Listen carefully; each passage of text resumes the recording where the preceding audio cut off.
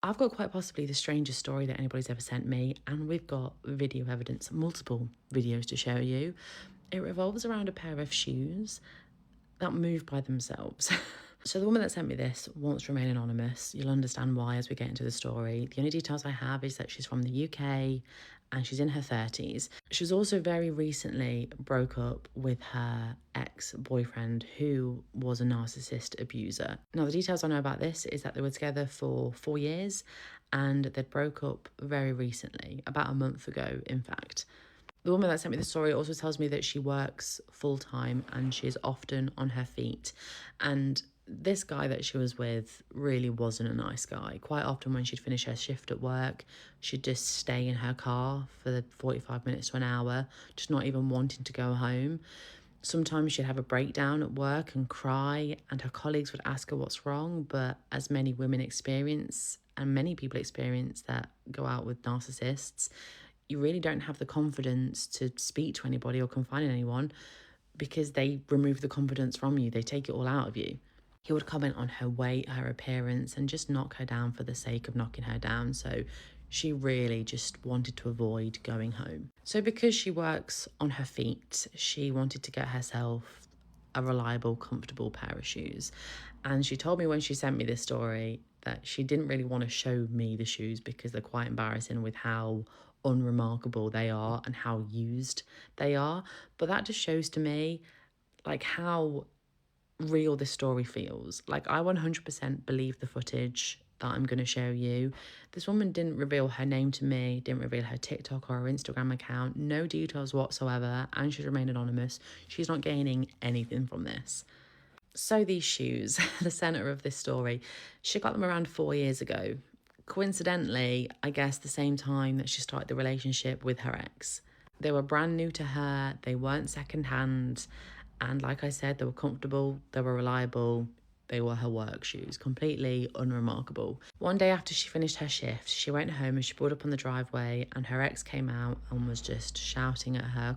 And she said that she felt this really weird sensation coming from her shoes, like this vibrating, buzzing sensation. She said that she ended up backing out of the driveway and driving off. And that's when she thought about this feeling that she'd had in her shoes, and it wasn't a new thing. She says that she often felt like the shoes were walking her rather than her wearing the shoes. And she also said that she'd noticed them being different places around the house, which is something at the time you wouldn't even think. Like, my shoes are all over the place. She says that if she took them off in the kitchen, she'd find them by the front door, often in a weird position where the heel was resting on the other heel. She'd never take her shoes off like that. Again, she never thought this was weird until she was driving, realising this is weird. Like, why do my shoes feel like this? I guess this went on for a little while until this year when she started to witness these shoes moving on their own. So March just gone, she said that she was at home and she heard this strange tapping noise in the house. So she went to investigate, and that's when she noticed her shoes moving. Now I'll put the video here, and as you can see, the sole of one of the shoes is moving. It's like it's crumpling up. Now, when I first saw this, I thought, oh, that's just how she's moving the camera. It's making it look like the shoe's moving. But you can see, like, the base of the shoe underneath, like the sole is moving up. She did question whether leather could ever act like that. Maybe if it got hot, could it expand or move? And then a couple of weeks later, she noticed another sound. It sounded like a tapping sound. And she found her shoes in the middle of the kitchen on a wooden floor. And this is when she sent me this video. And I find this video really creepy. It looks like somebody has their foot in the shoe and is moving it. She says as soon as she turned the camera off, the other foot started doing it. Now, I don't know if this is a coincidence or what, but she says that stuff has started to die down with her shoes since she's ended the relationship with her ex. These shoes were with her during the entire time she was with her ex. I guess in March, when they were coming to the end of their relationship, that's when they started to move themselves. And now that he's gone, they're starting to calm down. I told you this story is strange, but she has wanted me to ask everybody what we think it is. She doesn't mention anything to do with paranormal, ghosts, nothing. She just wants to know if leather can act that way and if there is any explanation. She also felt it was very important for me to share that if there's anybody in a relationship like hers, to remember their true worth and that you don't deserve to be treated like that. But guys, what do we think? Why can shoes move on their own? The only thing I can think of is there some sort of energy that's been absorbed into the shoes? It's wild. Let me know your thoughts. I come to you with a story. Today, the name of the story is The Clown in the Woods. And we already starting off wrong. I hate clowns. It's not even the cliche, I hate clowns. John Wayne Gacy was a clown. He's a serial killer. They already don't have a good rap. And they're just creepy. Okay, so there's that. So this is by Hot Tomatillo, 145. And OP writes, a friend of mine lives in Appalachia, and he told me this story about something strange that happened to him and his wife last year. He's been visiting the Appalachian Mountains with his wife every year for the past 4 years. They always stay in the same cabin, and the landlord knows them pretty well. Last year, they went back to the same cabin. During the day, they spent time hiking and exploring the area, but almost from the beginning, both of them had an uncomfortable feeling that they were being watched. And at that moment, that's when you get in your car with your things, you get behind the wheel like this, and you go. Because why are we, that's all it takes is me to not feel right, and I'm out of there. I can't take much. They kept looking around, but there was never anyone there. Eventually, they returned to the cabin that evening, and later that night, they were sitting on the couch watching a movie. At some point, both of them fell asleep. My friend woke up sometime later because he heard something laughing. At first, he thought he was dreaming, but then he realized the sound was actually coming from outside. He described the laugh as extremely strange. Not like normal laughter, but almost like someone laughing to themselves while planning something. Planning what? Along with the laughter, he could hear a strange scraping sound, almost like rusted metal being dragged against something, and his wife was still completely asleep beside him. He initially thought the sound might be coming from the television, but the scene playing on TV was completely quiet. So he got up and looked outside. A short distance from the cabin, he noticed a homemade swing hanging from a tree. He had never seen it there before, and someone was sitting on it. Do you know how deranged you got to be to install a piece of playground equipment, sit on it, and then to creep somebody out if it was not there? Huh? No. And that right there is why when you felt like you were being watched earlier, you should have got the hell on somewhere. Because what? Now you got Bob the Builder Clown out here trying to scare. What is he doing? Okay? It's an installation. The person was wearing what looked like a clown costume. My friend stayed behind a tree and watched from a distance. The figure was looking down at the ground, mumbling something to himself and laughing quietly. So, he pushed the swing forward with his feet. My friend said the whole thing felt just incredibly wrong. It is. It doesn't just feel that way. There's nothing right about this, friend. Then the figure suddenly looked directly at him. And that's when my friend noticed that the person's entire face was covered in white paint like a clown. The figure smiled and said, "Hi." I don't have any words. My friend immediately turned around and ran back toward the cabin as fast as he could, and he could hear footsteps behind him. He reached the cabin, opened the door, rushed inside, and slammed it shut. Something almost immediately hit the door from the outside with tremendous force. His wife woke up in a panic and started asking what had happened. Before he could properly explain, they heard knocking at the window. My friend looked over. The same clown was standing outside the window, just staring at them and smiling. Yeah, Terrifier style. Just this is terrifying. Like literally, like not just the movie. It just actually is. Oh my goodness. My friend grabbed a firearm, a pew-pew, sorry, TikTok, that he had with him for protection and warned the stranger to leave and not attempt to enter the cabin. The man didn't react. And kudos before, just right out the gate saying, hey, you are not safe, friend. Stop, play with something safe. This ain't it. I love that. But it was more frightening is the fact this man is not even responding to the fact that you have something that could really erase him off the planet. So yeah, that's that extra type of crazy. He just stood there, staring through the window with that same expression. And my friend's wife, who was now awake and angry, also confronted him and told him to leave. Still, the man didn't move. Eventually, they fired a warning shot into a nearby wall to frighten him away. Oh, okay, we got yes, finally, somebody on one of these stories is not giving me anxiety reading it. Yes. Actually, I mean, it ain't your property, but I mean, at this point, drastic times calls for foolish measures.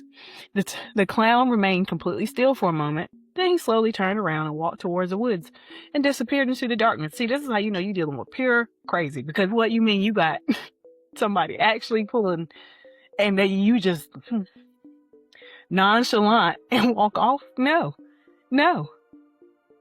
My friend and his wife didn't sleep for the rest of the night. Why were you still there? Because I would have left at that moment. As soon as it was morning, they told the landlord everything. Landlord was shocked. He said nothing like this had ever happened before, and he apologized to them. What made things even stranger was the swing. The landlord said he had never seen that swing before. According to him, someone must have built it only recently, because it definitely wasn't there during his previous visits. They also contacted the police, who searched the surrounding area, and they didn't find the person. There was no sign of the clown, and nobody ever figured out who he was or why he was there. My friend doesn't know what he saw that night, and he doesn't believe it was a ghost. Honestly, neither do I. No. Ghosts don't run after you and pound on the door and stare out your window for that long. I just don't. That's not ghost activity. That's crazy person activity. In this story, if it's accurate, there was apparently a complete stranger dressed as a clown sitting alone on a homemade, because that's the part that's really sitting to me, is a homemade swing outside in an isolated cabin in the middle of the night, watching him, and nobody ever found out who he was. What do you think happened? I don't even know. I don't know. Like, is this like a bit? Is this somebody like get out my town type energy? Like, I don't want these newcomers around here. I mean, you are in Appalachia. That's not that uncommon, but to do these extreme measures for that is just not quite usual. So yeah, please tell me, what do you think this is? Have you? I mean, I know what the answer is. I mean, really, have you encountered a clown in the woods that made a swing and stared at you out in the cabin while you by your wife and y'all trying to sleep and he's staring at the damn window? Probably not. But if you did, and if you didn't, put it in the comments. I just want to hear your thoughts about this. This is crazy. All right. Thank you. I hope you enjoyed this story. Once again, and as always, follow me, like, subscribe at BTBV Podcast. You can follow me on YouTube, Spotify, Instagram, or the culmination of both of those, like I just did. Or if you have your own similar or non-similar, creepy, terrifying story, please, I would love to read it on my full, long-term or long-form podcast. Just email it to me at btbvpodcast@gmail.com.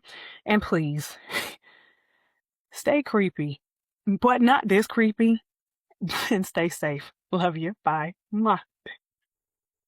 Woods above the Patasko River in Maryland have had a bad reputation for decades, mostly because it's home to the ruins of St. Mary's College, which is better known to locals as the Hell House. Mary's College was originally built in the 1800s as a Catholic seminary where priests trained, but after the property was abandoned and the school closed, the property sort of collapsed into this maze of burned hallways and broken windows and graffiti-covered walls. By the late 1990s, the place was not recognizable at all as St. Mary's College, and with its ruins kind of becoming more overgrown, the stories around it grew darker. Some locals said that in the 70s and 80s, satanic rituals took place around the grounds.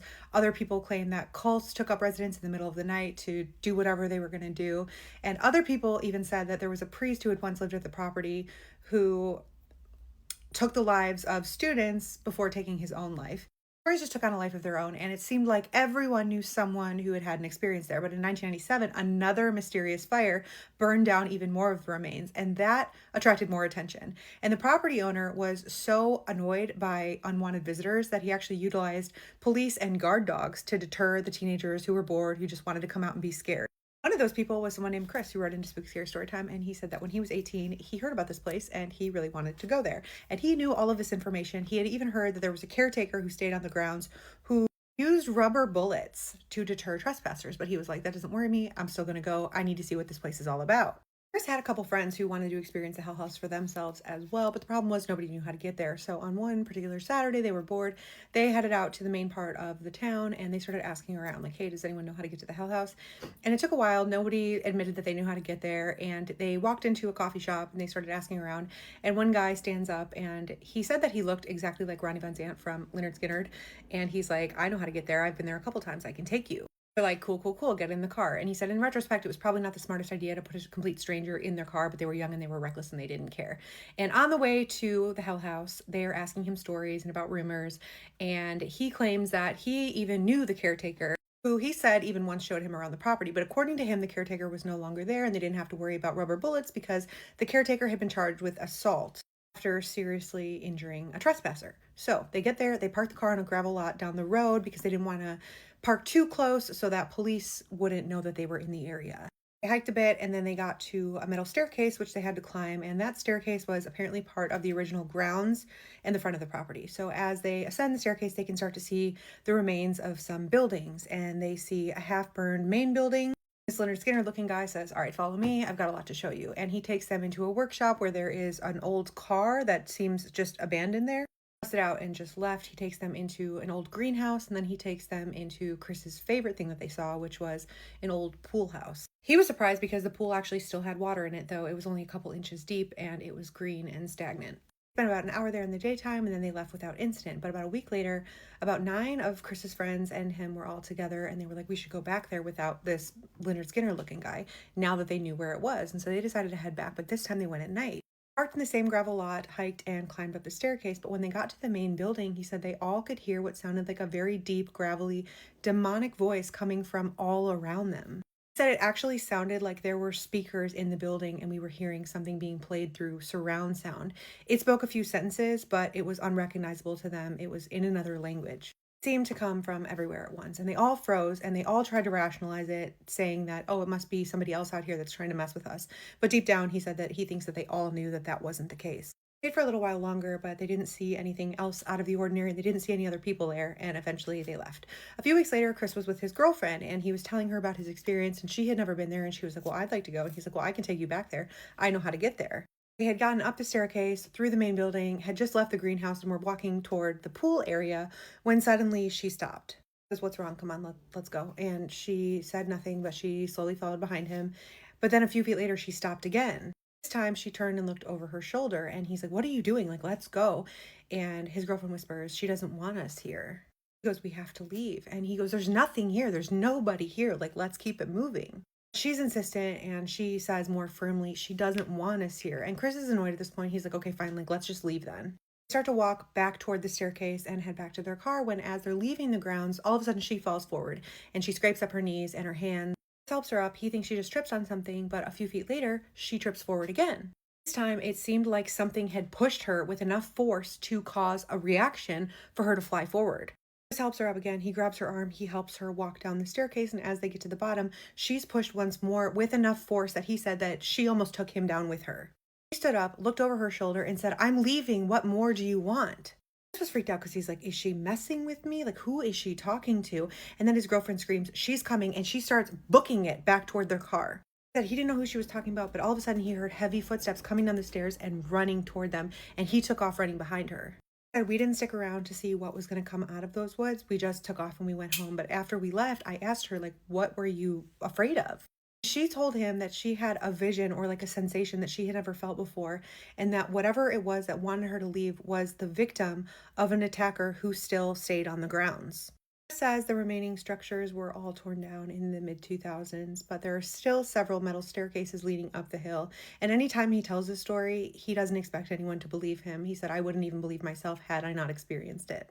This is Spooky Scary Storytime, the series where we share listeners' allegedly true stories about the creepiest or most unsettling things they've ever experienced. If you have a story, please send it in. We would love to hear it. There's literally nothing worse than meeting the love of your life and then finding out that your suegra is actually a suegra from hell. Today, I'm going to be telling you guys the story of a woman whose mother-in-law did one of the worst kinds of brujeria on her. So basically, this guy was an only child, and growing up, his mom was extremely controlling. His dad was technically around, but apparently he wasn't really involved in anything. So as her son got older, he basically started taking on that role. He would provide for the house, fix things when they broke, take his mom places, take care of her when she was sick, literally everything. And it got to the point where his mom started treating her son less like a son and more like a husband. Eventually, he grows up, starts working, and meets this girl at his job. They start dating, everything is going really well, and they're falling in love. Eventually, he's like, okay, I want you to meet my mom. And guys, from the second this girl met his mother, she knew this woman did not like her. When she went to introduce herself, his mom literally left her standing there with her hand out. Like, she wouldn't even properly greet her. But she loved her boyfriend, so she was basically like, whatever, maybe she just needs more time to warm up to me. So she actually tried to build a relationship with his mom. At one point, they all go out together, and the entire time, his mom is basically ignoring her. Meanwhile, her boyfriend is being super sweet to her, opening doors for her, helping her out of the car, paying for things, calling her my love, just being a really good boyfriend. His mom is watching all of this, and she could not stand it, because later when they're having dinner, his mom starts making comments like, oh, you never opened the door for me, you don't talk to me like that, and I gave you life. And then she basically makes a comment saying that he's practically her husband. At that point, his girlfriend is sitting there like, okay, this is actually getting weird. But again, she loves him, so she tries to ignore it. And then about a month or two later, something really weird starts happening. She starts getting sick. First, it's headaches, then her stomach starts hurting. It wasn't necessarily one huge illness, but she constantly felt sick. Every time her boyfriend wanted to see her, she'd be like, I can't, I don't feel good. But then it got even weirder, because one day she sees her boyfriend and suddenly she cannot stand him. She said even his smell started bothering her. This was someone she was literally in love with, and out of nowhere, she didn't want to see him. Didn't want to be around him, and felt this intense rejection towards him. So she eventually tells her friend what's happening, and this friend practices spiritual work. So she offered to do a reading for her, and what she saw in that reading was bad. She tells her that someone was intentionally trying to separate her from her boyfriend. So her friend tells her, I can cleanse you and remove whatever was sent towards you, but you need to understand something. She explains that once she removes it, it goes back to where it came from. So if this person wants to separate them, that separation could come back into their own life. If she wanted her sick, she would become sick. And if she wanted something even worse to happen to her, that could come back too. And the girl basically tells her, I don't care, I just want to feel normal again. So her friend does the cleansing, and guys, it took her 3 nights. But afterwards, the girl started feeling better. She's sleeping normally again, her headaches are gone, she doesn't constantly feel sick anymore, and her friend tells her, you're gonna find out very soon who did this to you. And guys, a week didn't even pass. She's at the movies with her boyfriend when suddenly his dad calls him. His mom had collapsed. She was unconscious and they needed to get to the hospital immediately. So they rush over and the doctors discover that she had a serious medical issue affecting her brain. She stays in the hospital a couple of days, and then her son tells his girlfriend, my mom wants to see you. And she's like, now she wants to see me? But she agrees. She walks into the hospital room and she said his mom looked terrible. She was extremely weak, she could barely even speak. But when she sees her son's girlfriend, she manages to tell her something. She basically says, you got what you wanted.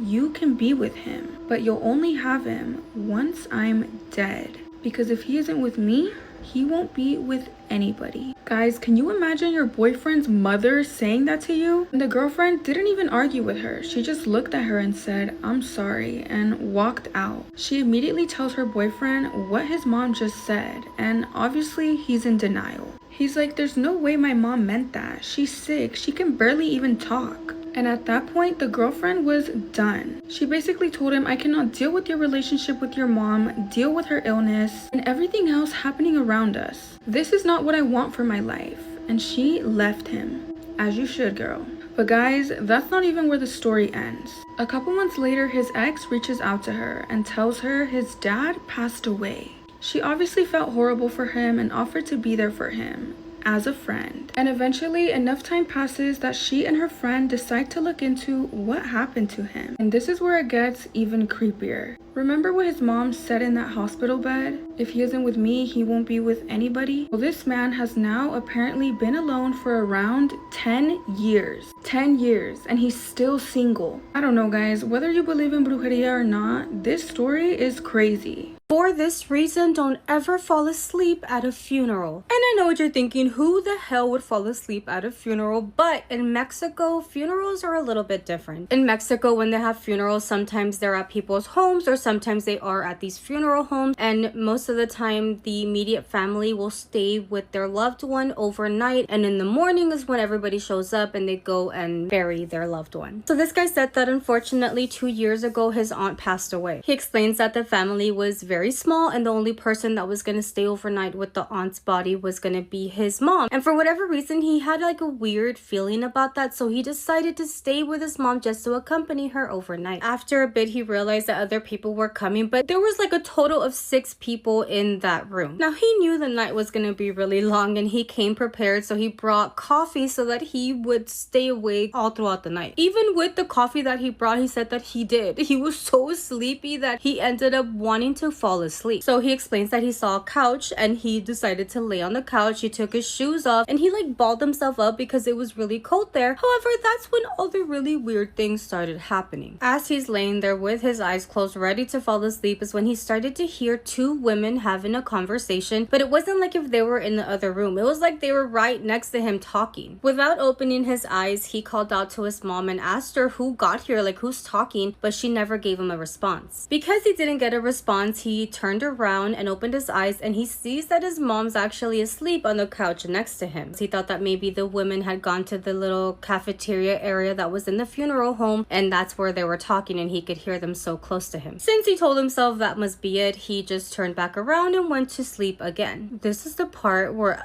I would die, okay? So oh, that's not a good thing to say when you're saying a funeral story. What the fuck is wrong with me? He went back to sleep, but then he woke up again around 4:30 in the morning. And it wasn't because he was hearing somebody having a conversation. No, it was because he felt when somebody took one of his socks off of his foot. Like he said that he felt, okay, pretend this is his foot with a sock. He felt when they grabbed his toes and just like grab that sock off of his foot. Here's the thing with me. I know that there's a fear of something grabbing your legs in the middle of the night and you're just like, oh, I don't want that to happen. That's not necessarily my fear, okay? Not that I wouldn't be scared, obviously. Why the hell are you touching my foot? My fear is somebody tickling my feet because, oh, I'm so ticklish. I swear it's like torture. So not necessarily somebody pulling my foot, but if somebody tickled my foot out, I would, He immediately gets up. He turns around. He sees his mom is still asleep. He is looking for this sock and he doesn't see it anywhere. That is when he knew that something was not right. He was gonna wake his mom up because what the heck is going on here? However, when he was about to like shake her is when he felt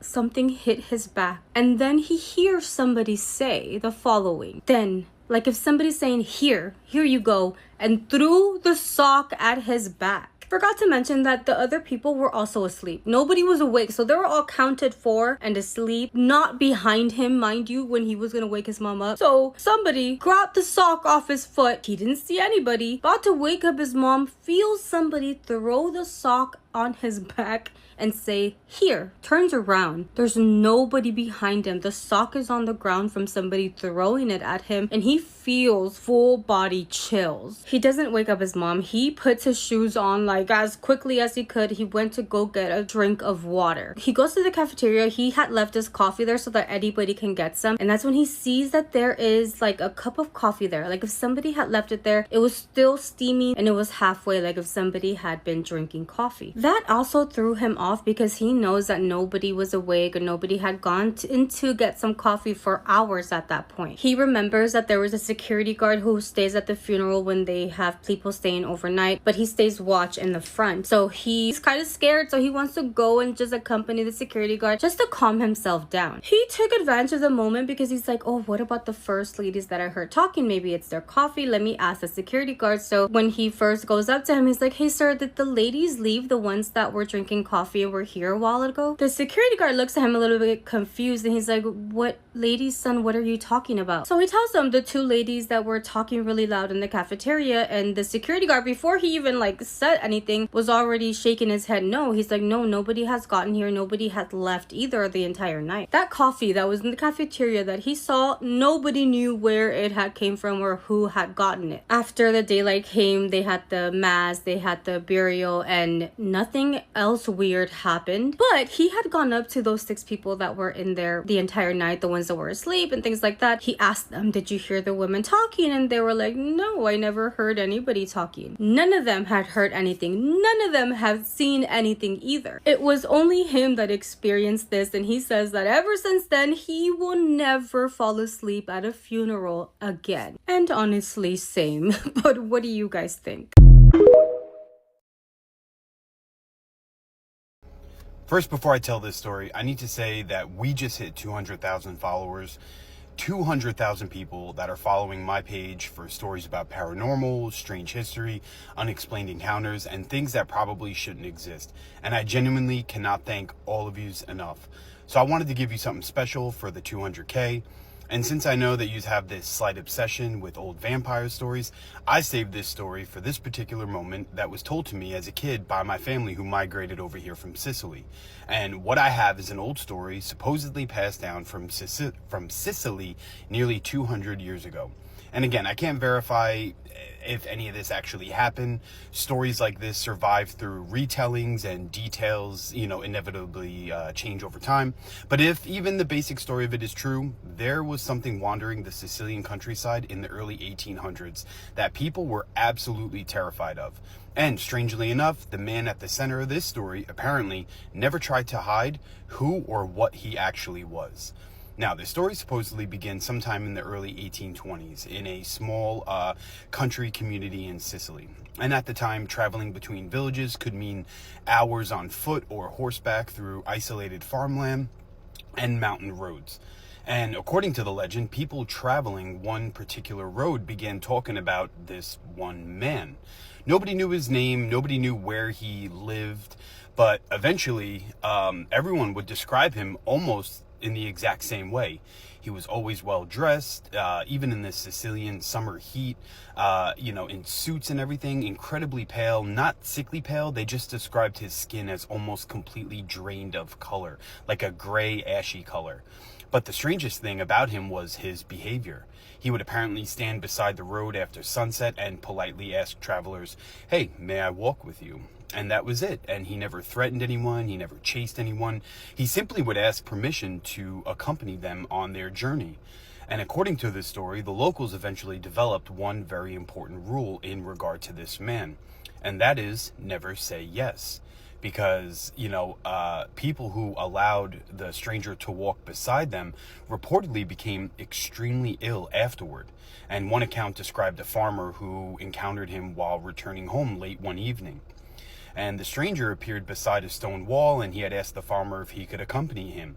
The farmer politely agreed, and for nearly 20 minutes the two supposedly walked together. They spoke about life, past experiences, whatever. The farmer later said the man was extremely polite, educated, soft-spoken, but something bothered him about the man, and it was their footsteps. The farmer could hear his own boots hitting the dirt and stones and whatnot, but the stranger walking beside him made almost no sound at all, and eventually they reached the road leading toward the farmer's property. The stranger stopped, and he just said, "You have been a very kind man to me. Thank you." He reached out, shook the farmer's hand, and he went about his day. Well, the farmer claimed the man's skin was so cold that he immediately pulled away in shock, and when he looked back, to look back at him before walking away, the stranger was already long gone. The farmer returned home, and by morning he was violently ill. His wife supposedly noticed something else on him, and it was two tiny marks beneath his jaw, like right about there. And within days, the farmer could barely stand, but he did survive. And when people would ask him, like, exactly what happened that night, he kept repeating something very strange. And it was, he would say that the man never attacked him. He couldn't remember being bitten or what happened, but he remembered becoming incredibly tired while they were walking, almost like he was falling asleep while still moving. And he remembered the stranger, telling him, don't stop walking. Let's just keep going. And after that, stories about the pale man became more and more, famous and disturbing. Animals were supposedly found drained and strangely, out. People reported seeing this figure standing among vineyards, after dark. And women supposedly looked from their window late at night and they saw him standing outside of her house, just staring up at them. And when she crossed herself, in the sign of the cross, the man smiled and then he just walked away. But the creepiest part of the whole story supposedly happened several years later. And it was this local man who had passed away unexpectedly.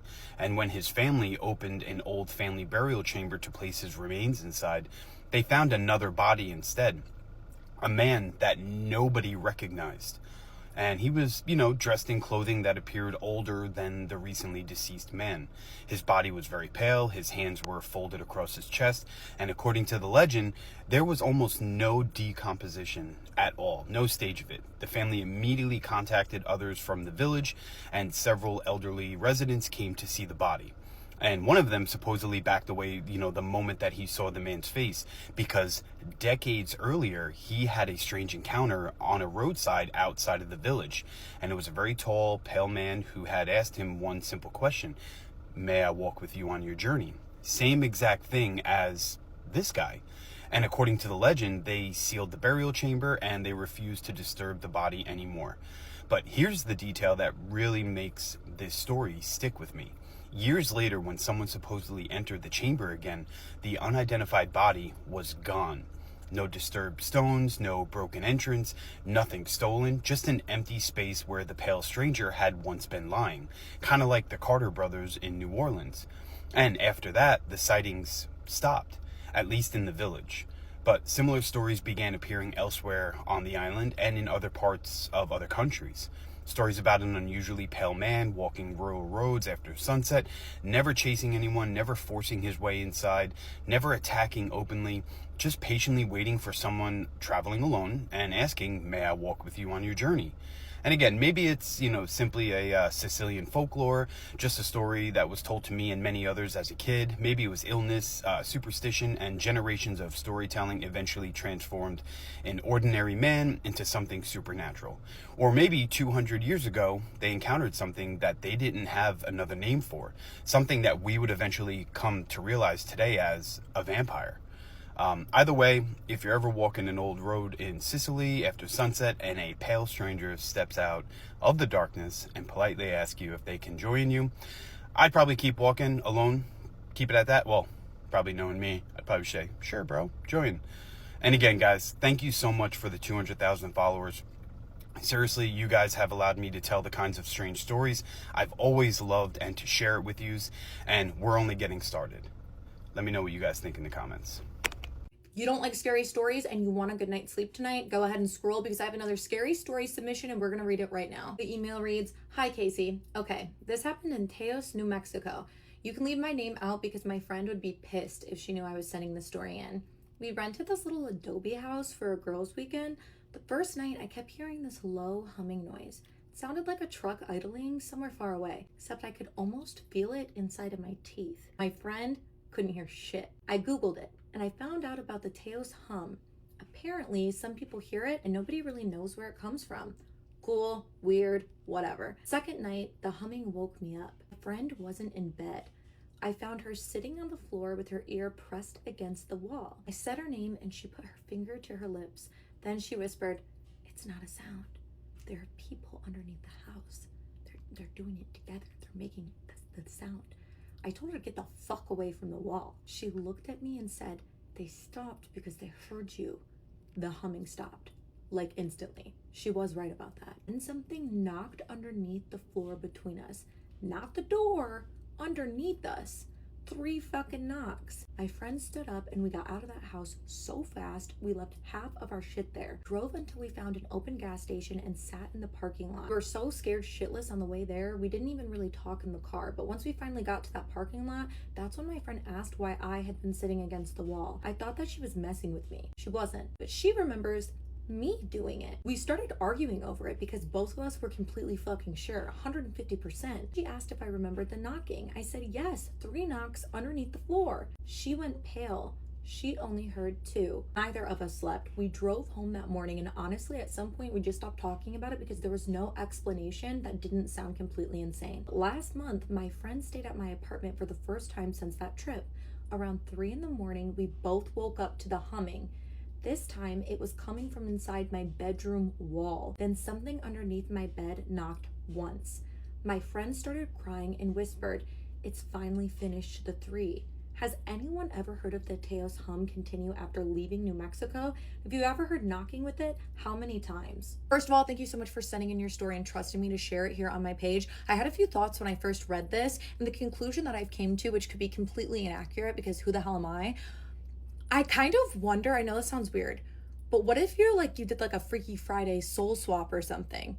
So like you felt like you were experiencing the thing, but you were in the other person's perspective. Does that make sense? I don't know. This is something I can't rationalize. You guys watching, let me know what you think in the comments. And if you want to send your story in for a chance for me to read it on my page, send it to the email above. And if you're new here and you want to hear more scary stories, make sure to give me a follow. As always, thank you for watching. Love you. Bye. My story takes place about 10 years ago. I was just so happened to be friends with a medium, and after chatting over coffee one day, she said she was running a spiritual retreat over a weekend at an old remote house in rural Norfolk that overlooked the beach. She asked if I wanted to come along to see if anything came of it, so I asked a few of my girly friends who were interested in that stuff, and we all decided to go. Can't remember why, but I wasn't able to attend on the Friday night and could only stay the Saturday and Sunday night.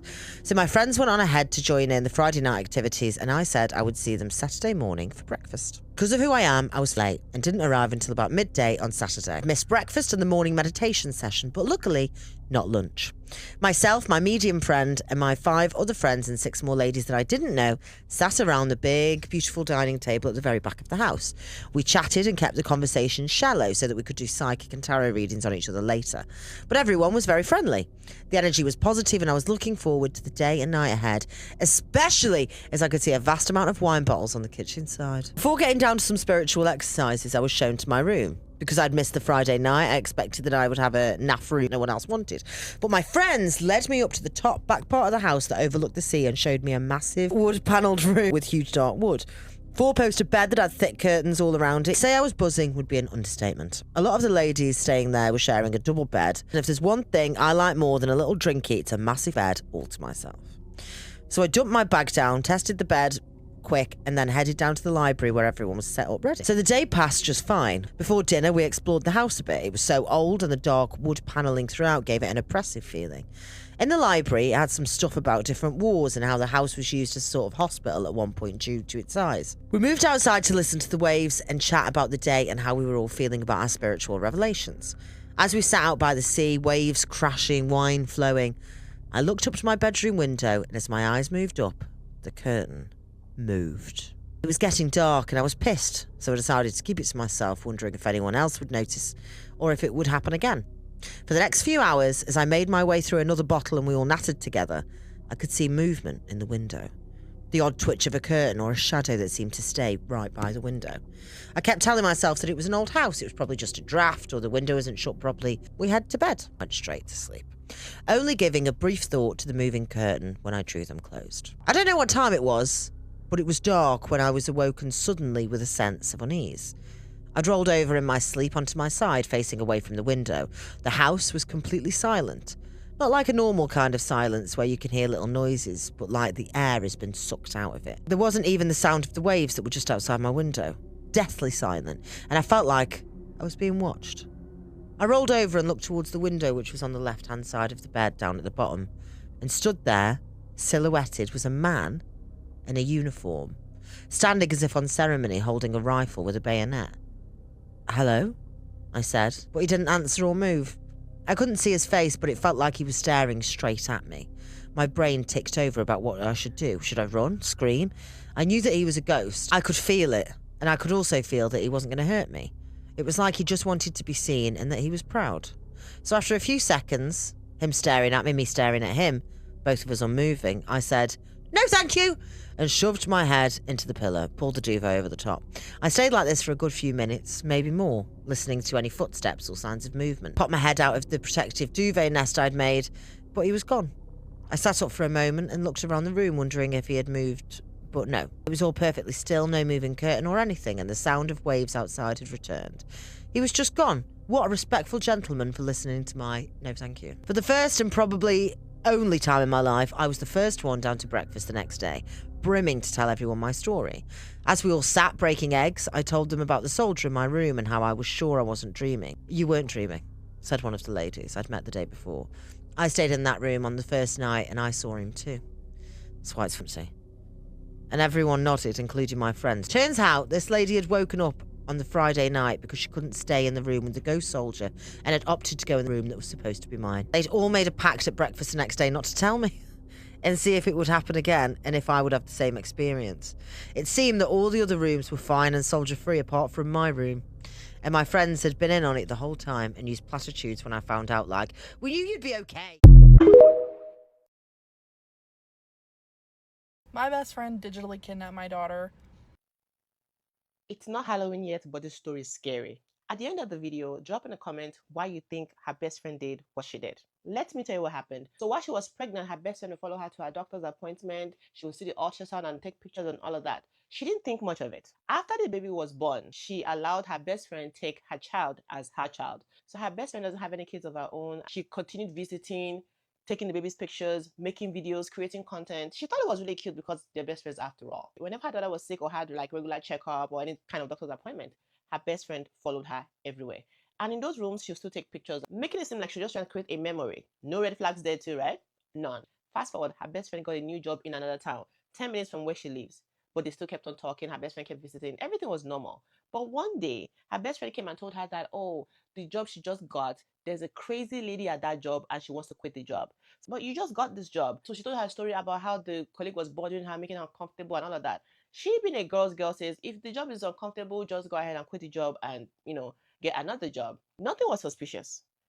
Until a few days after that conversation, a stranger DM'd her and told her that someone was claiming her child to be theirs. Someone in her friend's circle. She opens the DM and replies to the DM and says, "Who's that?" The stranger mentioned her best friend's name. She did not reply the stranger that messaged her. Immediately, she took a screenshot of that DM and sent it to her best friend and said, "Hey girl, see what's in my DM." 10 seconds after she sent that screenshot to her best friend called her and said, "That's the colleague I was telling you about. That's the crazy lady. Now she's found you too. She's trying to give you crazy ideas about me. I told you that that woman was crazy. Go ahead and block her." So now we are going to call the stranger crazy colleague. Of course, that's her best friend. She trusts her best friend above a stranger's DM. So she just changed the conversation and had a regular conversation. But over and over again, she kept insisting that her friend blocks this crazy colleague. But something told her something wasn't right. At the end of the call, she asked her again, "Have you blocked my crazy colleague?" At this point, the friend went, "This is interesting. With the amount of times you've asked him to block the stranger and now you're asking to make sure if I blocked the stranger, now it's getting suspicious." She lied to her best friend. She's blocked the stranger. That kind of creates a foundation for curiosity. As we all know, there's no smoke without fire. So now she DMs the crazy colleague and said, "Is there any validity to your story?" Crazy colleague said, "Oh, I got receipt." In a matter of minutes, crazy colleague was dropping receipts like rain. The crazy colleague started by telling the friend that, as a matter of fact, your best friend gave us a birth story of how she had your baby. The best friend told the colleagues at work that she had a seamless birth. Of course, she never had a baby, so she didn't really know how to tell a birth story and made up a perfect birth story. Every mother knows that no birth story is perfect. Fast forward. Her best friend would want to take time off work and send an email claiming that her child was sick and they were at the hospital. She sent a picture of her and the baby at the hospital. One of the pictures that the best friend had taken on the doctor's appointment that they had went to. She also received an ultrasound picture that her best friend had taken while the friend was pregnant. Every time they hung out, whether she was visiting them in their house or they were outdoors, she would take pictures of herself and the baby, sometimes with the mother. But when she posts these pictures online, she's cropping the mother out. So all the colleagues believed that that was truly her baby because she was posting this baby publicly and putting in the captions, "My baby, my daughter, my baby." Oh, the audacity to commit a crime like that in broad daylight. The friend's husband, mother, and cousins will call the friend and say, your friend is posting pictures of your baby cropping you out. It doesn't look right. She trusts her friend and goes, there's no big deal. My baby's a baby. There's no big deal. My baby is not your baby. Let us draw lines in friendship. So anyways, the friend had put a picture of her baby in a Christmas greeting and sent it to her best friend. Her best friend downloaded the picture, created a whole new Christmas greeting, and sent it to her colleagues. So any picture that the best friend did not take personally, she either downloaded them from her friend's Facebook page or the pictures that her friend had sent to her personally. But what was she doing with these pictures? She was sending out to strangers just as an evidence that that's her baby. She's creating a trail of witnesses that a baby that is not hers is indeed hers. One time, the friend had posted a picture of her daughter's first time in the snow. She was not in the picture, just the picture of the cute baby in the snow. The friend went on Facebook, downloaded that picture, and sent it to her colleagues group and said, hey, this is my baby's first snow experience. I'm not in the picture because I don't like snow. On another occasion, the best friend had visited her friend. As soon as she entered, she saw the baby in a playpen with a diaper. She sent the picture of the baby in a diaper to the colleagues at work. Just, my baby been a mess today. Imagine your best friend sending a picture of your baby girl in diaper to random strangers just because they work together. Now she's crossed the line of trying to digitally kidnap the baby to now putting the baby at risk. But one day, the charade came to an end when the colleague was happily showing the picture of this cute baby to another colleague that had just joined their company. That other colleague was from their town, from the best friend and the friend's town. So as soon as she sees the baby, she goes, no, I know whose mother. I've seen this baby before on Facebook. I know who the mother is. The colleague is like, no, the mother works with us. She's my colleague. The new colleague says, no, goes on Facebook and found the real mother's Facebook page and showed it to the crazy colleague and says, see, this is the real mother. We all live in the same town. Crazy colleague is like, wait a minute. That was when she immediately informed the other colleagues at work, letting them know that she was impersonating the mother of the child. She's not the real mother of that baby. And in the same breath was when she sent the DM to the mother and say, someone is claiming to be you. With all this overwhelming information that she had gotten, she had no choice but to ask her friend about it and ask her why she did it. So the best friend immediately called back and started saying, oh, she's so sorry. She doesn't know why she did it. The friend goes, yeah, but we already have a problem. She called the cops. The cops went to the best friend's house, deleted all of the baby's pictures from the best friend's phone. And of course, she said she's no longer friends with her best friend anymore. What did we learn? Your enemy cannot be a stranger. They don't know enough about you to be your enemy. It's always someone close to you. I've seen so many cases where women will tell their children that their best friend is their second mommy. Stop it. You cannot trust your friends more than you trust your instinct. At this point, I don't trust nobody. If you ask me, I would say the best friend was in the works of kidnapping her friend's child. In 2013, a 21-year-old Canadian woman went missing from one of the most infamous hotels in Los Angeles, California. Her final moments were captured on an elevator security camera, and the footage was so bizarre, strange, and unsettling that it sparked multiple theories about what actually happened to her. And then, 19 days later, her body was discovered inside one of the hotel's rooftop water tanks. This is the case of Elisa Lam. Elisa Lam was born in Vancouver, Canada, and she was a university student at the time of her passing. In January of 2013, she decided to take a solo trip through California. She arrived in Los Angeles on January 26th, and she checked in to the Cecil Hotel. The Cecil Hotel is pretty significant to this case, because by 2013, the hotel already had its own unsettling reputation. The Cecil Hotel opened in 1924 and was originally marketed as a beautiful and affordable hotel for business travelers. But over the decades, the neighborhood surrounding the hotel started to change drastically. The Cecil Hotel became heavily associated with crime, poverty, suicides, abuse, and there were numerous and the hotel's history became even darker because of the people who would stay there. For example, in 1985, Richard Ramirez reportedly stayed at this hotel while he was committing his crimes. So by the time Elisa arrived at the Cecil, it already had a very dark reputation. And after her passing, that reputation would just get much, much worse. But at first, Elisa's stay at the hotel seemed completely normal. Even though she was traveling alone, she kept contact with her family and was even writing in her blog about her travels.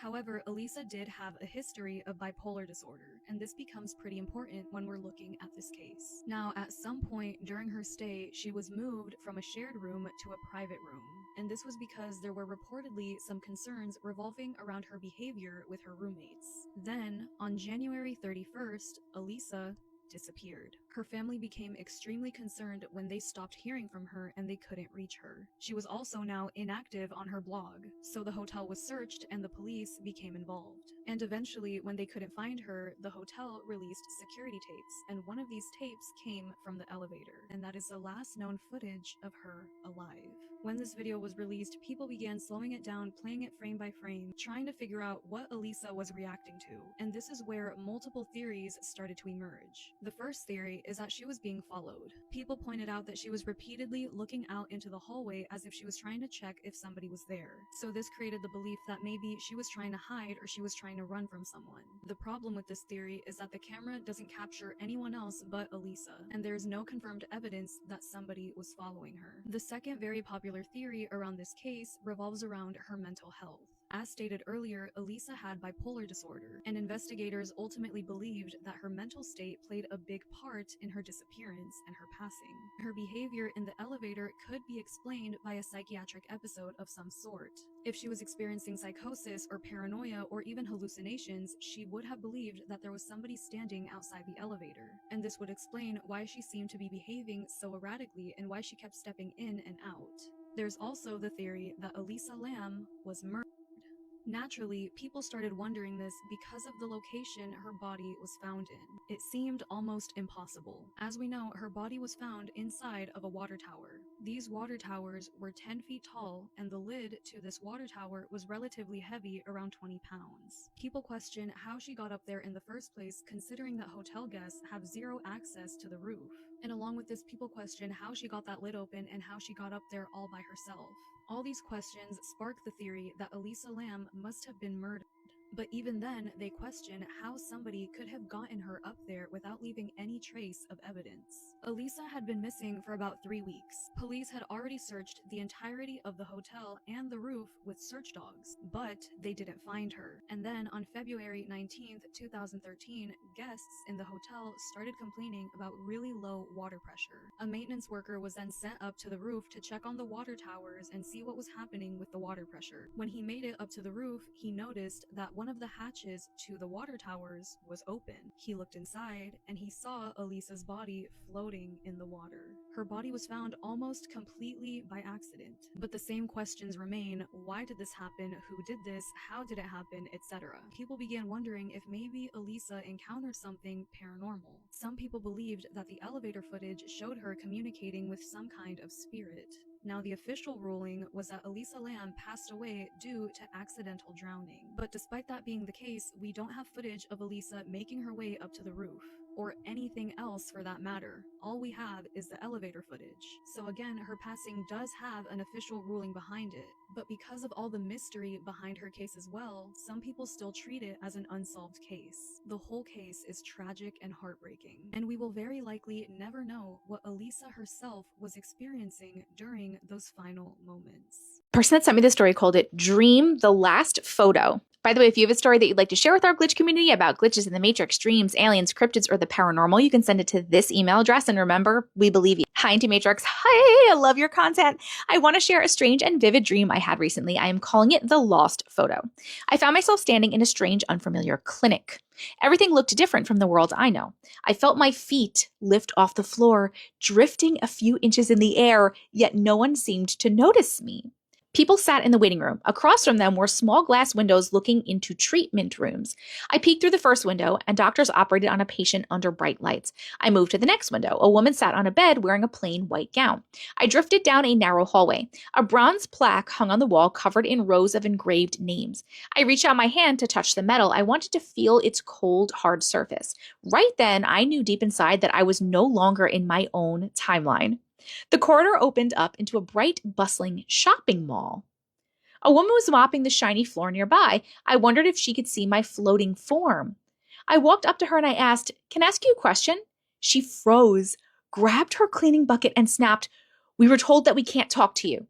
And she hurried away. I spotted a public restroom and decided to try again inside. A woman stood by the sinks washing her hands. I asked her, "Can you see me?" She looked right at me and said, "We can't talk to you," and rushed out the door. I walked back out to the main mall area. A group of young adults sat on the edge of a large water fountain in the middle of the floor. I approached them and I asked, "Can I ask you all a question?" They smiled and they said, yes. I asked, can you all see me? How do I look? Do I look normal? They nodded yes. I sat down across from one of them. I asked if they could take a picture of me so that I could see how I appeared in this place. One of the young men agreed. He took the photo and offered to send it to me, but I shook my head and said I don't have my phone on me. Just then, the person sitting next to me asked me a question. I turned my head to answer, and when I turned back around a second later to see the picture, that seat was completely empty. He had vanished into thin air, and my eyes snapped open as I woke up in my own bed. The end. How cool. Okay, I love these dreams when we talk to the dream people, right? Clearly in this one, you're not just lucid dreaming, you're like literally in another, you astral traveled to another timeline, 100%. And I love that you like realized that you were floating, that you were like floating around and you're like, oh, I'm definitely not in my own timeline. I'm definitely like floating around. You like realized it was happening. And I think it's so interesting that the first two people were like, we're not supposed to talk to you. We're not allowed to talk to you. And they wouldn't talk to you because that's like the normal reaction, right? The normal reaction when you like are in a lucid dream. I say lucid dream because maybe just another timeline, but when you're like in there and you talk to someone, tell them you know that you're dreaming, or ask the date and time, or ask something like this, the normal reaction is either like, you're not supposed to ask that, you can't ask that, you can't be here, we can't talk to you, or it turns really scary really fast. But I like that the first two people were like, we can't talk to you. But then there was like a group of people that were like, yeah, we'll take a picture for you. And then the person that took the picture was gone. It's almost as like that person took the picture and was going to show you the picture, and the dream police or whoever was like, nope, you can't do that shit. You can't do that. We're not allowed to do that. And I wonder, I hate that you didn't see the picture too, because I'm so interested into what you would have looked like. Like if they could see you, were they, so the people, they clearly knew that you weren't from there, right? At least the first two people did. So these people, did they know you weren't from there? Did they see you floating? Did they see you just there? Were you like see-through-y? Did you look like you? Did you look like something else? Did you just look like a blob? Like I have so many questions. I really wish that you would have seen the picture. And I'm sure that you wish you would have seen the picture too. But I think it's interesting that person was gone. It's almost as if he was like taken out so you couldn't see the picture, and he probably got in trouble by whoever he gets in trouble from. I have a question though, because it said it's weird that you were like in this like doctor's office or hospital or whatever, and then it opened up into a mall. Is that the mall world dreams that people have? Or in mall world, is the mall abandoned? I think it's abandoned, but I'm not sure because I haven't personally had a mall world dream myself. So please somebody let me know in the comments. Also let me know, has this happened to you? And thank you so much for sharing your story. Never go to sleep at night with hate in your heart. So earlier this week, I had a great grandma who did pass away, and she was one of my favorite family members.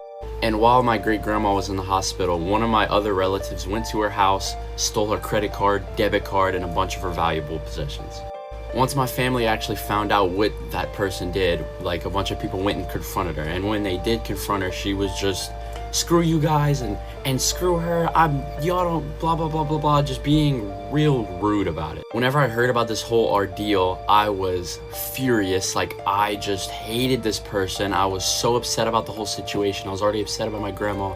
Now I'm upset that this person could do such a thing. Not only that, but then insult my whole family in the same day. Like it was just ridiculous. Just got to the point where I was just thinking about this all day. Every single thought I had was about this person and how upset I was at them. This went on to even the nighttime, and as I'm laying in bed trying to go to sleep, the last thoughts that I think of is just how much I hate this person for what they did to my family.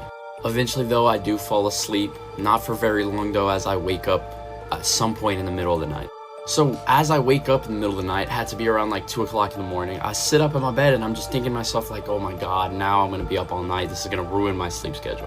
As I'm thinking this to myself, I start to see something in the corner of my eye. So as I turn around to see what I'm seeing through my peripheral vision, there's this horrible face looking at me through my doorway. It was this horrible, unreal, just disturbing face. When I first saw this, I did what anybody would do, nothing. I was paralyzed in fear. I didn't know what to do. I was just staring at a face in my bedroom.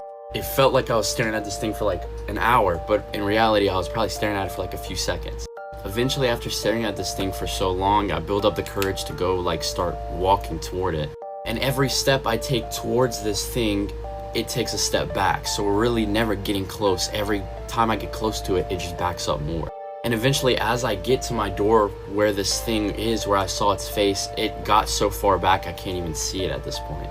Whenever it gets to where I can't see it anymore, I kind of just wait for a few seconds to see, like, maybe it went away, maybe it's, I don't know what to do. I'm just sitting there waiting. And that's when I start to hear laughing. From my kitchen, I'm hearing this evil, demonic laughing. It wasn't a laugh that you'd hear someone, it's not a laugh you'd hear a human make from something funny. This was a laugh from evil, and a laugh from hate. So I follow the noise into the kitchen, and I'm seeing this creature. I see its whole body at this point, and it's this horrible, disgusting creature. It is not human. It's evil. I'm seeing it hold my cat.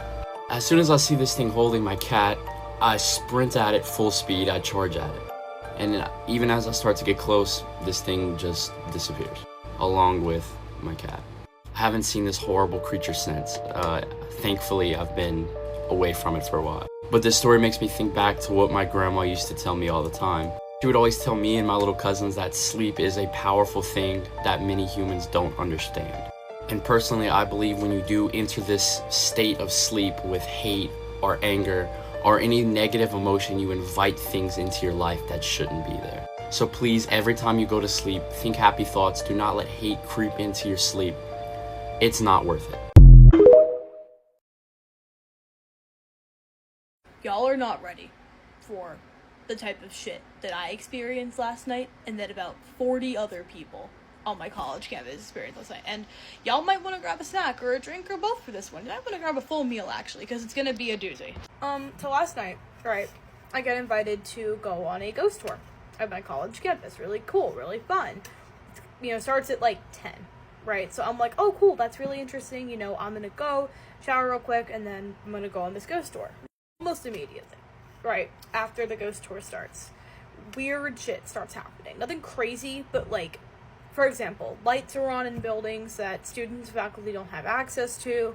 I'll put a picture of one right here. This building in particular, I'm not going to say which one it is, mostly because I don't remember the name, and also, I don't know, I don't want to give that information out. It's like a historical site, and it's really unstable. And so because it's unstable and also it's a really historical site, we're not really allowed to demolish it as a university. So it's been there, but it's so unstable that like students, faculty like cannot go in and out of it. And for some reason a light was on. Okay, just a random light. Anyway, we keep walking around. The light thing is obviously kind of freaky, but we don't really think much of it because we don't like see anything or hear anything else. But I will say my mentor for like the honors retreat, she was with us. She said that she's been here for a year, a little over a year, and she's never seen a light on in that building. That building's lights are always off, that, no one really goes in and out of it, and that she's never seen a light on. She's never seen anyone go in there, so she has no idea why the light would be on. Anywho, last stop on the ghost tour is music building. And for some reason we were able to get into the music building, but not any other building on campus. I'm not quite sure how, but we were able to get in there. Our tour guide starts telling us that there's like a ghost in this building who haunts the grand piano that's in the center stage of the auditorium in the building. And how when people are gone and it's really late at night, sometimes this particular ghost and spirit will play the piano. And how like if you're, in the practice room really late at night, or you're just walking through the area where it is, you can sometimes hear the piano playing. And then you'll go into the auditorium and no one will be in there. So, that was tour guide number 1 that said that. Tour guide number 2, because we had multiple tour guides, was like, let's all go to the back of the auditorium, sit in the back 2 rows, see if we see or hear anything. We'll sit there for about 10 minutes. And, everyone is like, yeah, nothing's gonna happen, so we all decide to go back and sit in the auditorium. We all go, we all sit in the back rows, and about 3 minutes in, so not very far into this, I start to hear the sound of a metronome. And if you don't know what that is, it's basically something that musicians use to, stay on track with the beat and learn different rhythms and stuff. So obviously I'm kind of freaked out. I'm looking to the person that's next to me, she's pretty freaked out, and, we decide that we're gonna stay in the auditorium for another 7 minutes. 7 minutes go by. Right, nothing has happened. We're all like, okay, we probably were just hearing something. We're all getting our stuff to leave. People are starting to shuffle around, so it's not dead quiet anymore. And all of a sudden, we start to hear, like, individual notes on the piano. And before anybody could react, we just heard like 2 loud booms, like boom, boom, like one followed by the other. I cannot begin to tell you how terrifying that sound was to hear. Number one, because obviously no one's there, shouldn't be able to play. Pianos don't play on their own. Number two, it did not sound like a piano. I know that y'all think you know what a piano sounds like. It did not sound like that. It almost sounded like it was broken, or that there were 2 people playing the piano, or that, you know, I don't know. Like, it did not sound normal. It sounded something like out of a horror movie. Like, it sounded, honestly, like crappy CGI, if that makes sense. Everyone starts screaming, everyone starts running, everyone is like booking it out of there. I actually fell twice on the way out of there. The first time was like on the floor in the building. The second time was actually down a small flight of stairs. I'm okay. No one really got seriously hurt. But it was crazy. Like, people lost their phones, their wallets, their IDs. We had to have someone go back into the building with the lights on, obviously, to look for people's items. It was a whole thing. Obviously, like, I book it back to my dorm hall, like, as fast as I can. Like, I'm, like, not running because I don't want, to attract attention to myself, but I'm, like, speed walking it. I'm, like, not wasting any time. I'm just, like, hell to the no. Like, I have beef with this building now, and I'm not coming back here. I don't have a class in there. I'm not coming back there. Anyway, that's my campus ghost story. I'm gonna go back to the building that I was talking about earlier tonight to see if, like, that light is still on, and if it's still on, I'll put a photo in the comments. It might get folded, so I have to open the folder comments with the light. If it's on, if it's not on, I'll leave a comment. But that is all. I will see you all in the next video. Bye. Back to more comments I should not have read by myself at night. What's the creepiest thing a student's ever said to you as a teacher? Bonus points if it's paranormal. Not teacher or a student, but I suppose this counts as paranormal. When I was a teenager, I got into some trouble in a quarry and started drowning. After a while, everything went white, and I was suddenly above the water looking at myself drowning. My dad, who had died years earlier, was just looking at me, almost annoyed. He said, "It's not your time yet. You've caused enough shit recently." I then shot back into my body and had a sudden burst of energy, enough to do a few more strokes. Suddenly, I felt the ground beneath my feet and managed to climb out. The scariest part, especially because I didn't believe in any of it, came about 18 months later. My auntie had been to see a medium. She looked at me and said, "Anything you want to tell me?" I said, "No," as it had happened so long ago. She then said, "What about nearly drowning in the quarry?" Oh, got him. I was stunned into silence. She then said, "Say thank you to your dad. That's why you're still here with us." I got an abortion and was pretty upset about it and told my 4-year-old daughter I needed space, and she got upset and asked why I love my son more than her. I never mentioned I was pregnant or the gender. Not the sibling rivalry, I'm done. Not a teacher, but my autistic little brother didn't want to go to bed one night because he said something bad was going to happen. He was hysterical, but we all thought he was just having a fit because he didn't want to go to bed. He was 11 and I was 18. 2 detectives showed up at my parents' house that night and told me my dad unalived himself. A few months later, my brother was hysterical again, saying something bad was going to happen. My uncle passed that night because he was so drunk he vomited and choked on it in his sleep. Ugh, we all listen to him now. Yeah, when he says something's bad is gonna happen. I bet. Some kid told me he died on the Titanic and he recalled everything down to the color of the floor and the bed. No Disney cruises for him. Got it. So my classmate said that I should open the window at night so he can come in, and I was 5, so I opened it, and at 3 a.m. I woke up to a figure like my classmate, and it was trying to come in. So I got scared, closed the window, and it said, "You would regret closing the window. I will come back." And the next day, the teacher said that he died. Just a weird story. When I was around 6 to 8 years old, my mom fed my sick brother and I expired cough medicine. We both literally were tripping balls for hours until we went to bed, literally hallucinating. I saw my classmates playing outside at like 9 p.m. and begged my parents to let me out to play with them. My room had turned into a jungle and I could point out everything I was seeing. Weirdly enough, my brother saw the exact same hallucinations. Still to this day, we talk about what we saw, and it's the exact same kids were outside, same animals, plants, and our shared bedroom in the exact places. I don't know, maybe it had like peyote or something to give him to a higher plane. I'm in the special ed unit at a high school, and we had a really tall kid with mental capabilities of a young child.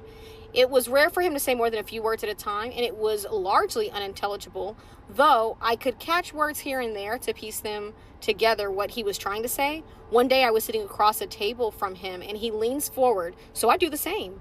He looks me right in the eyes, and in the perfect English I have ever heard, says, "They'll never believe you." Then he sits back and goes right back to babbling. I got spooked and convinced myself he was just copying something he heard in a show or a movie. My friend had a haunted house when I was a kid and would say the creepiest things to me. She said the boy ghost in her closet was named Philip.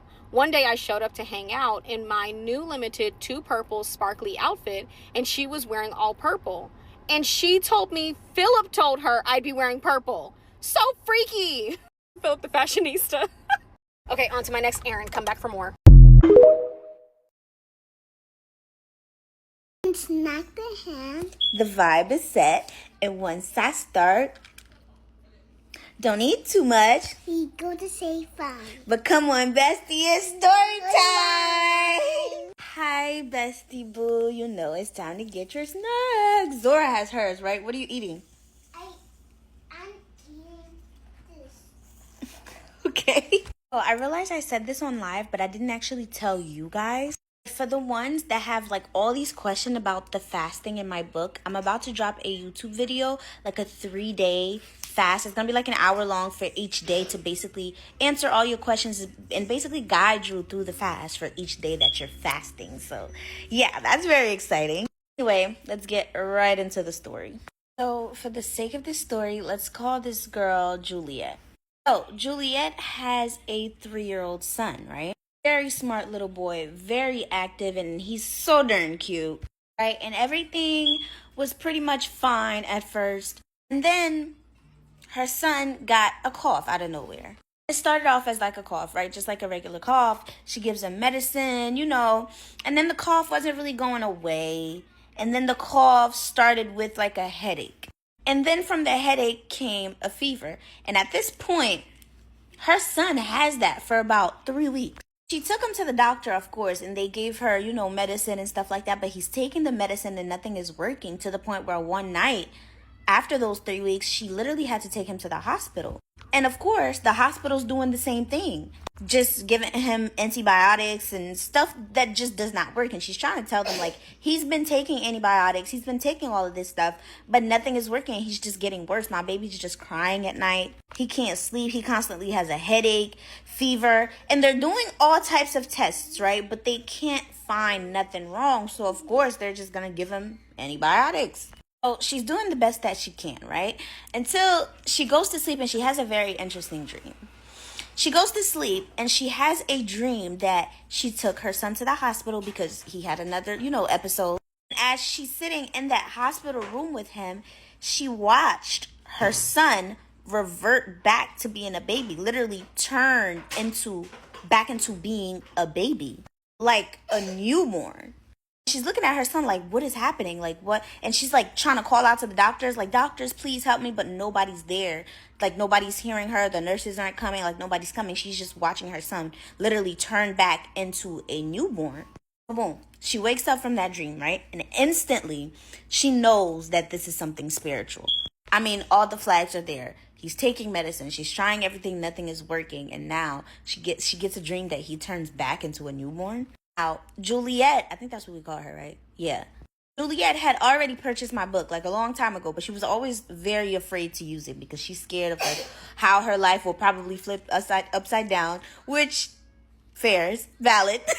At this point, she's like, I don't give a fuck about none of that. I just want my baby to get better. So she's like, I'm going to do the fast. And if you know, the only person that can save you from certain things, especially spiritual, is your mother. Not your father, your mother. Your mother can fast for you, right? Because you came from her. I mean, your dad can fast for you too, but there's a lot of things spiritual that only your mom can really do. Just as much as like only your mom can say certain bad things over your life and they become true because that is your mom. So boom, she does the 3-day fast, right? And she dedicates all 3 days to her son and her son's healing. And to break any kind of like whatever it is that is going on with her son at the moment, to break it off. Basically covering her son, right? Cleansed and covered. Obviously, you know, part of the fast is to do the spiritual bath. So during those days, she also gives him that spiritual bath. Cool. So she does the fast, right? 2 days after she does the 3-day fast, her son is not really getting any better yet, but you know, she's hoping for the best. Anyway, so she's at home and she hears a knock on her door. And she tells her baby daddy to go get the door. She yells for him, can you get the door? But he yells back saying, I'm in the bathroom. So she's like, okay, well, I'll get the door. So she goes to the door. She opens the door and there's a lady standing there. So she's like, hey, how can I help you? Let's call the baby daddy Drake. So the lady's like, where's Drake? So she's like, excuse me?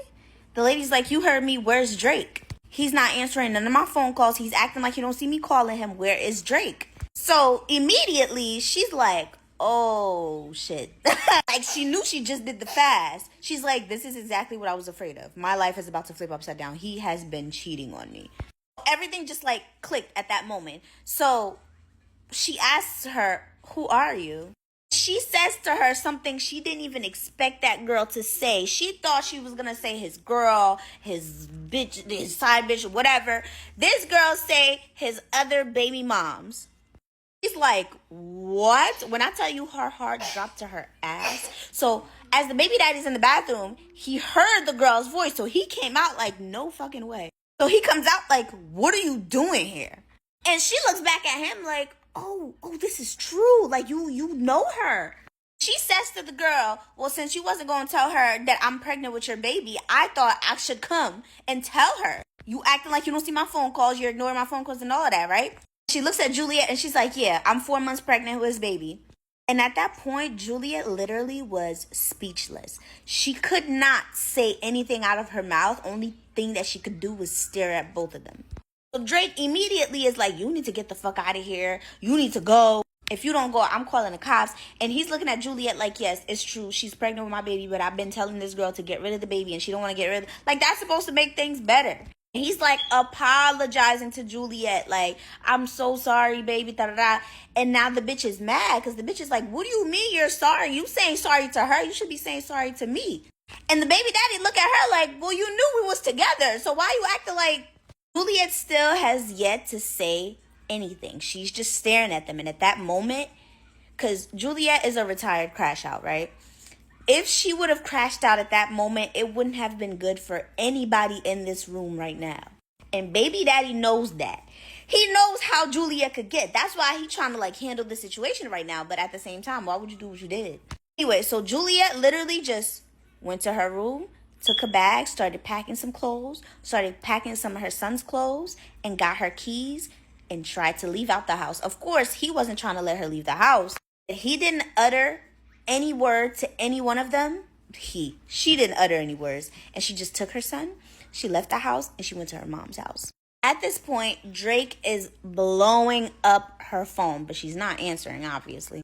But later on, she ended up getting a phone call from her neighbor, which she's really cool with. Like, her neighbor, they're basically like neighbor best friends. And the neighbor peeped the altercation that happened after she left. Like, she was, watching from her window. She seen her leave. She seen them get into it. He ended up having to call the cops to get her out. Neighbor now knows everything because the bitch was not quiet about it. She was literally screaming, I'm pregnant with your baby. So the neighbor basically called her to check up on her. But the neighbor also told her, like, I know who that girl is. So she's like, you know her?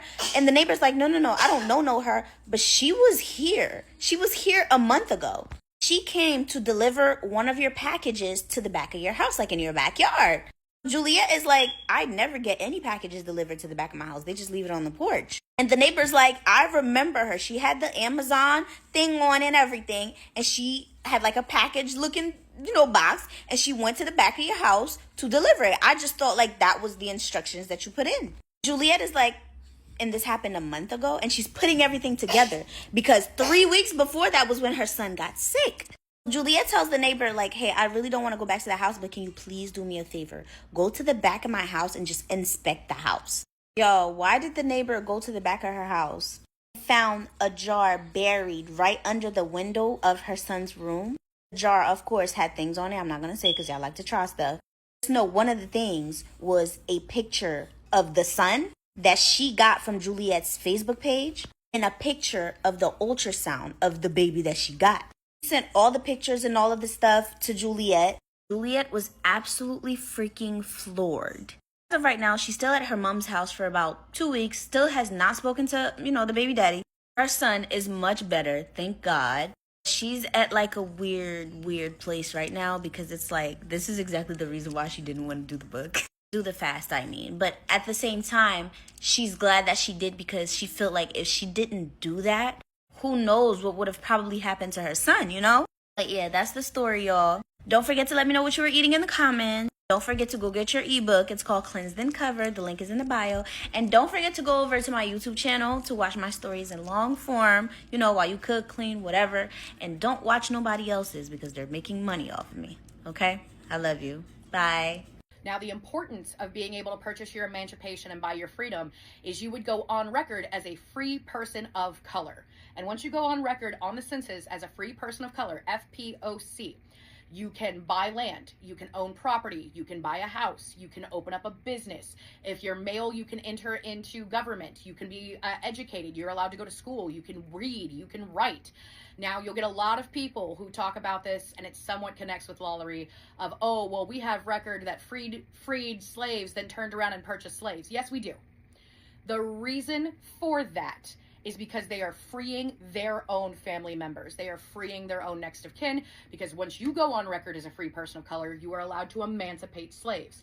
So if you are, say, a father, and you're a strong, capable black man with sons, they're going to be sold onto a plantation. And let's say you work incredibly hard, you buy yourself out of slavery, you purchase your freedom. Well, now you can go buy your sons, bring them home, and emancipate them as well and free your family. So yes, we have it on record because it's a subversive way of them trying to reunite their families and free them and give them emancipation and a better life. Now, one of the most also important things for the women, the African and enslaved women of New Orleans, when you go on record as a free woman of color, your children are automatically born free. They cannot be sold into slavery. It would have been considered kidnapping and human trafficking by New Orleans law. The reason I'm explaining all of this to you guys is so you understand the culture at the time, the fact that Madame Lawlery would have been dealing with enslaved individuals, but also free people of color, and the fact that New Orleanians at the time, French and Spanish, because even though we were taken over by the Spanish, and they did become more strict in their laws, they still culturally kind of followed the Code Noir. And even when we had the Louisiana Purchase and we moved to Americans, the society and the culture of New Orleans at the time, the society and culture that Madame Lawlery and Madame McCarty, or Delphine McCarty, would have grown up with, would have followed the Code Noir. And yes, while we are still talking about human trafficking and the transatlantic slave trade, they considered the way that they treated slaves at the time to be upper crust, to be more educated, to be more cultured than dirty Americans or the British or the Dutch and things of that nature. So that is important for shaping who Delphine McCarty and Madame Lawlery is, and then therefore the atrocities going on. So it was frowned upon, even though it wasn't illegal. It was, and I know we have reports of it, but culturally and societally speaking, it was frowned upon to torture and abuse and starve your enslaved. Like, it was frowned upon. We're still talking about slavery, so it's still not great. The bar's in hell. So, Jean Blanc, her second husband, makes all his money in the slave trade. Flat out, we know that. And they became what is now essentially equivalent to multi-millionaires. And that is where they bought and constructed the city house. I'm sorry, I backed that up. That's the third husband. They had a different house in the French Quarter. They had a different mansion. Jean Blanc and her would have 5 more children, bringing her to 6 children total. And as someone on a fertility journey, even 5 children during that time period and her surviving all 5, like, good for her, sweetheart. Y'all got it. Whatever. Now, Jean Blanc disappears. You get a lot of tour guides who like to embellish and be like, oh my God, he died under mysterious circumstances. True, but twisted. And what I mean by that is we don't know. We don't have a death record for him. We don't know how he died. We don't know where he died. We don't know what he died of, where his body ended up. He goes out on a merchant trade. That's what we know. He goes out on a merchant mission and then just like never returns. So we don't know if he died at sea. We don't know if he died of disease. And then now, Madame Delphine McCarty, or Madame McCarty Blanc at this point, is widowed again. Now at this point, she's like in her 40s, okay? So she was married to Jean Blanc for a good long while. It was a decent lengthy marriage, but she's widowed again. And here's the thing, at this point, she does have a home, she has children, she does have slaves. And look, this is also at least a little bit of a clue that something was going on. When she was married to Jean Blanc, we do have records that showed she was fined by the city of New Orleans and even had her enslaved taken away on what they believe were counts of torture and excessive abuse. So we do have at least some paperwork that somewhat tracks that there was already a pattern behind her. Now, that doesn't mean that she immediately jumped into all of the atrocities and horrors that we're talking about, but there was at least some seeds planted behind some of that malicious intent and aggression. So we know that. But I do think the third husband really unearths that factor, and we'll get to that in a second. She's in her mid-40s. She has a home. She's got her kids. She's got, enslaved individuals taking care of her. She's got money. So, and she has no reason to marry again. Like, she's set. She's solid. So nobody's really sure why she picked up a third husband. The third husband is going to be 15 years younger than her. Cougar, good for her. By a name of the gentleman of Leonard Lalaurie, or Lalaurie, depending on. And look, y'all are going to try to get on me for my pronunciation. I'm not originally from here. I'm from Texas. So I have always said it, Madame Lalaurie. Argue with your mama. Anyways, she ends up marrying Leonard Lalaurie. Leonard Lalaurie, everybody will tell you it's a doctor. Yes, technically. Okay. He graduated from the School of Dentistry over in France, but he barely graduated. He was almost a dropout. So he literally was the bottom of the class and got the term, I guess, doctor by the skin of his teeth. And dentistry is relative in the 1820s at this time. And when he moves to the city of New Orleans, he changes from dentistry to chiropractic and basic medicine. And you can't just up and change careers like that. But again, this is the 1820s. Medicine is relative. And from what we understand, Dr. Lalaurie was practicing whatever those medical procedures were out of the house. The reason that is important to me is everybody frames it like Delphine Lalaurie had nothing, or was doing this all on her own, or she was just a sadistic serial killer, which still may be true, but she certainly had help. And the reason why is her husband had medical backing. Her husband, even if he was bottom of the class, still went to medical school. She can read and write, so she can read the medical texts. She has access to medical equipment. He probably would have showed her how to use it because she was not familiar with those things. So as much as everybody shapes it like Delphine did it on her own, no, the husband is just as responsible and definitely complicit to the crimes. I personally think he was right alongside with her. Now, this is where some of the fuzziness and some of the stories from the tour guiding start developing, okay? Lot of conjecture, some gossip magazines at the time. One of the first stories everybody talks about is the little enslaved girl who died, okay? I haven't found any documentation of it. Not saying it didn't happen, right? Just because it's not on paper doesn't mean it isn't there. I just haven't found any documentation. But even in the ghost stories of old New Orleans from the 1940s, they talk about this story. So make of that what you will. And so basically the way the story goes is there was and it ranges in age, an 8 to 12 year old enslaved girl, insert name here, there's various names, was supposedly brushing Madame Lalaurie's hair, and she caught a knot, she caught a snag, she ripped Delphine's head back, and Delphine flew into a fit of rage and chased her around the house and then grabbed a whip and started trying to beat her.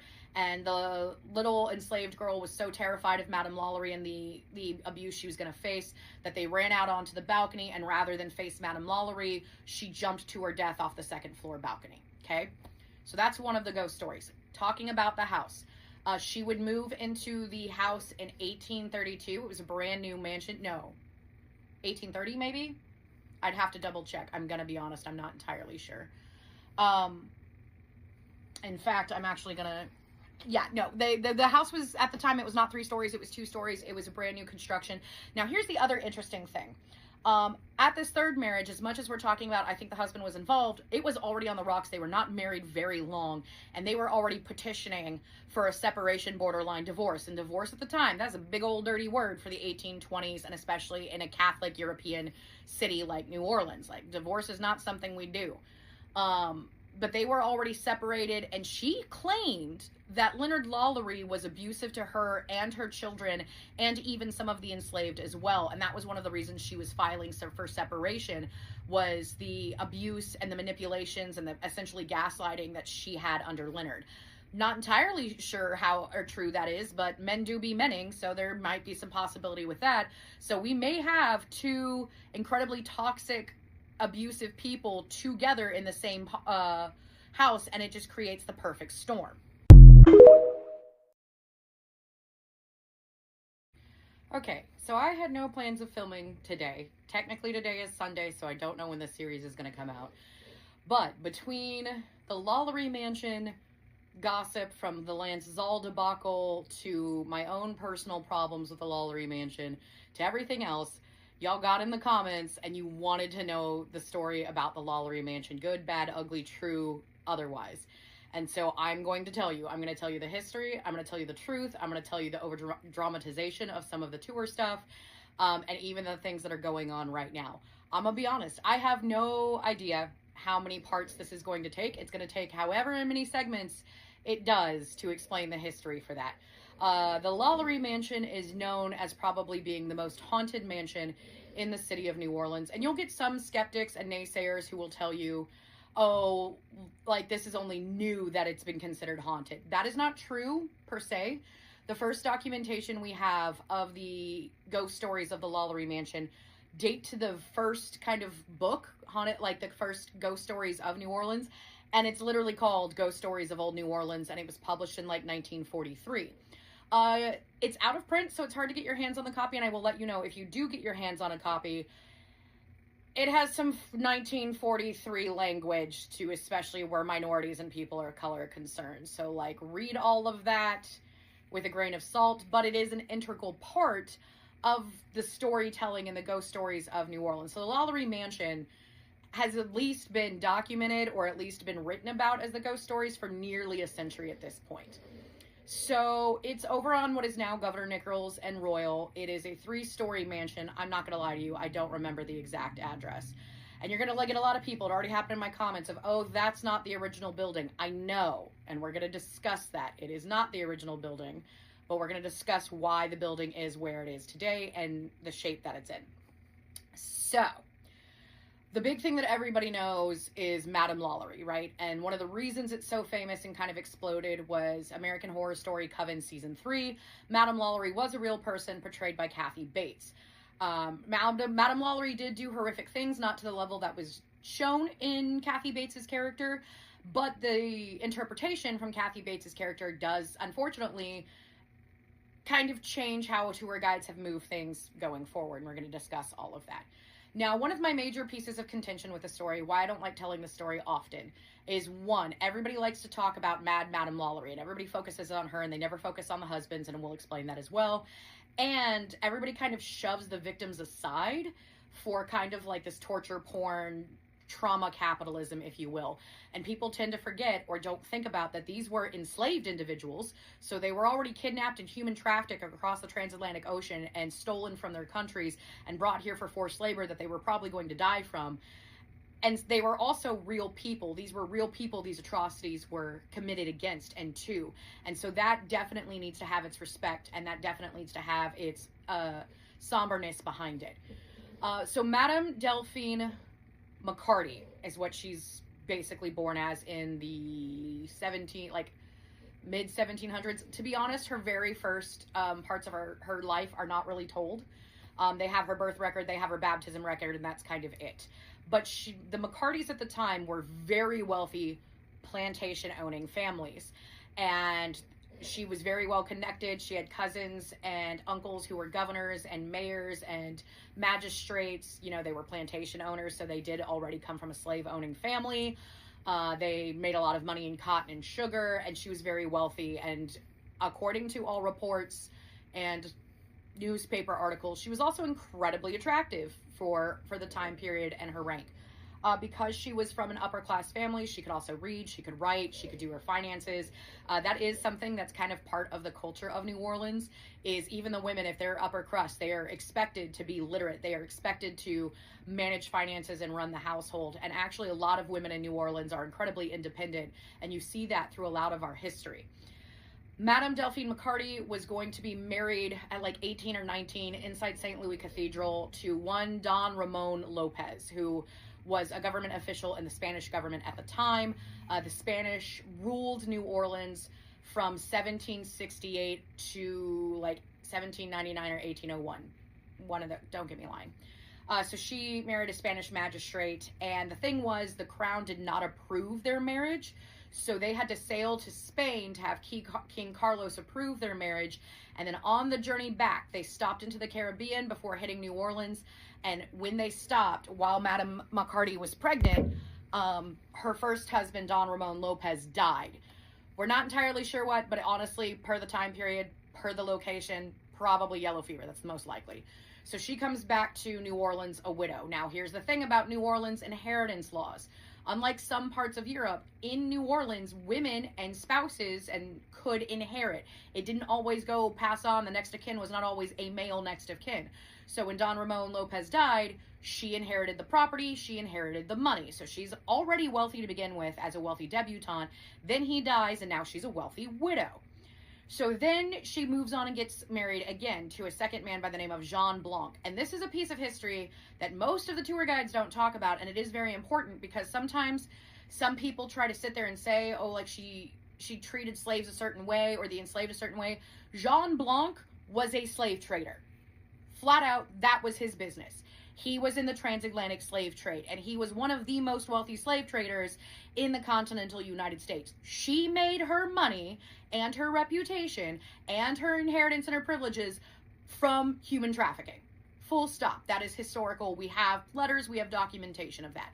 So in my personal, I guess, professional and historical opinion, no, she never ever considered enslaved individuals as human beings. That's what made her money. They were, quite honestly, probably property and cattle to her. Is that unusual for the time period? No, it's actually, unfortunately, not. A lot of people, as we've seen throughout historical documents, did not view enslaved individuals as real individuals. What kind of gets wobbly and changes is the fact that this was happening in New Orleans. In 1718, we were officially chartered the city of New Orleans. In 1719, the French government would institute something called the Code Noir. The Code Noir is over 55 pieces of laws and legislation that were to dictate how the city of New Orleans was to run. And I am not going to recite all of the Code Noir. You guys have Google, you can look it up. But there are some pieces of the Code Noir that are incredibly important to the shaping of New Orleans and the shaping of this story. First and foremost, the Code Noir stated you had to be Catholic to live in the city of New Orleans. End of discussion. No Protestants, no Jews, nobody, no East Asian belief systems, nothing. Catholic, nothing. So, we didn't even get a Protestant cemetery until 1804 after the Louisiana Purchase. That's how serious they were. And that ties into voodoo, and that's another story, that's another video. So you had to be Catholic to live in New Orleans. With the Code Noir, it did state that while slavery was legal, that enslaved human beings were in fact human beings, and they were entrusted with certain rights. So on paper, you had to provide adequate housing, you had to provide clothing, you had to provide medical care, you had to provide food and water. It gets a little fuzzy where the Lalaurie story is concerned, but in the Code Noir, it also said that you were not allowed to torture or abuse your slaves. Now, it doesn't get specific about what that means. So whipping, chaining, some of that was still okay at the time, but there were limits supposedly of torture and abuse, and they did actually serve things like fines, jail times, enslaved individuals being taken away, you being banned from the auctions, things of that nature. I am not saying any of this is appropriate. This is not a better form of slavery. This is not liberal or progressive by any stretch. It's just a different form of slavery, and it needs to be addressed to talk about the story. So, one of the other things that also said that your enslaved individuals had to be given Sundays off. Sunday is a holy day of rest, and we're Catholics, so they were not allowed to be worked on Sundays. If you worked them on Sundays, they had to be paid, And on top of that, they were allowed to do additional jobs or additional labor on other properties or for themselves and earn additional money. And any additional money stayed with the enslaved individual and could not be taken by the slave owners or the masters. This is incredibly important because a key piece of the Code Noir also stated when you earned enough money that was equitable to your value as a slave, which is a terrible statement. We are genuinely putting a price tag on human beings and treating them as property, but that is the time. It stated when you earned enough money that was equitable to your value of a slave, you could purchase your emancipation. You could buy your freedom. And that is incredibly important because only in New Orleans and the surrounding area was that the case. Okay, so I double checked. The mansion that they had constructed was constructed in 1832. Leonard Lollery was actually not on the deed to the mansion. They had already started separating assets. So like that's important for this time period. So now we're getting to the dramatic, the crux of the story, the thing that everybody talks about. April 11th, 1834. People start noticing that smoke is coming from the Lollery mansion.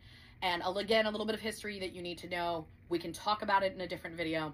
At this point, the city of New Orleans had two major great fires that burned down pretty much the entire city. After both great fires, only two buildings existed, which is Jean Lafitte's blacksmith shop and the Ursuline convent were the only ones that survived both fires. Again, we can talk about that in a different video. So fire is something they take really seriously in the French Quarter, to the point that the Spanish put in building laws and legislation that is why the French Quarter is what it is today to prevent these fires. So when people see smoke, they panic and they immediately call the fire department, okay? And so the fire department comes rushing down to the Lollery mansion and they're trying to put out this fire. And they notice that the fire is in the back enslaved quarters where the kitchens were located. And that would have been common for the time period. Kitchens were in a separate building away from the main structures for those reasons. A lot of times they were called dependencies, and we still have dependencies throughout the city of New Orleans. In fact, I was just in one last night, which was the original kitchen. So they go back to the kitchen, the enslaved kitchen, and according to their reports, they found like a 70-year-old enslaved woman chained to the stove. And the report said shackles on her wrists, her ankles, and then a giant iron collar around her neck and her chained to the stove. Now, yes, we were used to treating enslaved individuals terribly, but by that level of entrapment, that was not okay for the time period. Again, we're referencing that Code Noir, societally and culturally. This was considered unacceptable behavior. So they release the woman from the stove, they bring her outside and everything of that nature. She's hysterical, and they ask her, you know, what's going on, and the only thing she keeps repeating over and over is get the others out, get the others out, get the others out. And they're like, what others? Because they didn't see anybody in the dependency. And what they're also noticing at the time that's really weird is they're trying to put out this fire is that Madame Lollery is super chill. Delphine is incredibly calm. And that she moved her dinner party from the main house out into the street, complete with tables and chairs and silver and chalices. And like they're still eating and drinking like nothing happened. Like the house had not almost caught on fire and burnt down the city block. And they're like, this is real weird behavior. So they asked the enslaved woman, like, how did the fire start? And at that point, according to their reports, she calmed down and freely admitted it and said, I'm the one who started. And this confuses the fire department because to willingly commit to arson, which is what this would have been in the city of New Orleans because of how severe the fires were, would have been a death sentence. This woman is absolutely basically confessing to her own execution.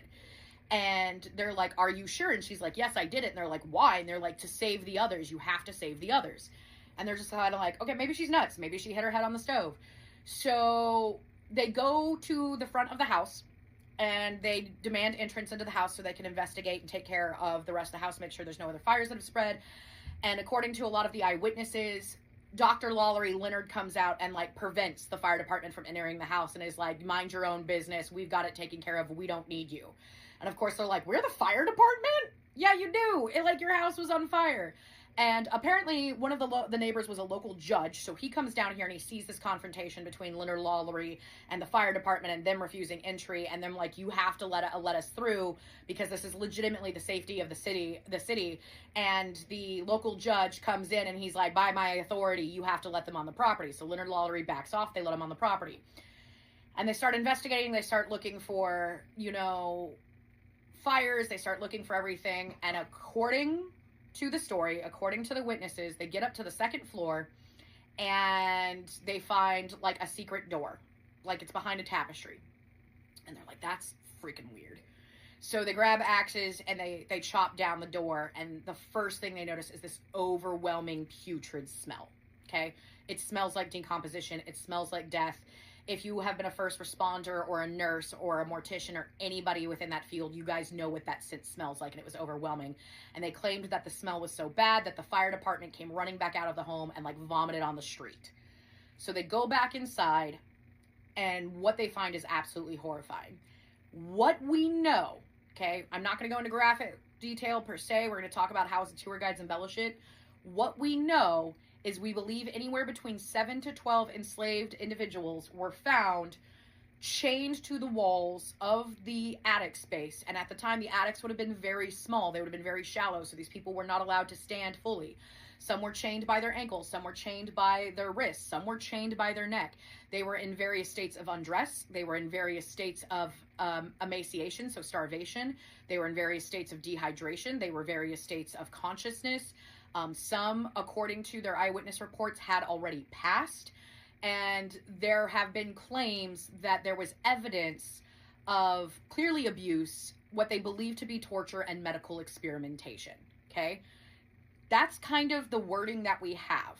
Now, to pause on the history, where this escalates is the tour guides.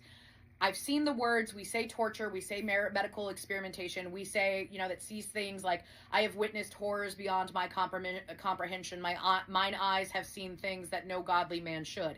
And people just like take it and run with it, okay? And then, of course, we add American Horror Story Season 3, we add Coven to it, we add what Kathy Bates did, and the Kathy Bates character also tied into a legend of Elizabeth Bathory, who's known as kind of like a vampire queen and bathing in blood of virgins, things of that nature. It all ties together and it just all escalates. I don't go into gory, gruesome detail because I'm going to be honest, and this is how I tell it on my tours. It is bad enough that Madame Lalaurie made her money, made her life and her privilege on the backs of kidnapping, enslavement, human trafficking, forced labor, and death of individuals. Now we add evidence of what we know to be entrapment, starvation, emaciation, dehydration. We know that there is abuse, torture, and if the medical experimentation is true, that as well. I don't need details. I think that's horrifying enough. Like, that's the worst of humanity. Where you start getting the issues is tour guides over time who have heard and developed. Some are in the written reports, such as old ghost stories or ghost stories of old New Orleans. And I don't know how true they are either. They could have also written that for the sake of fear, for the sake of selling those pieces. So the main ones that you hear about, which we have no documentation of, is there's one of, she drilled holes in the back of a person's skull and that you could see the brain, and some even claim there was like a spoon in the back. No proof of that. There are procedures. There were medical procedures at the time to alleviate brain bleeding and brain pressure, so we do know that those are medical procedures that happened, and Leonard Lalaurie may have been familiar with such procedures. We also know that there was a crude form of lobotomies that was being performed, but we don't know that this actually happened and Leonard or Delphine was performing them on those people. One of the other big ones you hear is the crab woman, and they claim that her bones were broken and set in odd angles and distorted, and she was shoved into a chest, and she would walk like a crab. Anatomically, that's not really possible. That's not something that really happens. It doesn't really quite work that way. Especially breaking bones and resetting them at odd angles, you really fall into things like sepsis and toxic blood syndrome and just dying of disease and all of that to begin with. Of course, setting the bones that are correct at those angles and then being able to move after that. So we have no proof of that one. Another really popular one is what they call, sometimes it changes by the gender, man or woman, is the caterpillar man or the caterpillar woman, where they said they were flaying the body in strips of skin in a spiral formation all the way up their bodies, their torsos and whatnot, and that it looked like a caterpillar, like unraveling from a cocoon.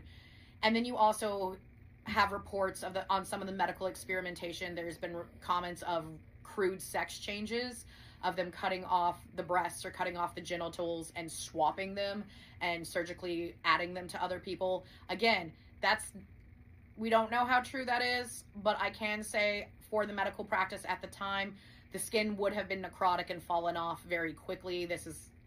Which may have been the point, truthfully, but it's not something that's happening. They're not just doing these transition surgeries and it's being successful.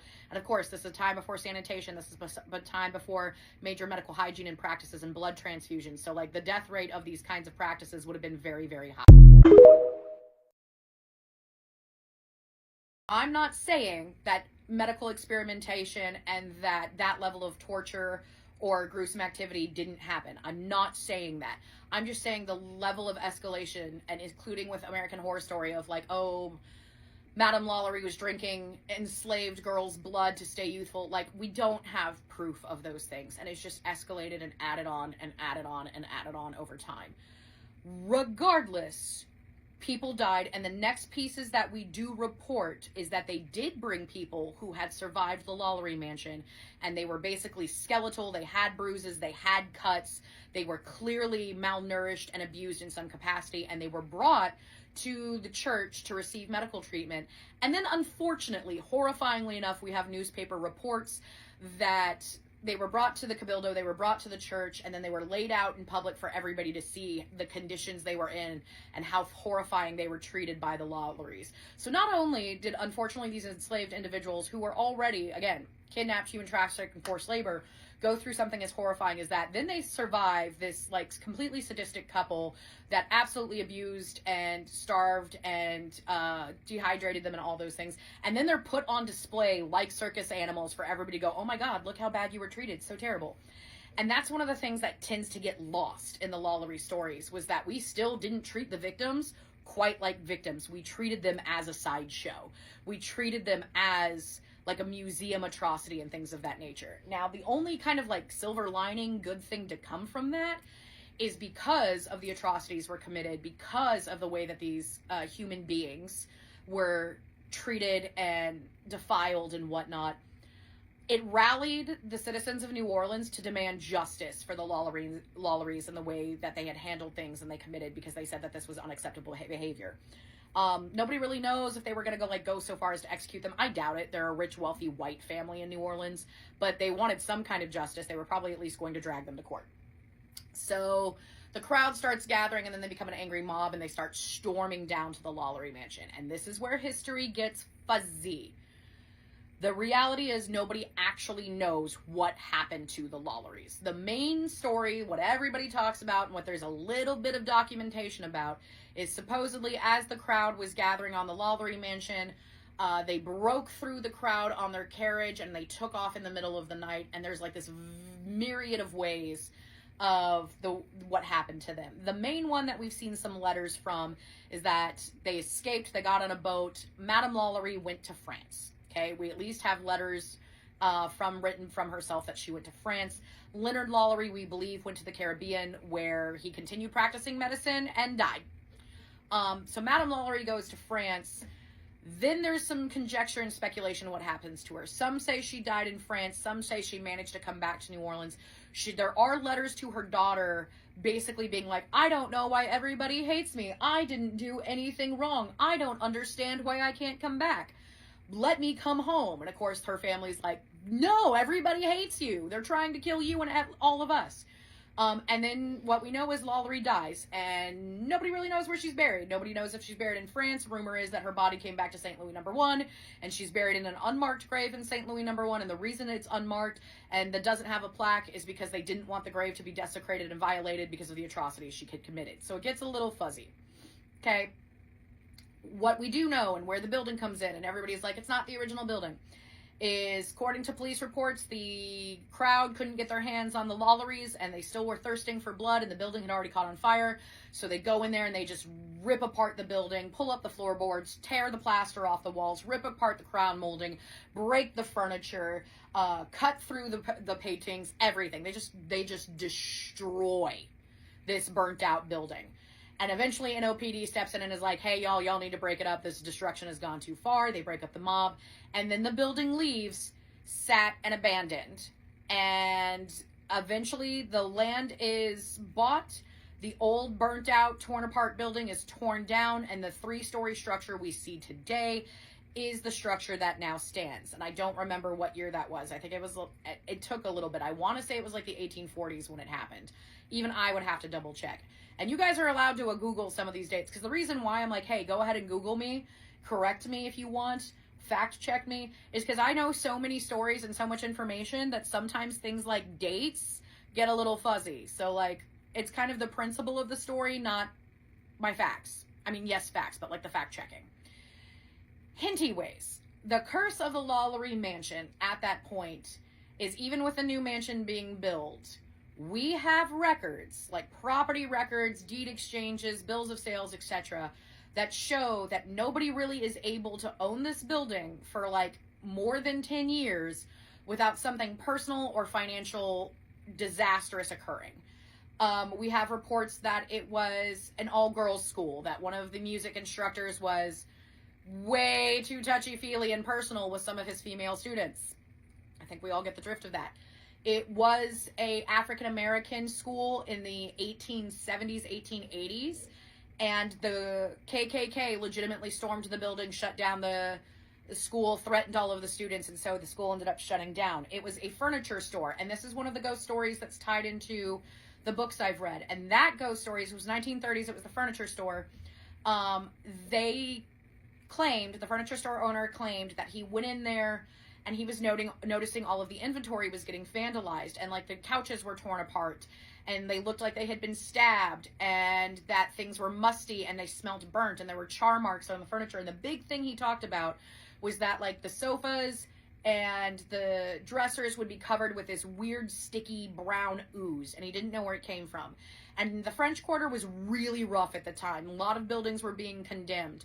The VCC is barely getting going. So it's full of vagrants. It's full of the unhoused. It's full of criminals and things of that nature. So he thinks that somebody's trying to destroy him, and they're breaking into his furniture store, and they're destroying all of his inventory, and that this is a targeted attack.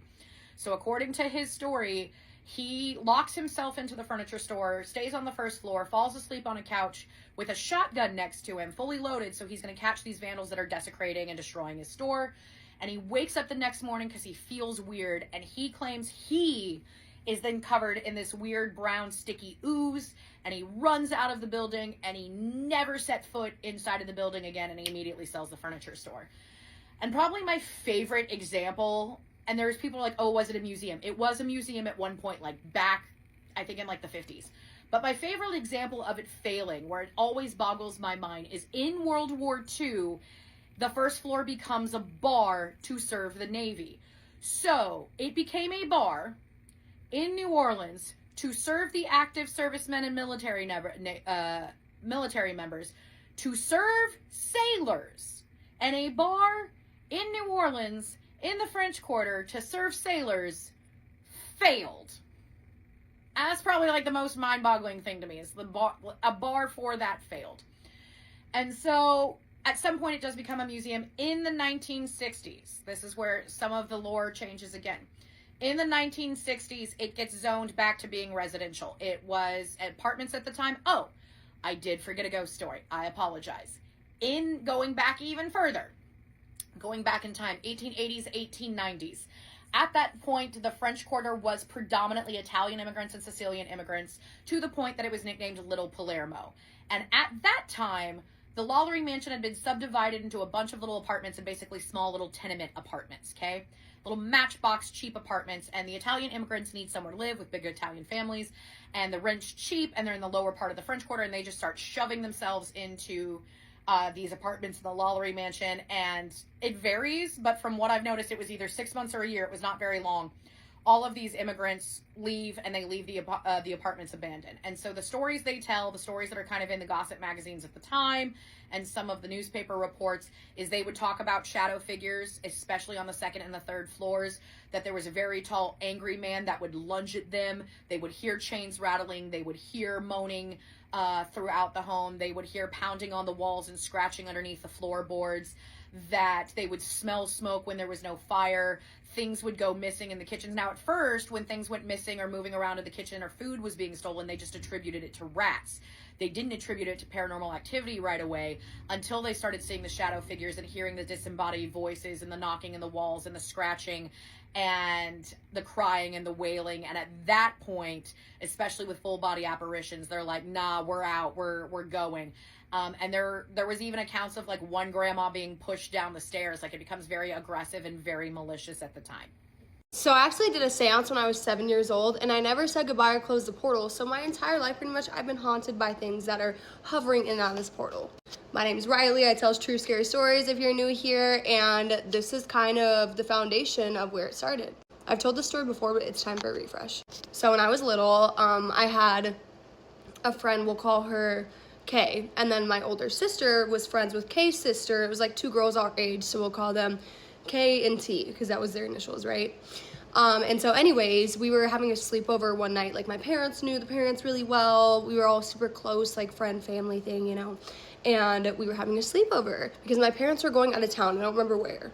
So my friend's parents let us stay over there, and it just so happened that they were having like a little party over that weekend. I don't remember what it was for, but the parents were having like a party for something. And so my parents were like, okay, fine, like they can be there. And I'm at this party, my sister's there somewhere, and my friends are all there somewhere, right? And this woman walks through the door. She was wearing all black clothing. She immediately had something about her that not gravitated me towards her, but I couldn't stop like looking at her. You know, when you're little and you see maybe someone you've never seen before and it's kind of rude, but you stare.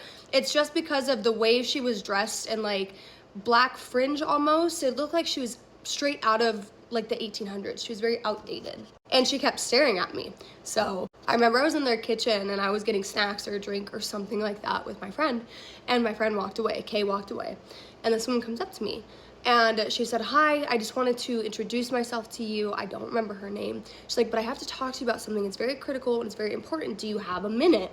I'm 7, dude. Like, I don't know what to say to that. So I'm like, yeah, of course. She's like, okay, let's go talk where it's not as loud. And as a child, I was taught like stranger danger, of course, early. So that's what was going through my head, was stranger danger. But I'm like, you know what? This is my friend's house. Like, I'm fine. Also, I'm washing my sheets, so ignore that situation. So she leads me into one of like the side rooms, and she's like, oh, this is perfect. And it's like an office or something, like a home office. And I go to turn the light on. She's like, don't do that. Don't turn that on. And I was like, okay. And she was like, listen, I have something to tell you. It's very important. You have somebody that has been following you. So you have a follower. And I'm like, a follower? Like an angel? And she said, no, not exactly. But I would like to talk to you about it. And I try so hard, guys, to remember. I'm 29 now. It's very hard to remember specific details of everything. So if I seem like I'm all over the place, give me some grace. But I just remember she had lit candles, and she had some type of, it wasn't, or maybe it was a Ouija board, I don't think it was. She just had something laid out, like she's pulling stuff out of her bag. And she lit these candles, and she told me to sit across from her, and she was gonna take my hands, and she was gonna show me my special friend.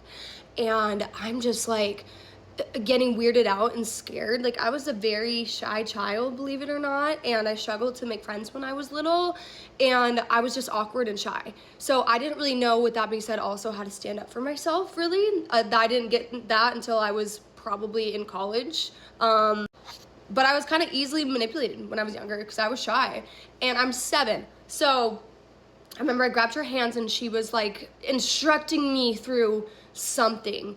And one of the candles blew out, and she smiled really big, and she's like, oh great, he's here. And I started to cry. It was my first really paranormal experience that I remember to that depth. And it was so real. Like one of the candles blew out, and I was hearing whispering as she's talking to in a different language at some point. I don't know if it was Latin, I don't know what it was, but she was talking in a different language, and I just felt scared. I remember just being like, I want my mom, like I want to go home. And I'm telling her, I'm scared. She's like, no, this is really good. There's so many people that want to talk to you. Looking back, I'm like, I know I have a sixth sense, but this woman knew that too, and she exposed me to this world way, way too early, and it wasn't good spirits. These were, like, the things that came into my life after, literal demons. I don't know what the point of this was still. I don't know what she wanted from me. And the mom, right, so K and T's mom, the door like flies open because the lady had shut the door with me in there. And the mom is pissed. She's like, oh my God, what are you doing? I told you to stop doing this to like my parties. She's a child. Her parents are super strict, which they were at the time. So my friend's mom's freaking out of how she's gonna describe this to my parents, like me going in the side room by myself in the dark with some crazy lady. And they're arguing, and I just like wanted to get out of there. So I stand up to walk out, and the lady was like, no, we need to say goodbye. We need to close this. And I just left the room. From what I have experienced and talked to other people, I firmly believe I've been haunted because I never shut that door. And I don't ever want to sit down to even reopen it, to shut it at this point. But it was a very odd experience. She just left straight after. So I don't know if it was, like I said, guys, this was 23 years ago, is that right? It's hard for me to remember. I don't know if it was witchcraft. I don't know if it was something like pure demon. I don't know, I can't remember. But ever since then, the paranormal experiences and the encounters I've had with demons in my life, and even friendly spirits too, I see a lot of stuff that I'm like, this doesn't make sense. This place doesn't feel haunted, but I feel haunted. And my moral of the story is, watch your kids. I know we all do, and it takes a second, I'm not blaming, my friend's parents or anything. They were having a party, but watch your kids. Tell your kids to never go into rooms, obviously, with people by themselves, because you don't know what type of weird shit they're gonna be doing. And in my situation, it was trying to communicate with other side and other spirits that were not friendly to me and that latched onto me and really never let go. That's all for now. Bye, y'all. I worked at a haunted corn maze in October, and one day after closing, a woman was screaming for help deep inside the maze. This is Scared with Jess, and today's story is about the woman that we found after closing that day. I was 19, working at one of those farms that does pumpkins and hay rides during the day and then turns into a haunted attraction at night. Most nights I worked inside the corn maze. At closing, 2 of us had walked the paths and made sure that nobody was still inside. And that night, my coworker Mason and I did the final sweep together. The last group had already come out, and we walked our whole section, checked the dead ends, and called out that the maze was closing. We came back to the entrance, and our manager was getting ready to shut everything down when we heard a woman scream. It came from somewhere deep in the maze, and then she yelled, "Help me." Everyone at the entrance heard it. Our manager asked if we were sure that the maze was empty, and we were. But if somebody had fallen or gotten lost, we had to check. Mason and I grabbed flashlights and went back in. We called, "Where are you?" A woman answered from somewhere ahead, "Please hurry." She sounded terrified, and we moved towards her voice. And then she called again, except now she sounded further to our left. We turned towards it. "Stay where you are," Mason yelled. "We're coming to get you." "Okay," she answered. We kept walking, and less than a minute later, Mason stopped. There was a woman standing at the end of the row, and her back was towards us. She had on a thin, light-colored dress that came below her knees. She was barefoot, and the bottom of her dress was covered in mud. Mason called out, "Ma'am?" She didn't move. We got a little closer. "Are you hurt?"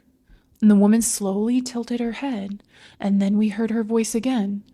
"Please hurry." It came from behind us. I turned around and the path was empty. When I looked back, the woman at the end of the row was gone. We would have heard her run, and the corn was way above our heads, and anything pushing through it made a ton of noise. Mason looked at me and said, "We're leaving." We started back towards the entrance, and a few turns later, the corn beside me suddenly thrashed. Something moved through it fast enough to bend the stalks into the path, and Mason swung his flashlight toward it. We heard whatever it was moving right beside us, and then it stopped. We stood there listening. About 20 feet ahead, the same woman stepped out of the corn. She stood in the middle of the path with her head down. Mason told her, "We're trying to help you. Come with us." She lifted her head, and what freaked me out was that her face looked completely normal. She looked like a woman in her 20s, and her face was dirty. She had tears running down her cheeks. She stared at us for a few seconds, and then she said, "You shouldn't have answered me." She dropped onto her hands and knees and disappeared into the corn. She moved so fast that all we could see were stalks whipping back and forth behind her. Mason grabbed my arm and we ran. Something immediately started moving through the corn behind us, and when we turned, it turned. When we sped up, it sped up. And then the woman started screaming again, "Help me." This time it sounded like she was only a few feet away. Mason said, "Don't answer her." We kept running, and then she said my name. I almost stopped.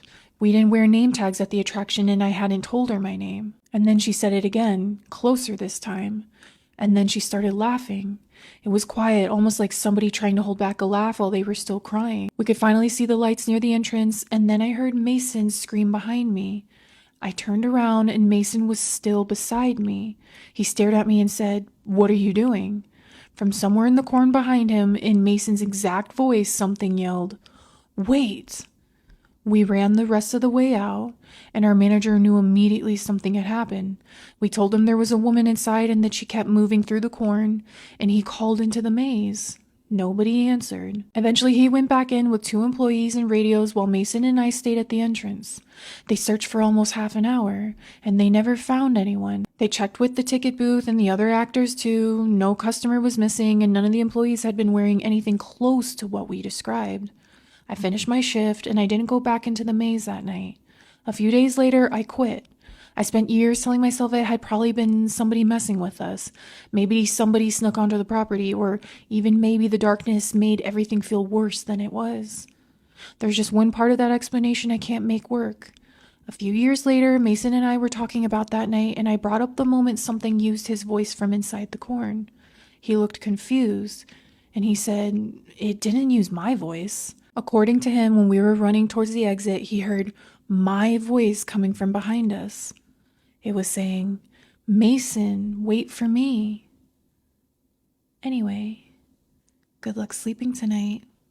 Things are just need to be left unsaid. You do not need the closure. You do not need the last word. Just let it go. And in this next story, you will understand why things should have just been left alone. And for privacy reasons, I'll be changing people's names. Let's get into it.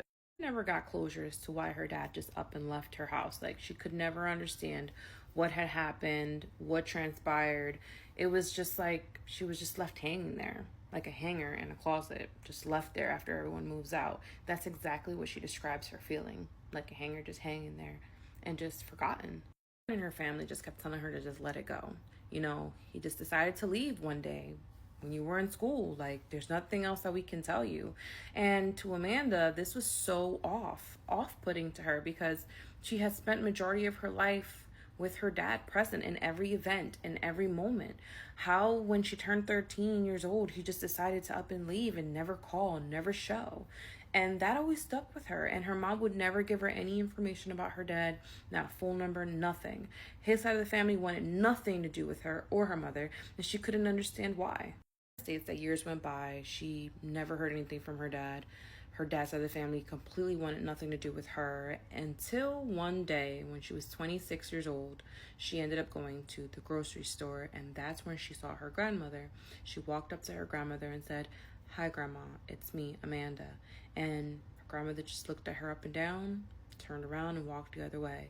And she stood in her grandmother's way and said, "No, you need to answer a couple questions for me as to why you completely shut me out of your life. Well, everyone on this side of the family shut me out their life.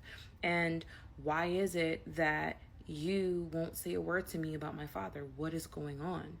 My mother just took one look at her and said, oh child, you don't know, do you?"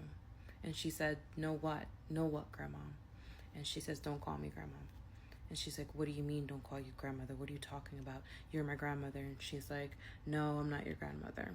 Everything that you know to be true is a lie. And that's why your father disappeared on you and your mother." Just froze for a second and said to her, "What do you mean everything I know is a lie?" And she said, "Yeah, everything you know is a lie. And unfortunately, your father's not here to tell the story. He's not. He has passed away, and we kind of figured it was your mother's fault as to why he passed away, but we're not going to get into that, child. Now, please move." That would not let her grandmother go, and she said, "No, you're going to tell me where my father is buried. I need to see his grave. I need to see if it's true." And of course, with compassion that fell over her grandmother apparently in that moment, she looked at her twice and said, "You know what? Maybe you don't know, but It's not your fault anyway, so I'll tell you where he's buried. Now, child, I'll tell you this much. Don't go looking for trouble. And that's one thing he asked me not to do, was to disclose his location of rest to your mother. But fine, I'll tell you where he's buried. Then when she arrived to the graveyard, she didn't know where to look, where to start, but she spent all afternoon looking for his grave until she found it. It was all the way in the back, next to a tree, which she finds very odd because her dad would always tell her when she was a child how much he loves trees and how he hopes one day that he can become a tree when he comes back from the afterlife, because he believed in reincarnation. And to her, it was like a soothing thought that he was buried underneath a tree, and that brought her some type of peace. Even though she was upset that he did leave her and not tell her anything, when she walked up to his grave, it's like she felt this side of relief inside of her that she finally found her father. And as she sat down, she looked at his grave and she just began to cry. Cry because she couldn't understand why he left her. Says that all she really did was stare at his grave and cry. And the only thing that she could utter out of her mouth was, "Why did you leave me? Why did you do this to me? You knew how much I loved you, Dad. You knew how much you meant to me. You knew that you were the light of my eyes. You were everything to me. Why would you do that to me? To your only daughter, why would you do this to me? And leave me and never come back and never explain to me why you made that decision. Not even when I got older, you came looking for me. Why, Dad? Why?"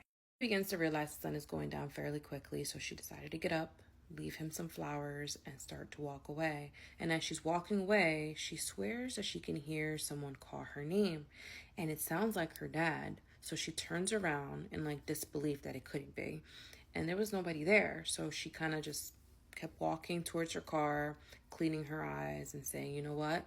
This is the closure I needed. I need to move on now. There's nothing I can do. No one's giving me answers. It is what it is." And then she heard her name called again, but this time closer. And she turns around and says yes, and there's nobody there. So she's like, okay, at this point, I'm probably just super stressed out. I need water and I need to get some food. So maybe that's what it is. Maybe I'm just so stressed out. This whole day was just crazy. Let me just get in my car and go. Amanda arrived home. She realized her mom was at the door. She parks her car, walks up to her mom, and her mom says to her, "Where have you been? I've been calling you, and you have not answered not one text, not one call." And Amanda just says to her, "You know what, Mom? It's been a very long day. I'll talk to you about it tomorrow. I just want to take a shower and lay down." And of course, Amanda's mom, not fighting back, just says, "Okay, well, I'll leave your dinner in the fridge if you decide to eat." "Okay, Mom, I'm just going to go upstairs, take a shower. Maybe I'll eat. Maybe I'll go to sleep. I don't know. It's just been a very, very long day for me." And her mom says, "Okay, no problem." So Amanda makes her way upstairs. Then she begins to get herself ready to take a shower. And her mom's at her door. And she's like, "Oh, damn, Mom, I didn't see you there." She's like, "Are you sure you're okay?" She's like, "Yeah, Mom, I'm okay. It's just been a long day. Can we talk about it tomorrow? I'll shower and maybe I'll go eat. I don't know." So she walks past her mom again. She makes her way to the shower. And as she's showering, she feels like someone's staring at her. Now, Amanda does not lock the door in her house because she lives with her mom. It's just her and her mom. So she's never felt the need to lock any of her doors. So as she's showering, she feels somebody staring at her. So she looks out the shower and she sees her mom standing there again. And her mom says to her, "Are you sure you don't want to talk about what's wrong?" She's like, "Mom, trust me. I'll tell you tomorrow. I don't want to talk right now. Just leave me alone for a little bit, okay, Mom? I know you're worried. I know I don't do this, but just trust me. Just trust me, Mom. I'll tell you tomorrow." Her mom says, "Okay, fine," closes the door and leaves the bathroom. It says that she didn't end up eating. She just went to bed. And throughout the night, she just kept hearing somebody call her over and over and over again until she woke up in a sweat. And it was around 3 o'clock in the morning when she said that she saw her dad at the end of her bed. And when she saw that, she wanted to scream, but nothing was coming out. And that's when she said that she felt his hands on her feet. And she heard talking, but it was many, many voices all in one. And as she's trying to say something, nothing is coming out. she heard him say, now he's in front of her, but she can hear him on the side of her. And he says to her, look in the basement. In the basement is the truth, and the truth we will find in the basement. And then he disappeared. She said that she was so much in shock that she didn't know what to say, what to do, if to scream, if to run. She just was paralyzed in fear, but she just kept remembering the basement. There's something in the basement. I think after seeing a dead person in front of your bed, you would not leave your room at all out of fear. Nope. Amanda decided that right after that, she's like, I'm going to get out this bed and I'm going to go find out what's in that basement. And that's what she did. She said she got out of the bed, she went downstairs to the basement, and she said it didn't take too long for her to find what she was looking for. The reason why Amanda states that it didn't take too long for her to find what she was looking for was because she said that when she finally made it to the basement, her dad was in the basement. Now, at that point, I'm not saying, I don't care what you want to show me. I'll see it tomorrow with somebody else, but I'm not seeing it by myself. Nope, Amanda was so determined that she didn't care. She went where her dad was standing. And the crazy part about it is that where he was standing and pointing, it was a wall. It was a brick wall at that. Amanda thought it was a brick wall, but it was a door to another room.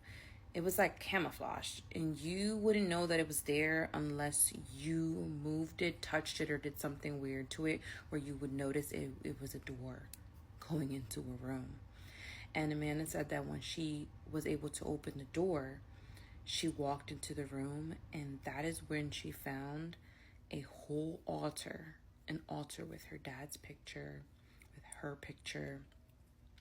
It was a couple of things that I'm not going to mention because they're a little graphic, but it was gory, some. So she also said that there was a note there in front of the dad's picture, and it was like some type of spell, a spell stating for him to be binded to her mom and her. And she said that it was very disturbing to her, that now certain things were coming into sense why her dad's family wants nothing to do with her mom and her. But the most creepy part about it was that there was letters next to the altar from her dad to her that her mom, I guess, kept from her. Amanda states that shuffled within the letters was a DNA test that was done many years ago, I guess, on her and her dad, saying that she wasn't his daughter. And that's when her world even more fell apart. And as she's sitting there trembling, reading all the letters, reading everything he tried to basically tell Amanda through letters, trying to stay away from her mom, that her mom kept from her, she felt like someone was standing in the doorway. And as she looked over to the doorway, she saw her mom. And she said she doesn't understand how it happened, how fast her mom moved. But her mom moved so fast towards her and yanked the letters out of her hand and demanded to know why she was downstairs in the basement in that secret room. And Amanda just said to her mom, I can't believe you. You did this to this man, and you made me believe he was my father all those years. You made me believe he didn't want me. You made me believe he abandoned me. And she said that there was a look in her mom's eyes as if her mom was no longer there and it was just her body. It's like her eyes went dark and everything in Amanda's body just said run. And Amanda did just that. She ran. She ran so fast out that house. She ended up staying at a cousin's house and saying that she was not going to go back home until someone goes with her. To this day, Amanda says that she doesn't talk to her mom. Her mom has tried to reach out numerous of times, trying to talk to her, trying to reason with her. But Amanda says that after what she saw in that room and what happened to her mother's eyes in her face, how they just changed, she said she didn't want nothing to do with her anymore. So what do you guys think that was? And yeah, you know, at night when you have to turn the lights off in your house and you get to that last light and you switch it off and it's completely dark and it feels like all of a sudden your house has now become the most haunted house in the world and you have to make a run all the way back to your bedroom. there might be something to that. Now, when we are doing this, right, we put ourselves in a vulnerable position. And I think anything negative, any kind of spirit that is a negative entity knows this. This is the best time to scare us. And they're trying to see if they could scare us just a little bit to gain entry and to allow them permission to come into our lives. So this is a story I heard out of Rockford, Illinois. There was this girl, and she lived in this bigger house all alone. And it started to get late. She wanted to go to bed. So she starts going through her house, turning off all the lights. She gets to the last light, which is in the living room. And when she hits it off and it goes completely dark, she gets that feeling. Well, she walks through her living room, and as she walks past her kitchen, she turns and kind of glances in, and she sees a woman, like in a white gown, just standing in the kitchen. And she's like, "Who are you? What do you want?" And the woman just starts walking towards her. So she takes off running to her bedroom. She closes her door, locks it, and she calls the police. The police show up, and she says, "Come inside, like there's a woman in my house. I'm in my bedroom, locked in there. I don't want to come out." So they go through her house, they search it, they don't find anyone. And they said, "Ma'am, are you sure you didn't just see something? Like, are you just tired and maybe there was like a hallucination?" She goes, "No, I'm for sure there was a woman in my kitchen." So they said, "Well, we can't find anything. You probably are just tired. Why don't you just go to bed?" So they leave, and she goes back up to her bedroom. And when she lays down in bed, she kind of feels like, you know what, maybe that was just, in my head. Maybe I'm just tired and I need to get some sleep. So as she turns around to adjust herself in the bed, there is the woman standing right next to her. And she jumps up, she runs out of her house, and she said as she's in the front of her house, she can see the woman looking out of her window, staring at her. Want to start streaming today? Tap the Go Live link below to test it now. Walmarts are surprisingly one of these places that are super haunted. People have experiences there all the time. And it's not just one specific location. There are many haunted Walmarts across the country. Now, there's a Walmart in Nashville, Tennessee that the locals call the Cursed Walmart. The reason behind that is because there's this old legend that this Walmart was built on top of a Native American burial ground. And not only that, it's believed this same exact piece of land was home to a small battle during the Civil War where many people had lost their lives. And since then, there have been many strange reports of items being violently thrown off the shelf, people hearing disembodied voices, seeing apparitions of people in Civil War uniforms or Native Americans. And there has even been some really, really strange stuff that has happened at this Walmart. And supposedly there was a story from an employee who worked there. They worked third shift when the store would close at 11 p.m. And one night when they were working, they were stocking the shelf. When they began to hear someone in the other aisle, they were talking in some sort of gibberish, almost some language that this worker didn't understand. And it sounded like they were going back and forth, pacing down this aisle. And it began to become very loud and erratic. So this worker thought maybe something's wrong. They go around to the other side of this aisle, and they see this old lady. She's hunched over, she's her hands cupped. She has sort of this shawl over her head. She's got her head down, and she's sort of shuffling along, walking back and forth in the aisle. Well, the store was closed. No one's supposed to be there. So he goes and gets his manager. When the manager comes, they can't find this lady. So they start looking around the store for her. And finally, they see her moving down one of the aisles. They begin to follow her. She comes out to the middle of the store. She stops right in like this main aisle. And they said she started to scream. And she let out this inhumanly scream. And she began to wave her hands in the air. And they both witnessed this woman disappear right before their own eyes. He said this wasn't the beginning of the strange encounters he had working at that Walmart. So there was this door in the back of the store, right where the loading docks were. He said it was a utility closet, or so he thought at the time. And he said every time he would walk by this utility closet, he would hear the sounds of these moans and these groans. He would hear sort of like someone banging on the door. He could hear voices in there saying, let me out, get me out of here. And each time he would go and tell his manager, him and his manager would go and look, and they would find this utility closet completely empty. Until one day, he's moving this pallet in the back of the store, and he notices the door is open to this utility closet. And standing next to it is this young Native American boy. He said this boy turned around, walked back into the utility closet. But as he turned, he was missing half his face. He said he ran out of that store and he quit that day. This is one of the many eerie encounters people have had at the cursed Walmart. So have you ever been to a Walmart that you might have thought was haunted or had a strange encounter at a Walmart? My husband practiced blood magic and is now a paranoid schizophrenic. Disclaimer time. This is a story submitted by a listener. This is a personal experience and this is being shared for discussion. I am in no way, shape, or form suggesting that blood magic or occult practices or supernatural practices can cause mental health conditions. Okay, those are very complex things that can be caused by a variety of different factors, and this story should not be taken as a medical explanation, obviously. You guys know that. I'm sharing this because the person who submitted this wanted this told.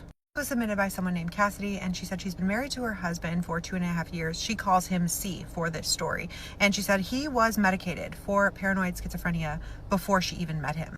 She has never seen him completely unmedicated, but has seen him have hallucinations when his medications haven't been working well, which is typically when he's very stressed. The story that she is sharing is a story that C told her about a time when he was a teenager. He moved around a lot growing up because his stepdad was in the military, but this particular story took place in North Carolina because his grandmother lived there, and she lived on a large parcel of property. And this happened when he and some of his friends were hanging out in a barn near his grandmother's house. He told Cassidy that he and his friends were doing blood magic, and he didn't go into detail about what exactly they were doing, but sort of indicated to her that they were just sort of teenagers messing around with stuff that they didn't really understand, and they really didn't think that anything was going to happen. He said at one point, doing what they were doing, just after they all opened up their hands with a sharp object, you guys know what I'm saying, they all started to hear these inexplicable noises coming from around the barn. They all felt like the energy in the barn had changed, that it was heavy, and they all got freaked out, and so they ran out of the barn back toward the house. He says as he was running past the side of the barn back toward the house, he noticed that his name had been scrawled in very large letters written in a dark red liquid, you know what I'm inferring, along the side of the barn. And as he noticed it, he heard a very loud, deep and booming laugh coming from inside the barn. Fast forward to later in life, he was in his early 20s and started to show the signs of schizophrenia. And he was very quickly diagnosed as a paranoid schizophrenic. And this kind of came as a shock because he was the first person in his family with this diagnosis. Sometimes it is hereditary, but not in his case. And Cassidy says that C is actually the one that is absolutely convinced that his diagnosis came as a direct result of messing with evil things he didn't understand. Claims that he has also been touched by unseen forces and claims to have seen an alien on an Indian reservation while attending a job corps in his late teens, and he attributes all of this to messing with something evil, as he says. She says it's important to note that these two experiences both happened before he started displaying any symptoms of schizophrenia. Cassidy says she is in psychology and understands that childhood development plays a role in the likelihood of schizophrenia later in life, and C's mother was not the best mother, and she believes that she actually played a role in his later diagnosis. Because he had not shown any symptoms earlier than his early 20s, and because there's no family history, she does wonder a little bit if maybe he invited something in. She said she hopes to hear what other people think. If you comment on this one, please be respectful, please be kind, and if you have a spooky scary story time or something that you want community feedback on, please send it in. We would love to hear it. From the minds of the Midnight Society, I present to you the story of the Laughing Room. Far from the pavement, in a weed-choked field, lies an ordinary-looking house. It's old, of course, and has been abandoned for years, but there are several that look just like this one. If you were to walk inside, you would see rotting walls and missing floorboards. A certain odor would permeate the air around you, a smell of dust and mildew. All of the rooms are dreary, and the doors are missing. All of the doors except for one, farthest away from you. The floorboards creak and groan under your weight. You hold your breath and reach for the knob. It turns easily, and the old door creaks open. It's a bedroom. The wallpaper is cracked and peeling, but through the ancient layers of dust and dirt, you can see them. The clowns. Clowns juggling, clowns laughing, clowns doing cartwheels. The carpet below your feet is filthy, smells awful. A single window by the old bed frame in the corner has been boarded up from the inside. A closet opposite from the bed appears to be empty at first, but you can see something at the top.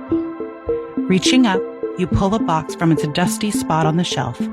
You set it down gently and open the lid. VHS tapes. You count 5. They are not labeled. You wonder what's on them. You leave the box on the floor, and as you're about to leave, something catches your eye. The carpet looks a little strange in the corner of the room. A perfect square has been cut into it. A small opening, perhaps? You dig your fingers into the opening on one side and lift the section of the carpet of the floorboard. It's an opening. Just enough room for you to climb down. You feel the rungs of the ladder and carefully make your way down. It doesn't go very far. And now you seem to be in some kind of cellar. It's very dark. You pull out a flashlight from your jacket that you brought just in case. It illuminates a hallway in front of you. And that's when you see the paintings. Vintage paintings of clowns covering every inch of the hallway. You can feel their eyes on you as you quickly run towards the door at the end. You get a sick feeling in your stomach as you turn the handle to the door. It reluctantly turns in your hand, but you step inside. A single light bulb on a chain swings from the decaying ceiling, illuminating something in the center of the room. A man sitting in a chair, his back towards you. Oh no, the smell is horrible. You feel bile rising up in your throat. An old camcorder on a tripod is set up in front of him. The chair revolves. You grab the top and spin the man towards you. You scream loud enough to wake the dead. This man is nothing but a rotting corpse. He's been sitting here for a very long time. His decomposing face still remains some of the white clown makeup that had been painted on him. Hints of a sickly red smile still remain. The light swinging overhead, it doesn't make any sense. Who turned on the light? Was it still in motion, and why? The corpse seems to be staring at you. You stand completely still, frozen in the same spot. That's when the light goes out, pitch black. A cold hand suddenly grips your shoulder, and that's when the laughter starts. So loud, nobody will ever hear you scream. There's a good reason why people close their curtains at night in the Appalachian Mountains. There are things in those woods that are terrifying. And one of those things happened to be the Appalachian Wendigo. Now, there was this man named Jim. Jim decided one day that he was going to sell everything he had and buy some acreage of land in the Appalachian Mountains and start this homestead. So Jim finds this good piece of land and he moves there, builds a cabin and several structures. And for a year, his life was amazing. He said one day, though, he gets a knock on his cabin door. And he said he opens the door. On the other side of the door was this older gentleman. And he said the gentleman started speaking. He said, "Hey, my name is Fox. I live not too far from here. And I wanted to check on you because I know you're all alone out here. And things can happen to people who are alone in the woods." And Jim was kind of like, why is this guy saying all this and stuff? So he said the guy continued to talk to him. But all he could think about was the fact that this guy, Fox, looked exactly like his father, who had passed away when he was a young boy. And he said it was just very, very eerie. It was like talking to his father. So he said, finally, the guy said, "You be safe out here. I'll see you later." And he said the way he said it was kind of creepy. So he said this guy, Fox, he just walked away and took off into the woods, and he never seen him again. A couple months after this, he said, one night he was asleep in his bedroom, and he awakes to this sound of scratching. And he said the scratching sounds were coming from his window.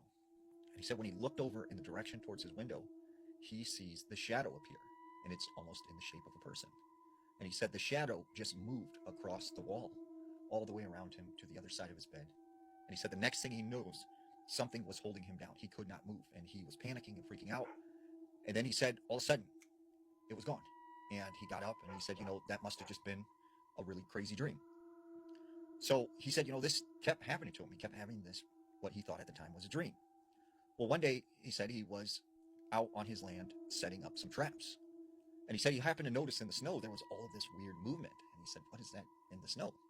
So he goes a little closer, he grabs a tree branch, and he moves the snow over. And he said out popped several rats. And he said that's when he realized these rats were eating a deer carcass. And he said it was just so sickening that he had to start vomiting. And he said as he was bent over vomiting into the snow, he looks up, and there is the guy Fox. And he said the guy was just standing there staring at him. And he's like, hey, what are you doing out here on my property? And he said Fox looked at him and said, you seen the deer? And he said, yeah. And he said, you see, a lot of weird things happen in these woods. And then he said he turned and just walked away. So he said, that was like a really weird encounter. Like, did he have something to do with that deer or whatever? So he said, next couple of days, he really, really kept having these nightmares where he would see the shadowy thing in his room. And then he said this one particular night, he was sitting by the fireplace and he was just contemplating life. And he said all of a sudden, the next thing he knows, he just stood up. He started walking towards the door. He opened the front door of the cabin and he starts walking out into the woods. And he said it was weird. It was like he knew what he was doing, but he couldn't control it. And something was just drawing him into the woods deeper and deeper. So he said finally he stops and he's just surrounded by trees. It's completely dark. And he said the next thing he knows, he hears his father's voice say, son, come here, it's your father. And he said out of the shadows steps that guy Fox again. And he said, it's me, I'm your father. Come here, come give your father a hug. And Jim's just kind of like, well, no, you're not my father. My father's not here anymore. And he's like, no, I am your father. Like, I've been here the whole time. Come give me a hug. And he said he just like didn't trust this guy. He thought he was crazy. And he said all of a sudden, this guy's skin began to peel off. And he said that's when he could see this wasn't his father. This wasn't a man. This was this pale, white, skinny creature with sharp teeth, sharp claws, and these bright yellow eyes. And he said this thing said to him, I said, come here now. And the voice had changed. So he said next thing he knows, like he was able to get awareness again. And like he was aware of his situation where he was at. He turns and he just takes off running. He gets back to his cabin. He jumps in his truck and he leaves his cabin and just abandons it. And he said after a couple of weeks, he didn't know what to do. So he went to this Native American man in town that everyone said was a medicine man. And he told him like what had happened and stuff. And he said, this Native American man said to him, what you've seen was the Wendigo, what my people call the Wendigo. And he said, he has chosen you. And the reason he hasn't taken you yet is because he wants you to be as afraid as possible. Because to them, the more fear you have, the better you taste to them. And he will continue to follow you and, harass you until he finally gets you afraid enough that he will take you. So Jim said he decided to sell the cabin and he never went back there again. And he said still to this day, he can hear scratching sometimes at his window and he will see the shadowy figure in his room at night. Want to start streaming today? Tap the Go Live link below to test it now. Why is it that the sun looks like an LED light now? And why is it that all of the sudden, when we switched to LED bulbs, the sun started to look more and more like an LED light? Because I remember the sun being that yellow orangish hue. Remember, we used to call it the golden sunlight. It was amazing. It was beautiful. And then all of a sudden it changed. And it's like, why did we switch to these LED bulbs? We were told they were cheaper and they were brighter and we could see better. But I don't know anybody that saved money on their utility bill because of these lights. I don't know anybody that can see better because of these lights. They look brighter, but they're actually very dim. Now, I started to think about it more. I remember something my grandma used to do. And at the time, I didn't realize what she was doing. But she did not like LED lights. She wanted to keep the original orangish, yellowish hue incandescent bulbs in her home. She would not switch to LED. And for some reason, she was afraid of it. Now, my grandma was this very spiritual person who was very much aware of what was going to happen in the future. So she was always being prepared. And I really think that she knew something about these LED bulbs that most people didn't. That there was something dark and sinister to it. And then I started to think more about it. Wait a second. When they switched to these LED bulbs, I started having problems with my eyes. I had 20/20 vision, but now I have to wear glasses to see all the time. The light outside, the light inside, right, it hurts my eyes. I do not like these LED bulbs. It makes it hard to drive at night. It makes it hard to see. I also noticed I started getting anxiety from these lights. I started feeling sick all the time. And I'm not the only person. I'm sure there are so many people who describe the exact same thing that happened when we changed out these bulbs. And when you look, right, all throughout history, all throughout different cultures and religions, right, one of the things they always talk about is the eye. The eye is always this important thing. So think about it. If this light was damaging our eye, it would prevent us from seeing what was going on. So what if these LED lights, what if all of these changes are to allow something dark, something evil, something sinister to walk among us without us being able to see it? I don't know. What do you guys think? Do you like these new LED lights, or do you think there's something more to them? I need to tell you guys this ghost story. This story was sent into my email, and if you have any ghost stories, paranormal encounters, or scary stories that you want to share, you can send them to the email in my bio. Y'all, this ghost story came with a Word doc, okay? A complete and full attachment.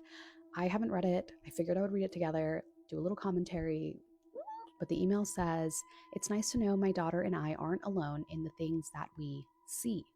I'm sharing one of our encounters with you.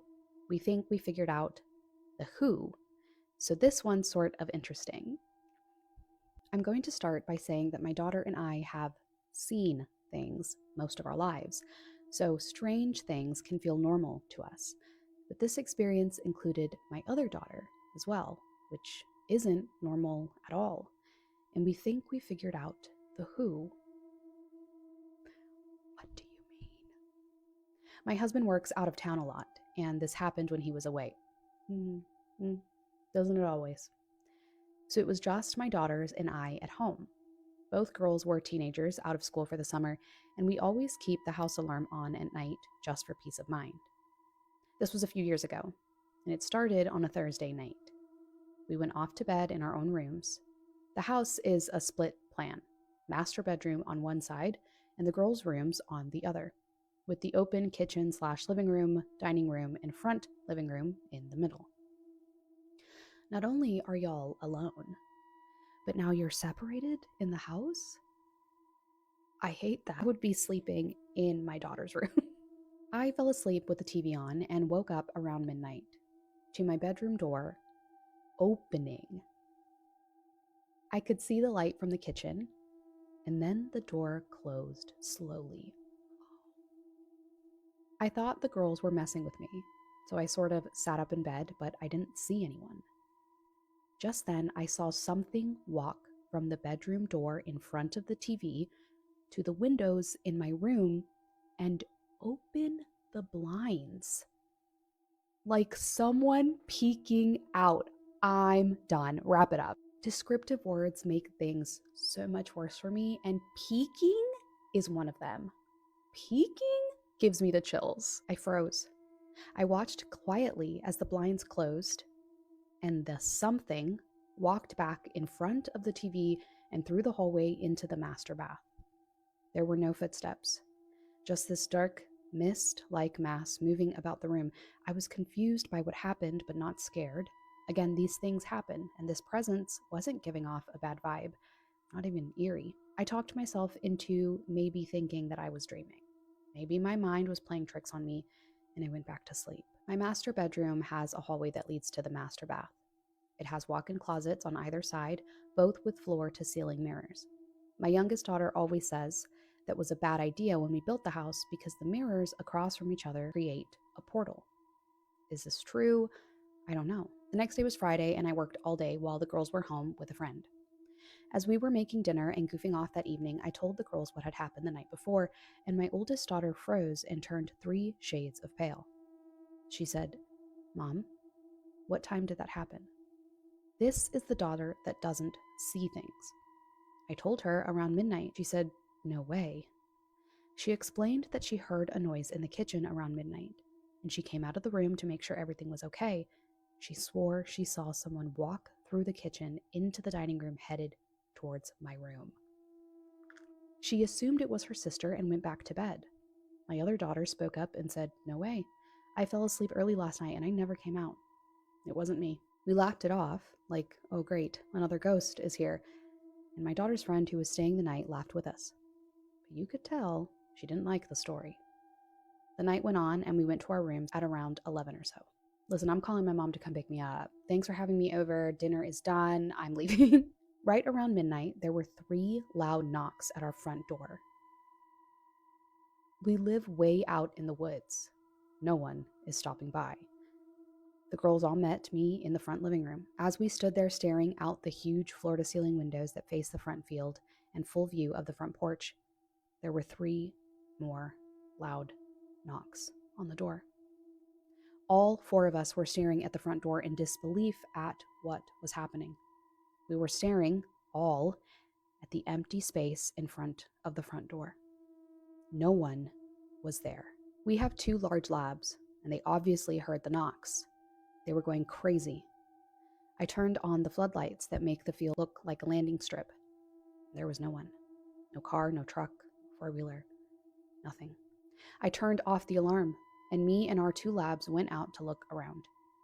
I'm braver than I should be in these situations. Nothing. No one. Completely silent. My daughter's friend got so creeped out that she called her mom to come and get her. The next day was Saturday, and the girls and I chatted about what had happened. And again, we laughed it off. Wonder what this one's name is. We spent all day by the pool enjoying the outside. Night came and we watched a movie and went off to bed. Even made a joke. Let's see what tonight has in store for us. I woke up to my bedroom door opening again and didn't see anyone in the light coming from the kitchen. Never heard a footstep. I just laid there in my bed, thinking, what do you want? Then my comforter started moving, like someone was picking it up.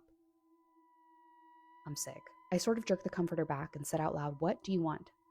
The comforter fell and the room was silent, and still the door was open. I got up and turned on the light, looked around, and it was all quiet. I checked on the girls and they were both sleeping. The dogs were asleep on the couch. I thought, wow, you've really spooked yourself now, and sort of laughed it off.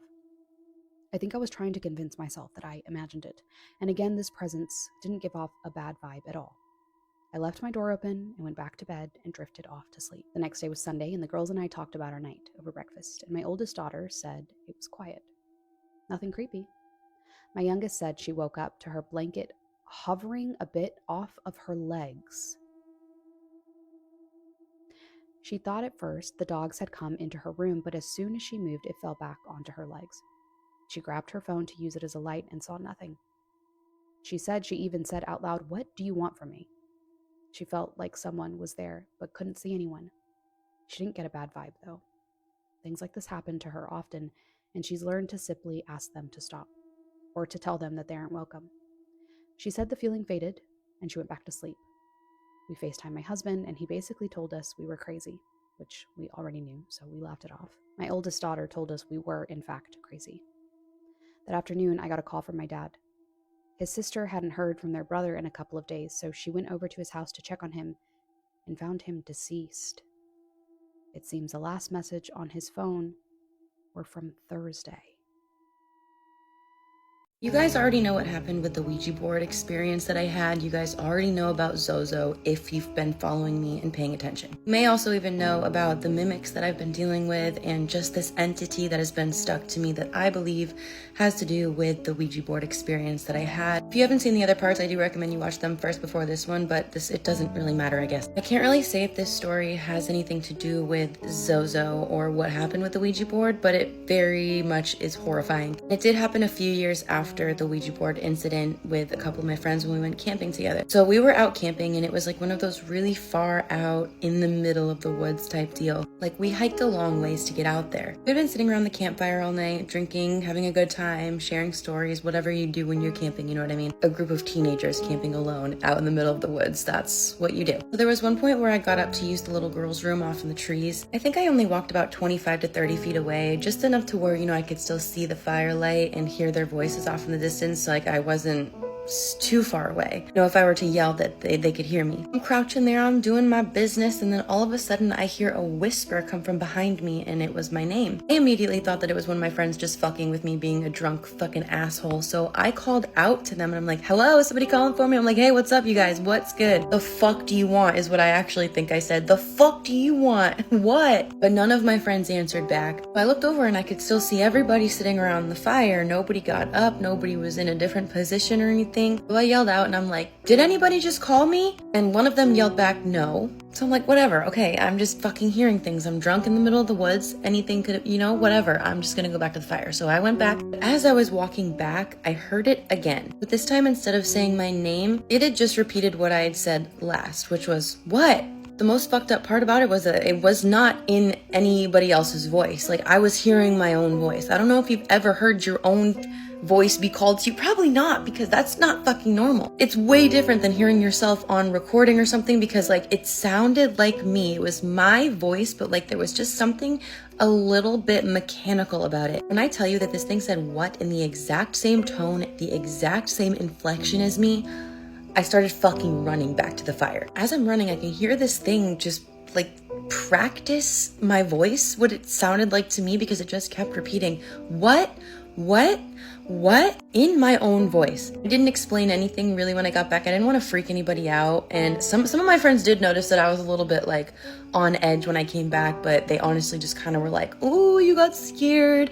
The one who loves the forest the most, like you got fucking scared. Ha ha ha ha. I'm just thinking in my head, like, yeah, bro, if I told you what I heard, you would be pissing yourself wanting to leave right now. But I didn't want to ruin it for everybody. So I just sat down by the fire with everybody else, remained drinking, and just continued the night. Just, trying to convince myself that somebody was truly messing with me and that they were lying when they said no, and that maybe that's why they were making fun of me, because they were the ones that scared me. That was just what I was trying to convince myself the whole time we were sitting by the fire, the rest of the time after that. So eventually everybody turned in for the night except me. I don't know, just that whole experience made me a little bit on edge and nervous, so I just wasn't feeling like sleeping. I was like, okay, I'm just gonna hang out in the tent and just let everybody else sleep. Sometime around the middle of the night, I can't remember exactly what time it was, but I started to hear this like slow, deliberate walking come up right behind my freaking head in the tent. Like, mind you, this thing was directly behind my head while I was inside the tent. It was obviously on the outside of the tent, but I could feel it. Like, I could feel its presence.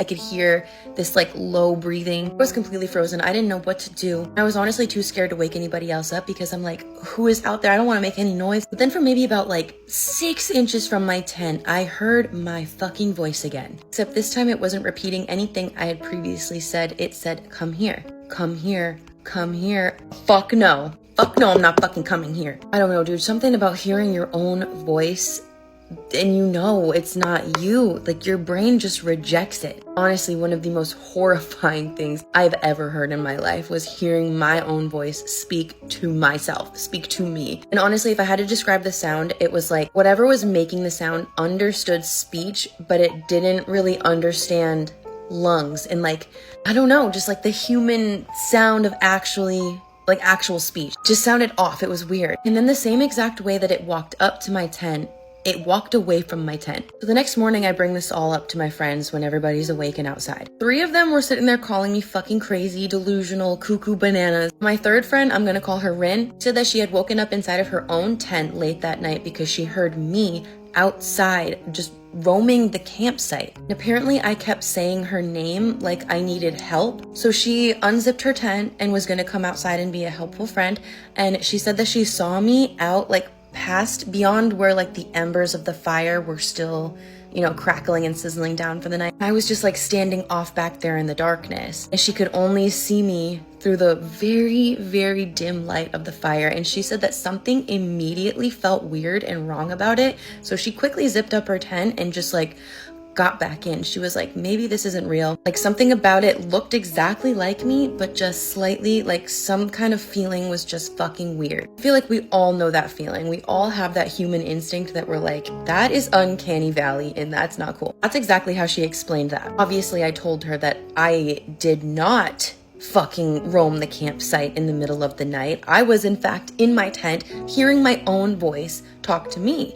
Meanwhile, apparently my voice was talking to her as well. So obviously we packed up everything and we left. Because by the time that she explained her side of the story and it very much aligned and matched up with mine, our other friends were like, okay, yeah, let's get the fuck out of here. Pretty sure Alexis was already packing up her tent before the story was even over. Yeah, that happened when I was about, I want to say 15 or 16. I think 16.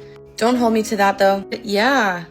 I don't really remember any other details from that night, but I do remember that fucking almost made me piss in my tent. Truly, I've had a lot of scary, horrifying experiences, but honestly, the ones where I've heard my own voice, because this is not the first time. That might have been the first time I heard my own voice, but it definitely was not the last time. I just can't even explain to you the shrill fear of hearing that. It's just something that a lot of people will never understand, and truly I don't wish that upon anybody. Actually, maybe one person in my life, but that's for another day. Anyways, that's where the story ends. Just keep in mind, Ronnie Radke said it himself, okay? Don't mess with Ouija boards. Let's read a scary Reddit story. Did you know that there are people on Reddit who claim to have experienced and witnessed their own death, only to wake up in a different timeline completely unscathed? I have gone down yet another rabbit hole on Reddit, a theory called quantum immortality, when your consciousness shifts into alternate timelines and never really dies. I have 2 stories to read today that tap into potential timeline jumps, glitches in the Matrix, and near-death experiences that are sure to give you chills. So get ready.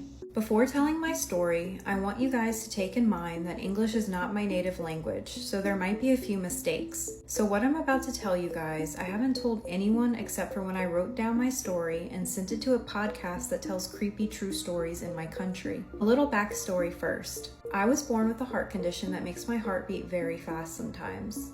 And I sometimes also end up having a sort of heart attack. On a few occasions when that happens, I obviously end up at the emergency room and get hospitalized for a few days. A few years back, I had this sort of heart attack. In the ambulance, on my way to the hospital, I could feel that I was going to die, and I made peace with it. Not because I wanted to die, but I was just ready and not scared at all. A few hours later, having no idea if my heart stopped and if I died, I woke up and wasn't feeling very good, obviously. But something was different. I had the strangest feeling in my gut, and I could tell something was off. Like I was trapped in someone else's body, only it was still my body. Very hard to explain, but maybe someone will get it. Anyway, I didn't have my phone with me, and I wanted to call my boyfriend to tell him what had happened and that I was okay. The only numbers I had memorized were his, my dad's, and my sister's. I got a hold of a phone and dialed my boyfriend's number. When he picked up the phone, I felt a heartwarming relief when I heard his voice. I started talking quickly and telling him something like, "Hi, it's me. I just wanted to tell you I had problems with my heart again, and I'm at the hospital and everything is fine now." I was expecting an answer sort of like, "I'll be there as soon as I can." But what I got was, listen, I'm sorry that you're in the hospital, and it sounds like you really know me, but I have no idea who this is. And I thought he was joking with me, so I told him, "It's me, Lisa. I'm your girlfriend. I cooked dinner for you and your daughter like 2 days ago. Come on, stop joking." And he said with the most serious voice ever, "I am married to blank, and I don't know who you are. Please do not ever call me again." I was shocked. I knew that he had divorced from his ex-wife a few years ago before we met, so I could not understand what was going on. When I got back home, stuff in my apartment was different. Stuff was missing or had changed places, like pictures and paintings and such. I decided to Facebook my boyfriend, and we weren't even friends on there anymore. And it said he was still married to his ex-wife. Had I imagined being his girlfriend, spending time with his daughter? But I knew stuff about him and his daughter that I could in no possible way know if we wouldn't have dated. I still had the feeling of being in the wrong body, that something was very wrong. I still do to this day, and I have thought about this so much. My theory is that I did die, and I somehow woke up in almost the same life but in another dimension or something. I know that sounds crazy. Most of my life is the same. When it comes to my family, some memories that I have, it seems like I'm the only one having them. In my old life, my mom died when she was 44, but in this life, she died when she was 50. So it looks like she got a few more years here. After losing my boyfriend that I love deeply still, and waking up in this, what seems to me, other world and other life, I have struggled with depression while trying to figure everything out. About 2 months back, I signed up on Tinder and my boyfriend showed up on there. We matched and we are currently dating. He has no memory of me while I have 6 months of memory of us being in love and having an amazing time together. He has said he recognizes my voice, but he can't place why. I haven't told him yet and I don't know if I will. He will probably think I'm a psycho. Do you guys have any theories of what happened to me? So one commenter asked, "This is amazing, but must have been very tough for you to let him go and grieve that old life. Does he wonder why you know things about him? What about the rest of your life, job, hobbies, family?" And the OP responded, "It's been tough. I've tried to be careful and not let him know that I know so much about him and his life and daughter, but it's hard. It's like getting to know them all over again, and the same goes for family and friends. I've had the same family and same friends, just a few things that are different, like events in their life or stuff that they remember us doing involving me that I have no memory of. And it goes the same way around too. I can remember events and trips and such that I did with family or friends that never happened in this life. My job is the same job as my old life, some new coworkers and such that were all strangers to me, but they know me. It's been hard to keep up and try to act as normal as possible and not seem like a weirdo or crazy person. I'm trying to figure all this out on my own, but it's been very difficult. My mental health hasn't been the best since I woke up that day in the hospital." Some other commenters theorize that this person may have had very detailed dreams about this person while they were unconscious in the hospital, and maybe they're just mistaking these dreams for reality. Someone commented, "Your life and relationship could have been a fabrication in the hospital while you were having one of your heart incidents. That is why everything seemed different when you woke up." That doesn't really explain why OP knows prior details about their boyfriend and his daughter, or all of the other aspects of their life that have changed. What do you think happened? Let's dive into this insane second story. This is a story I have never told anyone because, well, even I think I sound a bit crazy for telling it. Backstory time. Me and my then girlfriend, let's call her Audrey, went to see a movie a couple years ago. We both smoked at the time and we were collectively out of smokes, so on the way to the theater we went to grab a pack. Because of this, we were a little bit late to the movie and never had the chance for a pre-flick cigarette. Anyway, we saw the movie and on our way out, a friend, call him Mike, came up and asked if we wanted to join him for a smoke. As we walked out of the building, Audrey took the plastic off the pack we just bought, took out a smoke for the both of us to share, and tossed the plastic into a trash can. As we stood talking to Mike, a guy came up to us and asked Audrey for a smoke, and she told him that we were smoking our last one. This guy didn't take kindly to that and started shouting about how she's lying and how she has no right to lie to him. We offered him an apology and tried to walk away. Then things got messy. He grabbed Audrey's wrist and wouldn't let go and started shouting expletives and such things. Now, I'm not going to let someone harm the person I love, so I stepped between them and grabbed the arm he was using to hold her. Then, before I knew what was happening, I had a horrible pain in my throat and stomach. My coat was getting wet and Audrey was screaming, "Stop, stop." I also heard Mike saying, "What the fuck?" and "Oh my God." Then I started feeling what I could only describe as exhaustion, and I no longer had the strength to hold my head up. As my head was dropping, I saw the red all over my coat and the knife the guy was holding. My vision started going black and sounds became muffled. As I felt gravity overcome me, I heard a single sound coming from all around me. like it was the only thing that had existed. It was Audrey, calling my name for help just once. The instant after I heard her, it felt as though the universe began to shake. A mid-range hum took over my ears, and all the black became a flash of blinding white. Then I was inside the movie theater next to Audrey, with Mike apologizing for startling us so badly. We were apparently white as ghosts. He then asked us if we would join him for a smoke, and Audrey quickly declined. We left the theater without saying a word to each other. I decided to break one of my own rules and asked Audrey for a cigarette when we got in my car.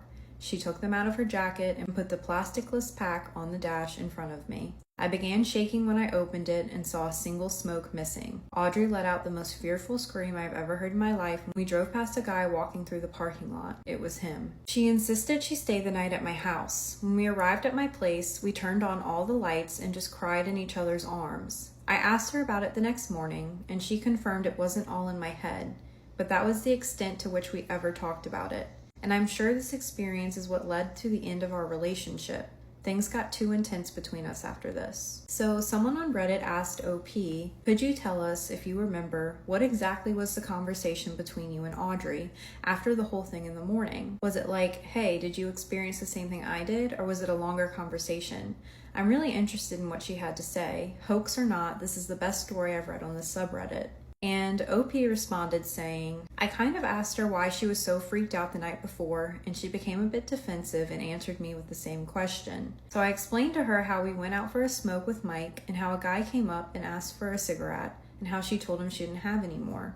I trailed off because I thought it sounded crazy. I just stared at the floor until she said, and then he started yelling at me. There was a feeling of confusion that morning, and I think that's why we went over the whole thing, each taking turns explaining to each other what happened. I think we both wanted to hear the other one explain it to reassure ourselves that we weren't crazy. She told me that when I stood between her and the guy, he never let go of her arm, and that after I had collapsed, all she had time to do was scream my name before he started stabbing her. She told me she felt the pain of the knife, and then felt the shaking, heard the hum, and saw the flash that I had. Then someone else commented their experience. Hi there, I just want to chime in. I've also experienced exactly what you described while I slowly asphyxiated to death. Right after I died, everything reset to the afternoon of the same day, only a few hours before dying. The illness was completely and permanently gone, as if I'd never had it. The way you describe that feeling of dying as everything being natural, oddly normal, and complete contentment is how I know you were telling the truth. That feeling of non-existence that we've both experienced, the void or oblivion, to give it a name in human language. Your theory of it being the space between parallel dimensions or universes seems to make sense. What are your theories on these people's stories? Do you think they hallucinated, jumped into a different reality for a bit, or maybe predicted the future? Or did they die and their consciousness jumped into a different timeline? If you enjoyed these quantum immortality Reddit stories, let me know and I'll definitely find more to read. Bye. All right, if you're skilled in dreams, can you help explain something to me? One dream that I keep having all the time, that I honestly had last night, is that my childhood home, where I was raised from maybe like 4 to 16, is haunted. And more specifically, my bedroom and then this like playroom, guest room area. Now here's the thing. My house growing up was not haunted. I never got something weird. I never had anything weird happen. I never had like weird experiences. But once I moved out of the house and I became an adult, that is a dream that I always have. So much so that my dreams will like call back to past dreams I've had with this lore expanded. But here's the weird thing. When I grew up, I never slept in my bedroom. I slept downstairs on the couch. But the reason I slept downstairs on the couch was because we had a TV downstairs and we didn't have a TV in my room. And so I just always felt more comfortable being downstairs, watching a TV, and I just fell asleep on couches more comfortably. But in my dreams, if I actually sleep in my actual bedroom, there will always be some type of presence there. I never see the presence, but I can feel the presence. So that's one thing that's weird, is that in my dreams, my bedroom is always haunted by something that is just always there. You can feel the presence of it there, and you know something in the dream is going to be coming, but I never felt that when I actually lived in my house, right? However, I can't even determine if this is actually something I would feel or something that has just developed in my brain over years of having this same dream, that since I slept downstairs in real life, I would have to come upstairs to my bedroom every day to like pick out clothes. And I feel like when I would come upstairs to pick out clothes, I would try to pick something out really fast before running back downstairs. And like, I can't remember if I really felt that uncomfortable or if it's just from years of dreaming that something was in that room, so I needed to get out. Does that make sense? And then, the way that my upstairs was situated is that there was like a sports room at the back of the house. Then you walked down like kind of like a hallway, and then there was my bedroom. And then you went around this little like L shape, and there was a bathroom, my bathroom, which still gave weird vibes in the dream. And then at the very end of the hallway, there was a playroom on the left and a guest room on the right. Now in my dreams, that same type of really scary, spooky energy is always in the playroom, to the point where like in my dreams, you can go in the bedroom. You can never go in the playroom, and you never ever can go in the guest room. Like the guest room is like completely off limits. Like that door stays shut. But the playroom always has this sinister vibe in my dreams. And so I don't know what that is. And I'm trying to think, like, was there a point growing up where like I just started to feel really uncomfortable upstairs? That's something that happens in my dreams all the time. It's like my bedroom, you know that something is going to mess with you. You can't see it, but you know something's going to mess with you. But the playroom, like you don't even want to be in the playroom for longer than 30 seconds in my dreams, because like something is there and it's sinister. And then the guest room is just like that door just never opens. So I'm curious, because now again, like there's certain parts in my house where like you're safe, but the second you go upstairs, you like open yourself up to something. But it's only in my dreams. And I do remember growing up, I never, ever even slightly had the idea that my house was haunted. So like, what is that? People think if they hear a sound in one part of the house, the threat is at that part of the house. That's the mistake. Here's what most people never think about. A sound in a house does not stay where it starts. It moves through walls, through floors, through vents, in ways that make a source in one room register as a different room entirely, which means someone who knows the acoustics of your home can use that to their advantage. A sound from a kitchen that makes you walk toward the kitchen puts you moving away from the bedroom, away from your phone, away from the exit, toward the sound, which is exactly where they need you to be. First, if you hear a sound in your house at night that draws you towards it, stop before you reach it. Most people keep walking until they find the source. Instead, pause halfway and listen again. If the sound has shifted distance since you started moving towards it, turn away immediately. Because people who ignore this said the same thing later. The sound kept moving just far enough ahead of them that they kept following deeper and deeper into the house, away from every exit, toward the room with no windows. Second, do not turn on the lights as you move towards the sound. People who survive situations like this all realize one thing afterwards.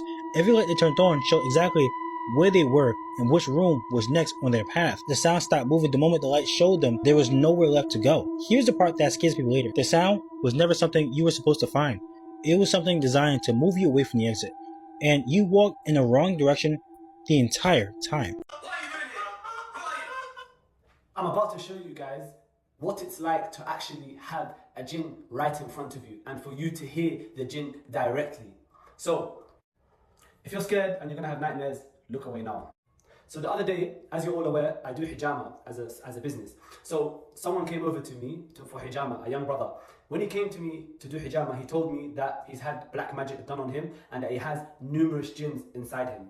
So as we began to do the hijama, as soon as I started to recite the Quran, the brother, he started to shake and tremble. As he was shaking and trembling, I realized that this person has numerous jinns inside him and that this is going to be a very long day.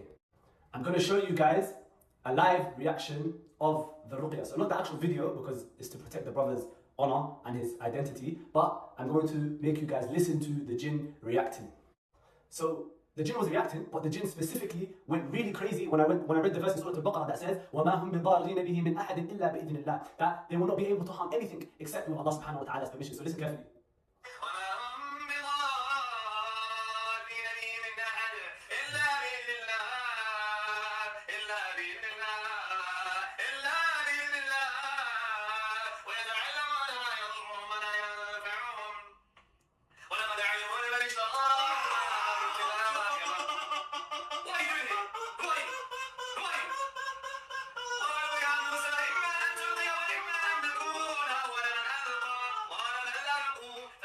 So, this is the brother or the jinn's live reaction to this verse when I was reading it. Now, Obviously it's the unseen, but from that apparent it seems like he has multiple jinns because one is crying and one is very aggressive. So that was the one that was crying, and now I'm about to show you the aggressive one.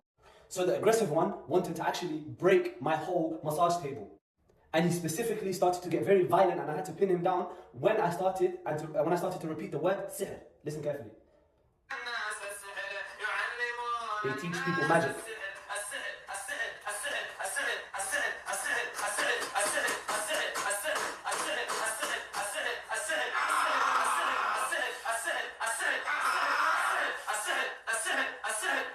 And I'm not posting this just to let you guys know for entertainment purposes. It's to remind myself and you that this stuff is real. And if you do not protect yourself by doing adhkar in the morning and in the evening and praying your salawat and staying near to Allah subhanahu wa ta'ala, that shield that protects you from these kind of evils is done. And don't be surprised if you're afflicted with this and if not more.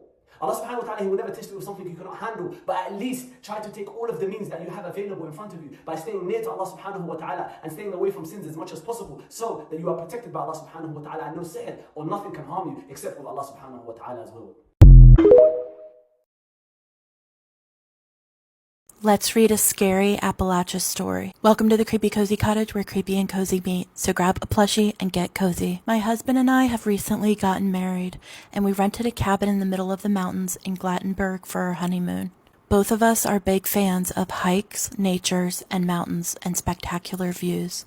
So at first we didn't necessarily mind the fact that this specific cabin there was no signal whatsoever. We also did know what people say on TikTok about the rules of the Appalachian Mountains, but we never really cared. We just laughed it off. It was fine, 6 days in the middle of nowhere, with no one disturbing us or calling us every second. That's all we ever wanted. The first 2 days were fantastic. The nights were quiet, the air was fresh, and the weather was cool. Then the third night made me change my mind about the paranormal. My husband and I never believed in such things. Both of us are very skeptical. Yet, on the third night, just as we got back to our cabin, after a long afternoon hike, the lights were turned on in every single room. We remember very clearly that we haven't even turned them on throughout the day, since the natural light coming through the windows was enough. Naturally, the first thought was to check for an intruder, but no one was there. It was a big scare, but we tried to be rational and thought that maybe the power went off and then back on, so that's why the lights were on now. We went to sleep thinking it was nothing. At 2 a.m., my phone rang.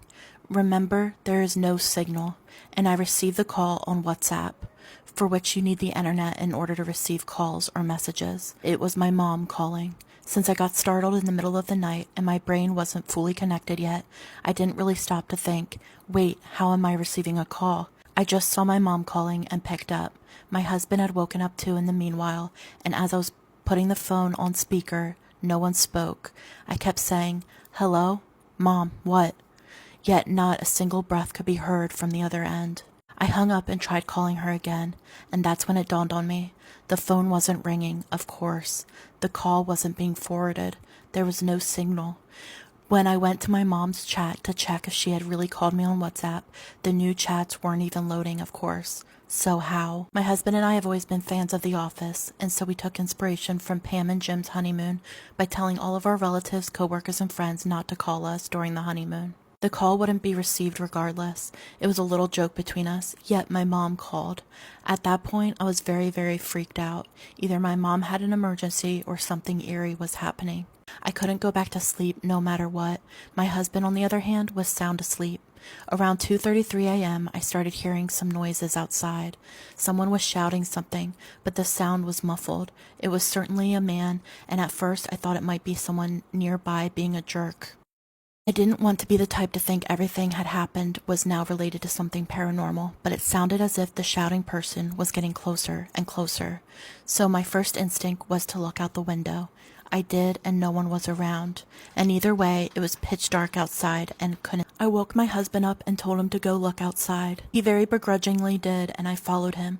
We had just gotten on the front porch, and for a while nothing could be heard, nothing at all. A few seconds passed, and then the shouting was clearer than ever. It was saying Emily, and then right after Brian. Those are our names. And it sounded so close. We looked at each other and went back inside like two scared children. Naturally, we didn't go to sleep, but we stayed for the remaining 3 days and nothing else happened. When we got back home, as soon as we landed and had service, I checked WhatsApp. The call I had received from my mom didn't even appear. Not even a single message appeared, really. And guess what she said as soon as we asked her if she ever called us? Why would I bother you to? Fair enough, but this will definitely be a honeymoon to remember in the worst way. Your spooky story time, and I'm reading the comments you guys left about your Bigfoot experiences from my Bigfoot story. I had a family member that was driving through 152 one night back in the 2000s. It was late, like 2-3 a.m., maybe later. Something jumped on the roof of her car and jumped off. When she looked in her mirror to see what it was, she saw red eyes glaring back at her. I don't know if that was Bigfoot. That's definitely some kind of creepy cryptid, but I don't think it's big. That sounds like some Mothman stuff. I don't know. Have any of you ever had an experience like this on 152? I'm curious. Saw one on a trail in Mount Hermon. It was by myself. I was a kid with my dog walking the trail alone like I always had. I was freaked. The dog was freaked. We ran home. I told my mother when I got back, and I remember so clearly being driven over to the museum down the way that day too. I think it's cool that your mom believed you and was like, I'm going to show you something. Like, she wanted to show you and validate that what you saw is something other people saw. So that's really cool. Okay, kid, I have a story. We lived in Brookdale, second to the last house up on the hill on Forest Road behind the Brookdale Lodge. My husband was at work within the valley on a 24-hour shift, and my son was at his bio dad's house. I was home alone, literally in the middle of the redwood forest. We went to bed that night, and I was woken up by heavy footsteps on the front deck and loud knocks in the back of the house. We had 3/4 of an acre that backed up to an abandoned logging road. Not scary at all, sarcastically. So the heavy footsteps were just not human sounding, and the knocks were pounding. I just sat it out. The dog was barking like crazy, and the cat just sat fixated on the glass sliding door, unmoving. The next morning, I walked around where I had heard the pounding and found large branches scattered around that area. Branches that weren't there before. Trust me, when you live in the mountains, you know the difference between a regular wild animal, I don't know, like a raccoon or even a mountain lion. But this was big. Like shook the house big with every step. There were no lights. I waited a while when it was going on and turned on the porch light. That seemed to be what made it go around to the back of the house where there wasn't a usable backyard or walking space. However, the branches and the space seemed to be different in a way that seemed placed. Oh, and there was a dark shadow that was more than 8 feet tall. I had thick butter yellow curtains, and it was a full moon. This was about 20 years ago, and as I tell the story, I still get freaked out. I truly thought I was a goner that night. We definitely moved. Oh my gosh, that's so crazy. And you lived in the mountains, so you definitely knew what animal sounds sound like. And the fact that it like reverberated every time it took a step, like it was that heavy, is so creepy. And also, I think if it was a mountain lion, it'd be more stealthy. Like it wouldn't knock on things. You would see it like silent. It wouldn't have woken you up because it'd be so quiet. So that one is a spooky one. Yup, had rocks thrown at me at night by something big walking on 2 feet when I was in the mountains, and heard sticks smacking together. Didn't know what that was at the time. And that's a really cool distinction because a lot of Bigfoot hunters, even on the TV shows and stuff, say that the way they get each other's attention other than whooping is they'll get sticks and smack them on trees and stuff. So that's a really cool story. Long ago in the early 70s, my oldest sister said one of her friends saw a very large black hairy man-like thing cross Highway 9. It ran across the highway very close to the front of his car. Ooh, that'd be so scary. When I lived out by Kings Creek, we used to go swimming, and there were times where I felt watched. Have you ever heard anything eerie out that way? Have any of you heard anything eerie out that way? I'd love to know. I have a friend that used to live in Santa Cruz that went hiking with a friend during the day, and they sat down near the trail to eat their lunch they had packed. She said she was taking a bite of her sandwich and turned her head and saw a Bigfoot looking at her with its hands by its mouth, mimicking her biting and chewing her sandwich. She said she turned to her friend to tell her, and when she looked back, it was gone. Oh my gosh, that like reminds me of like a chimpanzee and like how they mimic what we do. So it's just like watching her intently and being like, ooh, that's so crazy. Like it was curious about her actions. That one's creepy. And I really like that one because that's a really unique story. It's not like the general stories that you hear. So that's really cool. I went hiking up in Aptos at about 6 a.m. Nobody there but me. Couldn't even see 5 feet in front of myself. Misty fog that's super dense, and it was eerily silent. So silent, it was deafening. I would say something out loud for myself to hear and sounded like I was in a small closet, like the sound wouldn't travel and stayed right around my head. Yet at the same time, on the other side of this trench, they went next to the trail, I could hear loud footsteps and branches and leaves crackling. I put my hands on my head dispenser and was shook because it sounded like it was getting closer, and yet I couldn't see Jack ish. It sounded like it was coming from the side and then closer. So I walked backwards, then sideways, and headed back to the parking area. One of the most terrifying, horrifying experiences I ever had. Ooh, and that's really creepy. I know what you mean, like when the fog is all around you, so it's like the water captures the sound and blocks it. Ooh, that's just creepy enough. We live up in Forest Lakes, not far from Henry Cowell or the Bigfoot Museum. Back in 2005, 2006, we would hear loud whoops late at night sometimes. Didn't sound like coyotes or mountain lions. I've since heard the same sounds in recordings on paranormal shows like Bigfoot Hunters, as they stake out various areas in the US that are known to have Bigfoot sightings. I know they were definitely here in Santa Cruz Mountains in the early 2000s. Haven't heard of those sounds since that time frame. The man that owned the museum said the Bigfoot's big feet were migrating and left the area not long after that time frame. He knew the sounds we were talking about. That's kind of interesting that they were migrating. I wish that I had talked to him before the museum closed down. I bet he was like a super interesting guy to hear out. I love reading your guys' comments. If any of you have had an experience but didn't want to publicize it, you can DM me. I read all of my stories anonymously unless you tell me not to. So if anybody's ever seen a Bigfoot or know someone who's seen a Bigfoot, send it my way. Y'all love to say common sense, say common, but it's time to start normalizing asking people, are you fucking stupid? It's time to normalize common sense because this is why we are where we are in this country right now. As your friend, cousin, brother, whoever is in the middle of doing some dumb shit, in the middle of getting ready to say some dumb shit, don't even let them finish the thought. Ask, are you fucking stupid? And wait on the answer. There's not enough people humbling motherfuckers and making them use common sense. Yeah, I'm from Atlanta. I'm from the real Atlanta. Thugs that y'all like to throw around, that thug word, they made sure the children were safe.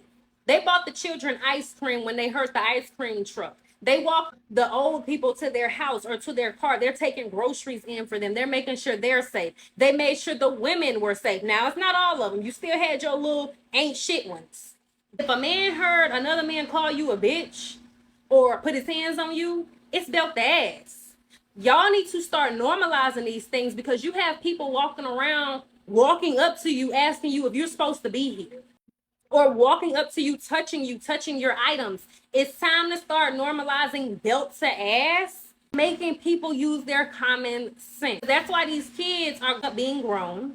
They all in grown folks' conversations. They used to tell us, go to the kiddie table. Get the fuck out of grown people business. I got these kids around while y'all smoking. I got these kids thinking that they grown. They got nails on, baby. I couldn't even get nails until I was like 8th grade going to 9th grade. I had these kids walking around like they grown. Bring back shit for the kids so that they can stay the fuck out of grown people's business. Y'all got little girls walking around here looking fast as fuck. Certain hairstyles little girls shouldn't have. Okay? Y'all need to start putting y'all sons to work. Teach them how to build stuff. Teach them how to cut the fucking grass. These motherfuckers ain't out here touching grass, and that's why these motherfuckers is dumb. Deaf, dumb, and slow. And I refuse to be a part of the program. I am above the program in every sense of the word. I may be in this world, but I am not of it. It's time for y'all to start putting belt to ass, making people use their motherfucking common sense. Because I'm not going to be one of the ones that's sitting around recording. I'm going to beat your ass. I stood less than 10 feet away from a serial killer, and I had no idea. I thought he was just a normal guy having a bad day. This took place when I was in college. I stopped at a gas station. It was probably around 11:30 p.m. at night, and when I went inside, there wasn't a ton of people. I was standing in line when I had a man walk behind me, and he looked normal. He looked like he was in his 40s. He's wearing just like this greenish jacket, some jeans, and he had a hat on. Nothing about him really stood out. He was holding like this paper bag though, I do remember that. While we were waiting, he accidentally bumped into me and he just said, "Oh, sorry about that." And I said, "Oh, no worries." And that was it. It was literally like 2 words, a sentence that we exchanged. I completely forgot about this man until 2 months later I saw his face up on the news. They said that a woman from a nearby town disappeared, and then another woman in a different town disappeared, and they arrested the man that they believed was the cause of this. They showed his picture up, and I felt physically ill because this was the same man that I had an interaction with at the gas station 2 months prior to this. And so after I saw that, I sat in my head for a while, just trying to think back, like go back to my memories of, did I miss anything? Like, was there anything weird about him? He didn't act suspicious. He didn't follow me. There was nothing about him that gave me any flags. The police eventually released more information about him. They said that he was just a normal person. He had a normal job. He went to grocery stores. He filled up his car. He probably had small talk with people on a daily basis, and nobody would have known the second life that he's been living. I just can't believe I happened to be one of those people that had an interaction with him. And the thing that was messing with me was the fact that he had this paper bag with him. Like, I remember the paper bag. The police said that one detail about him is he would always carry around these paper bags in the same area where he had a woman disappear from. And inside of these bags, I don't know how to put this, it's very morbid. He would take clues from the bodies and carry them in these paper bags. I used to think that if you were standing next to somebody very dangerous, you would have clues, your intuition would kick in, or you get some flags about it, or you would just notice something was wrong, but I didn't. I stood not more than 10 feet away from this person, and all I thought about him was that he looked tired. This man literally was accused of multiple murders, and now all I can think about is all the people he passed, or he got groceries from a cashier, or whatever, all these people that he interacted with, and they had no idea who they were even standing next to. If you're an OG on this page, you will know that every now and then we get the most terrifying stories from Catherine. You don't have to scroll very far on my page to find Unit 1, which is one of her stories. It's a part 1 and a part 2. And also The Demon in the Hallway, which is also 2 parts. It could possibly be 3, I can't remember. Go and watch those because her stories are unreal. And she sent us another one tonight called My Not So Imaginary Friend. We're in for a treat. Catherine says, "Hello, my dearest. It's that time again. Another very real, 100% true story for the books." I can't wait. She says, "In my youth, I had a wide variety of imaginary friends. Each one would play and laugh, and we would have all the fun that a child-sized imagination could allow. But one was a bit too real." She says, "A little girl who was always crying was my best imaginary friend, but she was always crying blood." She says, no, you're reading that correctly. She always wore a long blue dress with white lace lining the collar and sleeves, but her appearance, though still fresh in my mind, is only half of the reason why I'm contacting you again." She says this so casually. While her flesh was actively falling off her face, it would grow back again after it fell off, repeating that morbid image for the eternity of me knowing her. She never told me her name. So she says I made one up for her. I called her Trini. Yes, like the original Yellow Power Ranger, if you are a nerd. Trini was a bit more active than most imaginary friends should be. And on several occasions, my mother would come into my room after hours of me playing with her, only to smell rotting flesh like old meat in my room. For several years, my mother just thought it was dead animals getting into the air vents. But my dearest mother never combined the smell with the fresh bruises that I would have on my arms. Trini had a bit of a habit of grabbing my arms and leaving visible marks on me. On multiple occasions, my school would show concern until they pulled me aside and simply asked. The actions of Trini would often cause great concern by my mother, causing her to reach out to paranormal experts on several occasions. But I wasn't the only thing that my imaginary friend interacted with. She would often break glasses or plates, hide shoes and keys, pour spices onto the floor, move chairs, tables, wardrobes, and leave flower trails in a spiral pattern down the hallways, as in floor, up the left wall, on the ceiling, down the right wall, back onto the floor. What the hell? Trini would usually wake me up out of a dead sleep at exactly 3 a.m. every day to play with her, usually doing something that would otherwise harm or even kill a living person. On countless occasions, she told me that she wanted me to join her on that side. However, given the fact I was a small child at the time, I would usually just go stand beside her. My mother had to sage the house at least once a week to keep me alive and to keep Trini weak. And it's stories like this that have led her to be a paranormal investigator. Wow. Ugh. Want to hear something scary? Have you ever heard of the story Maria on the Moon? No? Me neither. Want to hear it? Did you know that early astronomers thought there were oceans on the moon? I asked, looking up from my book. My mom shifted in her bed, a tangle of IV tubes shifting with her. Of course. The moon seems like the perfect place to find an ocean. What a shame we never found water then, I said. Because those false seas, astronomers called them Maria. Mom smiled. How sweet of them to name the moon oceans after me. Well, they didn't find any oceans, I reminded her. Maybe they just didn't look hard enough, she replied, a little laugh slipping from her lips. For all of the pain she was in, all of the fear she must feel, my mother always had the kind of laugh that could light a candle. We were in her hospital room, the same one we'd been in and out of for the last year and a half. Sometimes we had a roommate, sometimes we were alone. Always, she held steady enough for both of us. The rock I tied my hope to. The wall against the grief I knew was coming. Cancer is such a mundane word for something so hungry and cruel. I've noticed medicine does that a lot. Covers the horror with tedious language, like a bedsheet over a body. Malignant, inoperable, terminal. But when she laughed, we weren't in the hospital room anymore. We were home. When she laughed, she wasn't sick. She was young again, and I was a kid, and the world was a bright place, begging to be explored. What a miracle my mother was. Cancer had taken so much from her, aged and hurt her, but it could never steal her laugh. That was hers to keep. How are we feeling today? The doctor asked. He came in less and less often. We could all sense this was the final stay in this room. Just brilliant, Doc, my mom said, struggling to sit a little higher. We can still go dancing later if you'd like. Though we'll have to ask for my son's blessing. Ever since his dad died, Brian's been very protective of me. I put on a stern face. I'll need to know your intentions are pure, Dr. Bradshaw. As the driven snow, he plays along. But I might need a rain check on the dance, Miss Willen. I'm not as young as I used to be. He emphasized his age, running his fingers through his gray-white hair. My mom tapped her bare scalp.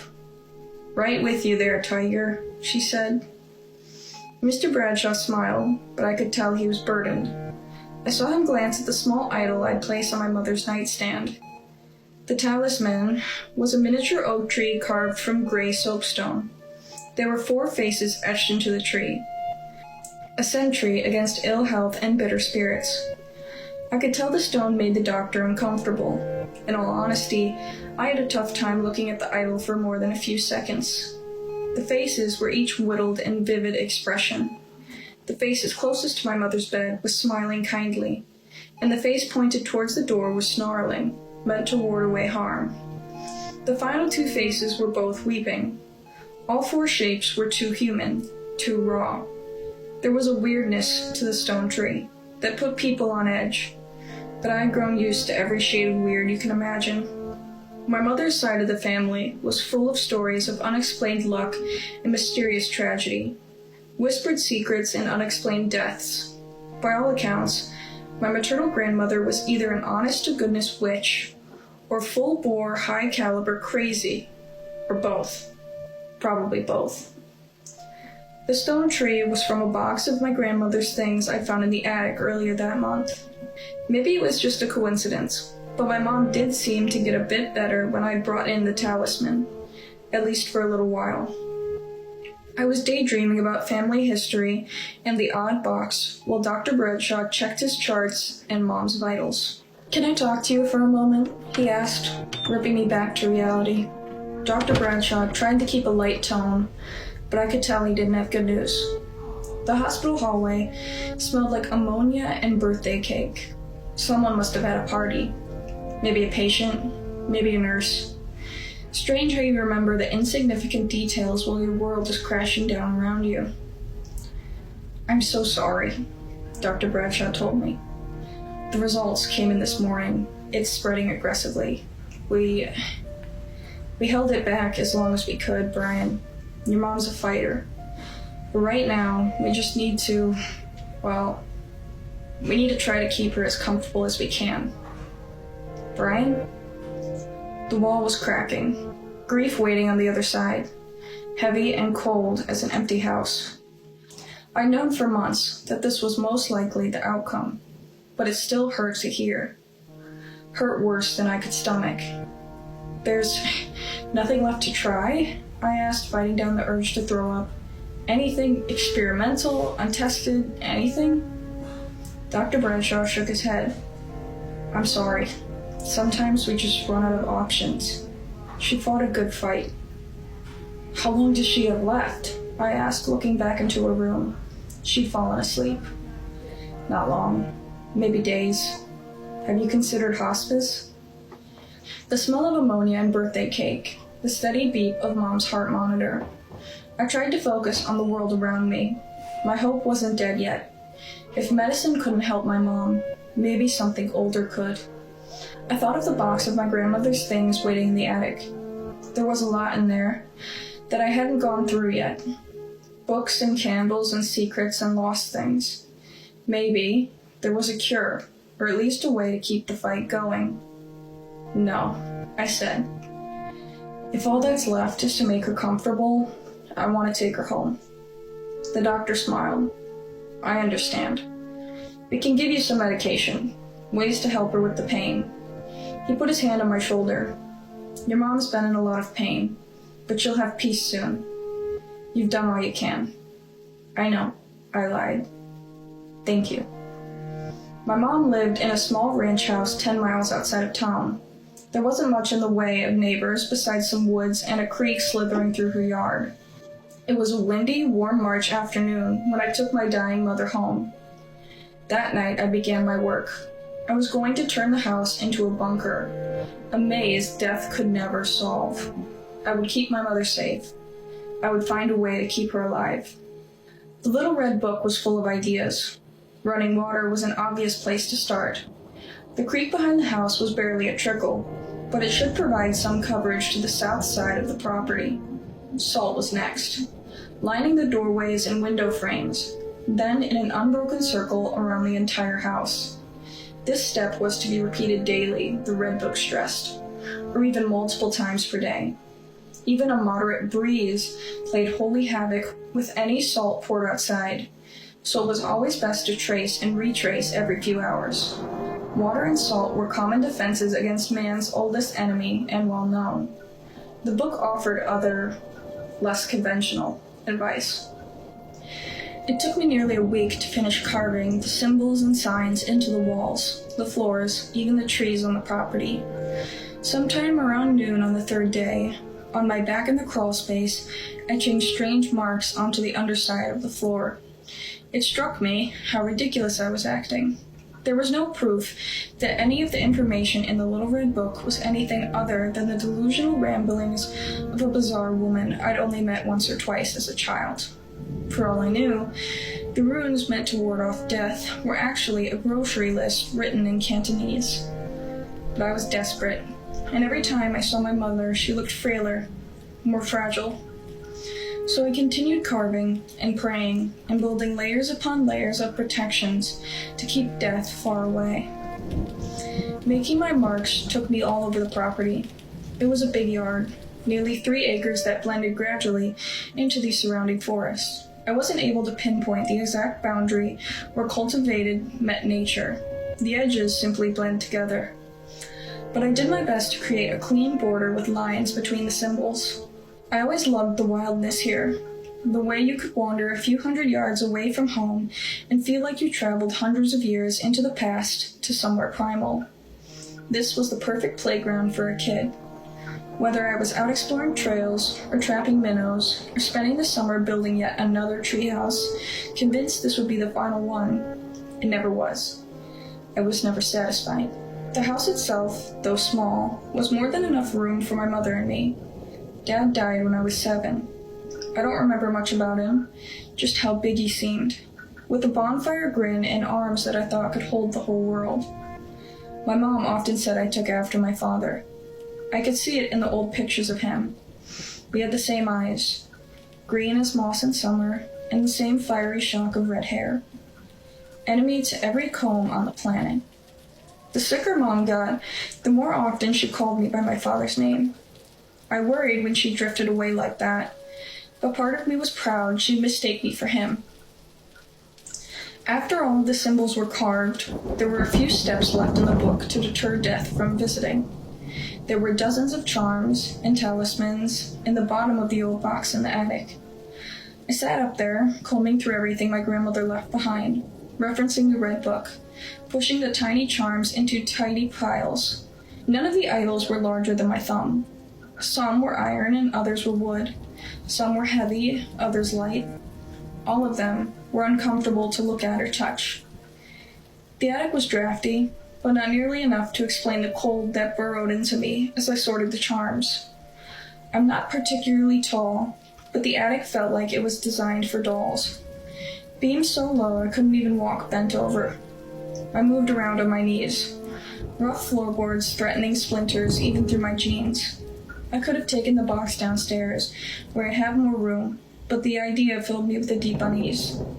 It seemed better to leave the box up in the attic, only taking down objects as I needed them. Up here, at least, my grandmother's items and her legacy were quarantined. The red book was very specific about the distribution of the totems around the house and property. I walked carefully through my mom's backyard, boots plopping in and out of mud, compass in hand. It had rained nearly every day since I'd taken my mom home from the hospital. I knew it was almost certainly a coincidence, but I couldn't help but wonder if the soft curtains of rain falling to the ground were for her. I placed charms in a compass rose with the house in the middle. The most disturbing objects were given places of honor at each cardinal direction.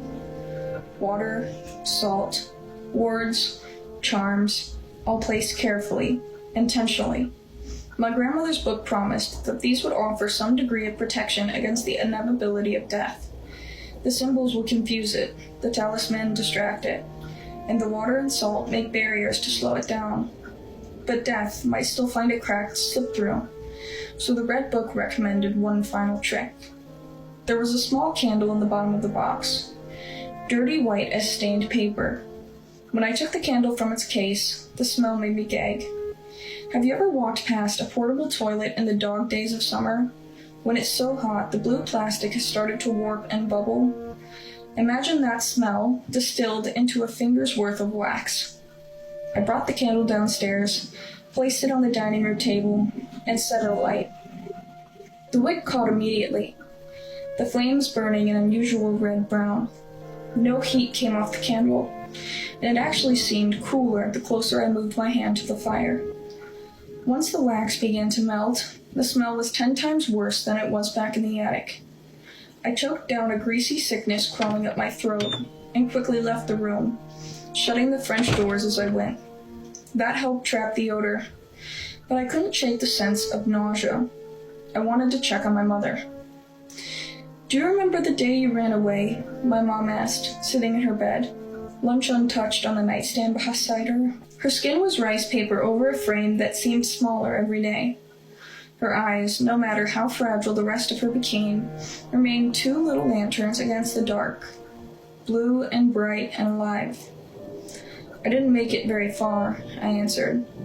"And I wasn't really running, only stretching my legs." Mom smiled.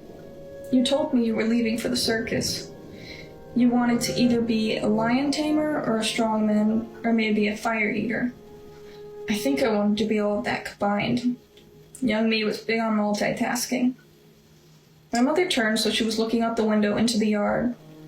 "I was so scared when I found your note, the one saying you were leaving. My hands were shaking like you wouldn't believe. I called the sheriff and Mr. Jones down the way.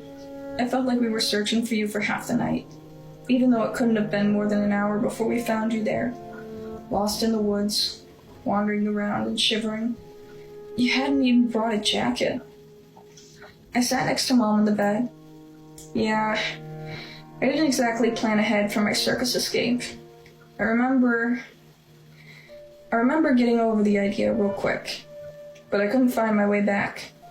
I'm glad you found me.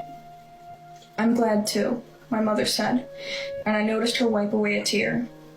I'm so glad. That hour you were gone, Brian, that was the most afraid I'd ever been. Afraid we wouldn't find you, afraid you might be hurt or worse. I couldn't hardly breathe through the fear. Then suddenly you were there, and the relief nearly knocked me over. I think we stayed up together the rest of the night watching the stars. I wanted to make sure you could find the North Star in case you ever got lost again. She turned back to me, reached out her thin hand, and placed it over mine.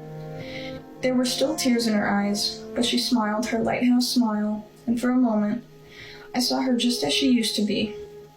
Just as she was the night I ran away and my mom found me. I squeezed her hand. I was scared too. I was afraid I'd be stuck out there. What made you think of it? Well, I've been thinking a lot about dying lately and... Don't, I interrupted. Don't talk like that. You're not going anywhere. Not for a long time. It's okay, she said, squeezing my hand. It's okay.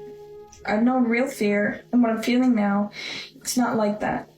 I'm scared, I guess, but I'm at peace with it. I had such a beautiful life. I'm so glad I got to meet you, to be your mom. I'm glad too, I whispered, voice breaking on the last word. But I won't let you go without a fight, I added silently in my mind. Something was trying to get my mom. The strangeness began the day after I lit the candle. At first it was small blips, tiny wrongs that I chalked up to my imagination. Doors I knew I'd closed at night were open in the morning. Food began to rot and spoil within days of me bringing it into the house. Eventually, food would go bad almost immediately. Every few hours, the television in the living room would either turn off if it was running, or on if it was off. Clocks would stop overnight, always at 3:03 a.m.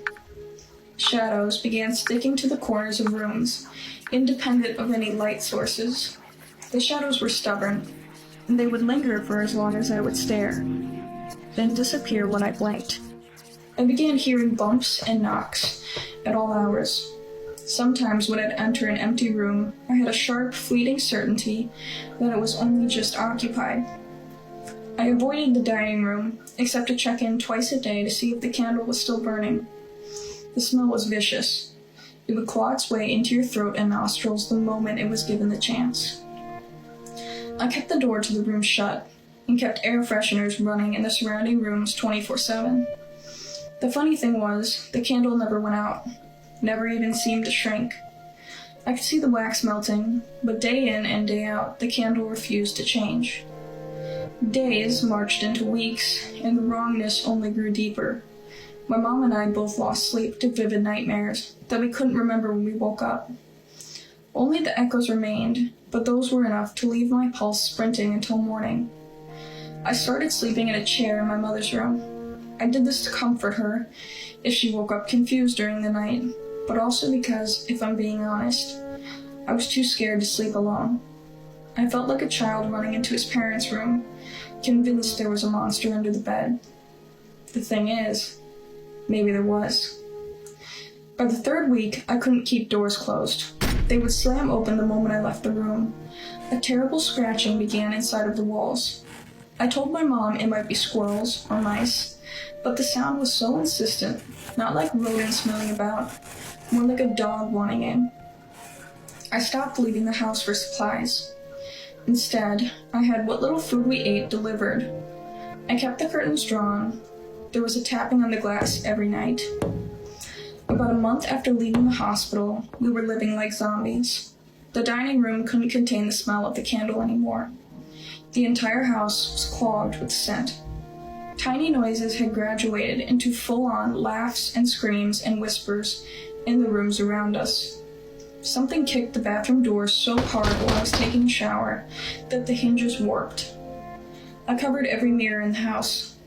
I'd started to see things in the corners, looking back at me. Half-hidden faces, shapes that skittered away as soon as I'd turn around.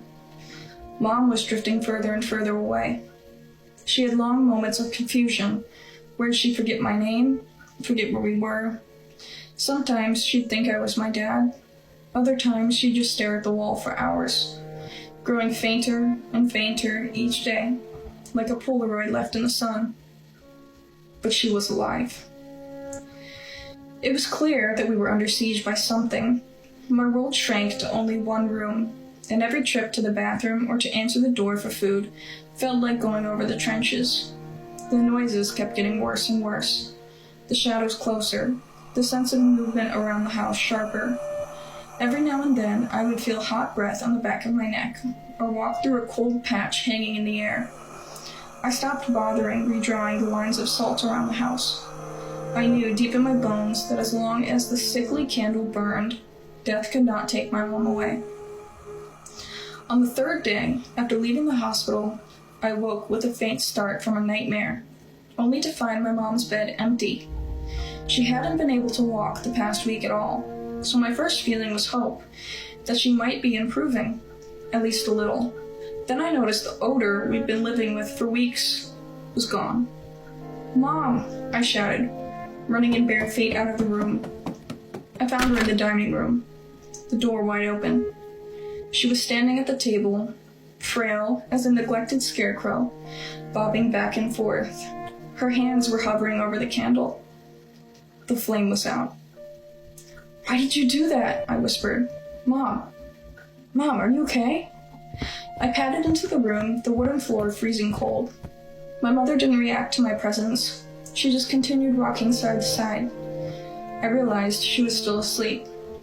"Mom?" I gently shook her shoulder. "Wake up." Her head snapped back and she nearly fell.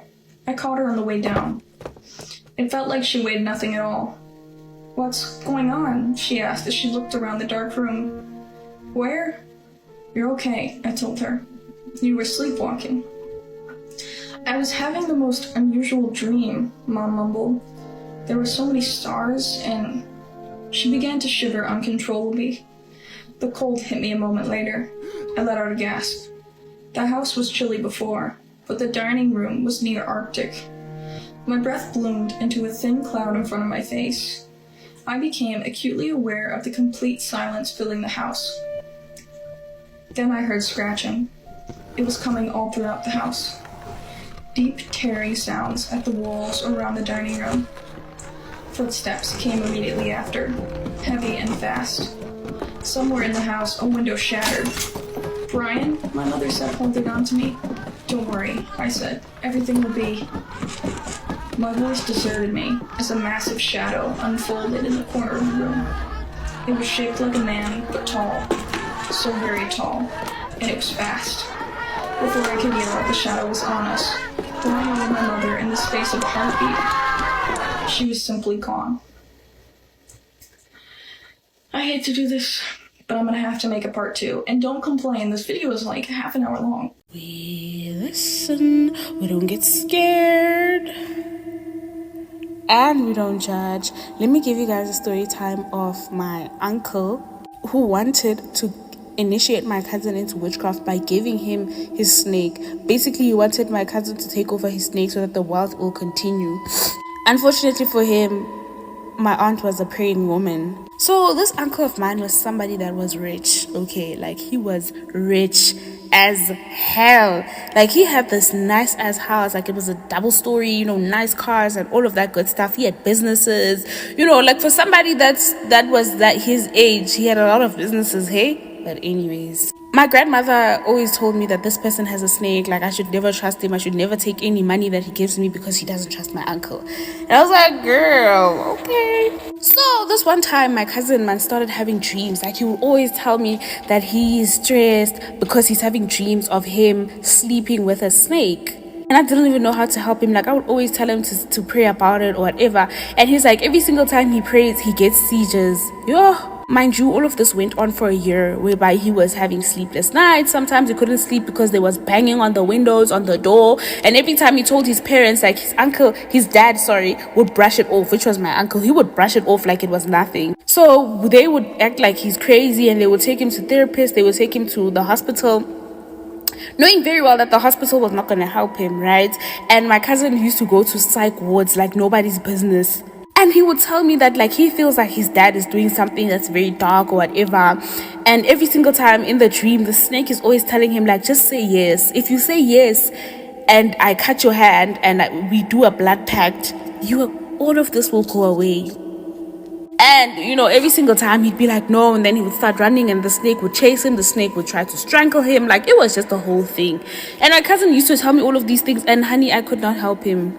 So one day, like, we are in the car, right, like with him and his mom and me, right, because his mom had like called me so that I can accompany her to fetch him from the psych ward because apparently he's doing better.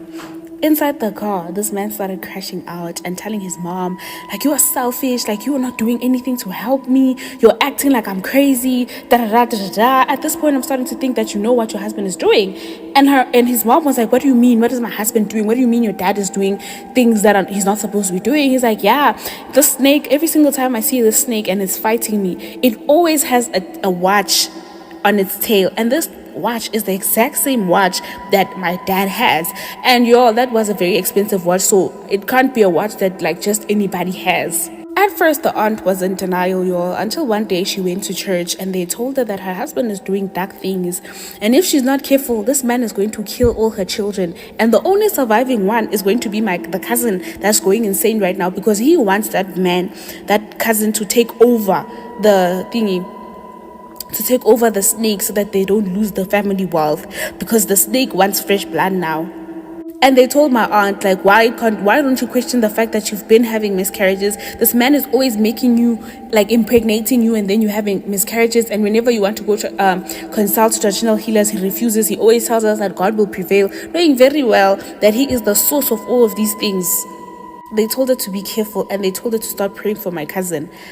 Fine, as soon as she started praying, the day she started praying for my cousin was the day that the cousin was like, you know what, if you want me to say yes, I say yes. And then the snake cut my cousin's hand, and this is my cousin dreaming now, right? So the snake cut his hand, and then his dad appeared out of nowhere, cut his hand, and was like, don't question anything, and then wanted to shake his hand. And then when my cousin was about to shake his dad's hand, he woke up and he started having seizures and he started getting sick, and he went to the hospital and they started praying. My aunt was praying. My aunt went to church and started praying, and they moved my cousin out of the house. Unfortunately, during this entire thing, my aunt forgot to pray for her other kids, and one of the kids lost their lives. Baby girl was on her way to school, got hit by a car, died. She was 8, I think, at that time. So now my aunt was distracted. She's no longer praying. She's crying as to why is all of this happening. She's forgetting that she needs to pray harder because this husband wants to make sure that he doesn't lose money. He'd rather lose everybody in his life than to lose his wealth.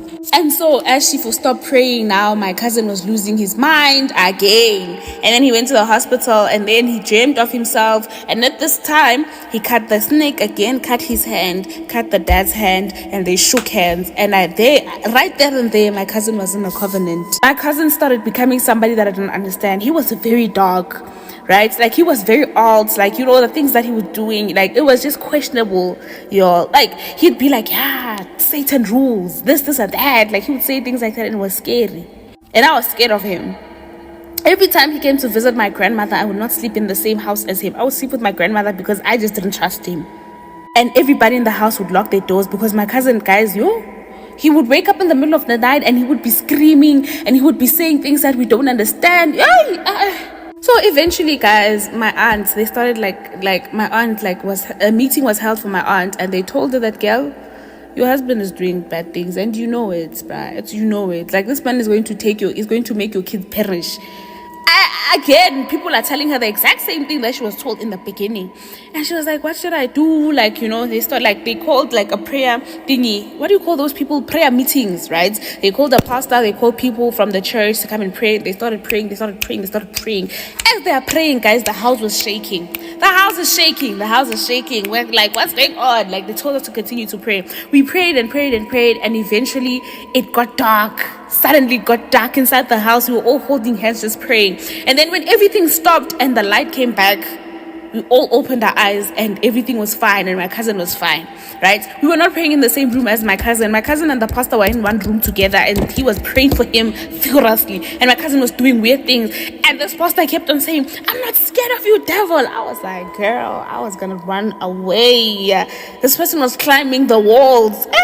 You know me, Mos. At some point when people are praying, I like peek and like check what's going on, So I did that, and I was like, hey, I don't want to do this no more. Like, I chose to run. So everything was fine, y'all. And when I tell you, immediately after we opened our eyes and like we were just checking if everybody's okay, they were starting to make tea, for the pastor and everybody else, just thanking the people. And the pastor was like, aye, it's okay. Like, we're gonna keep fasting, we're gonna keep praying until something big happens.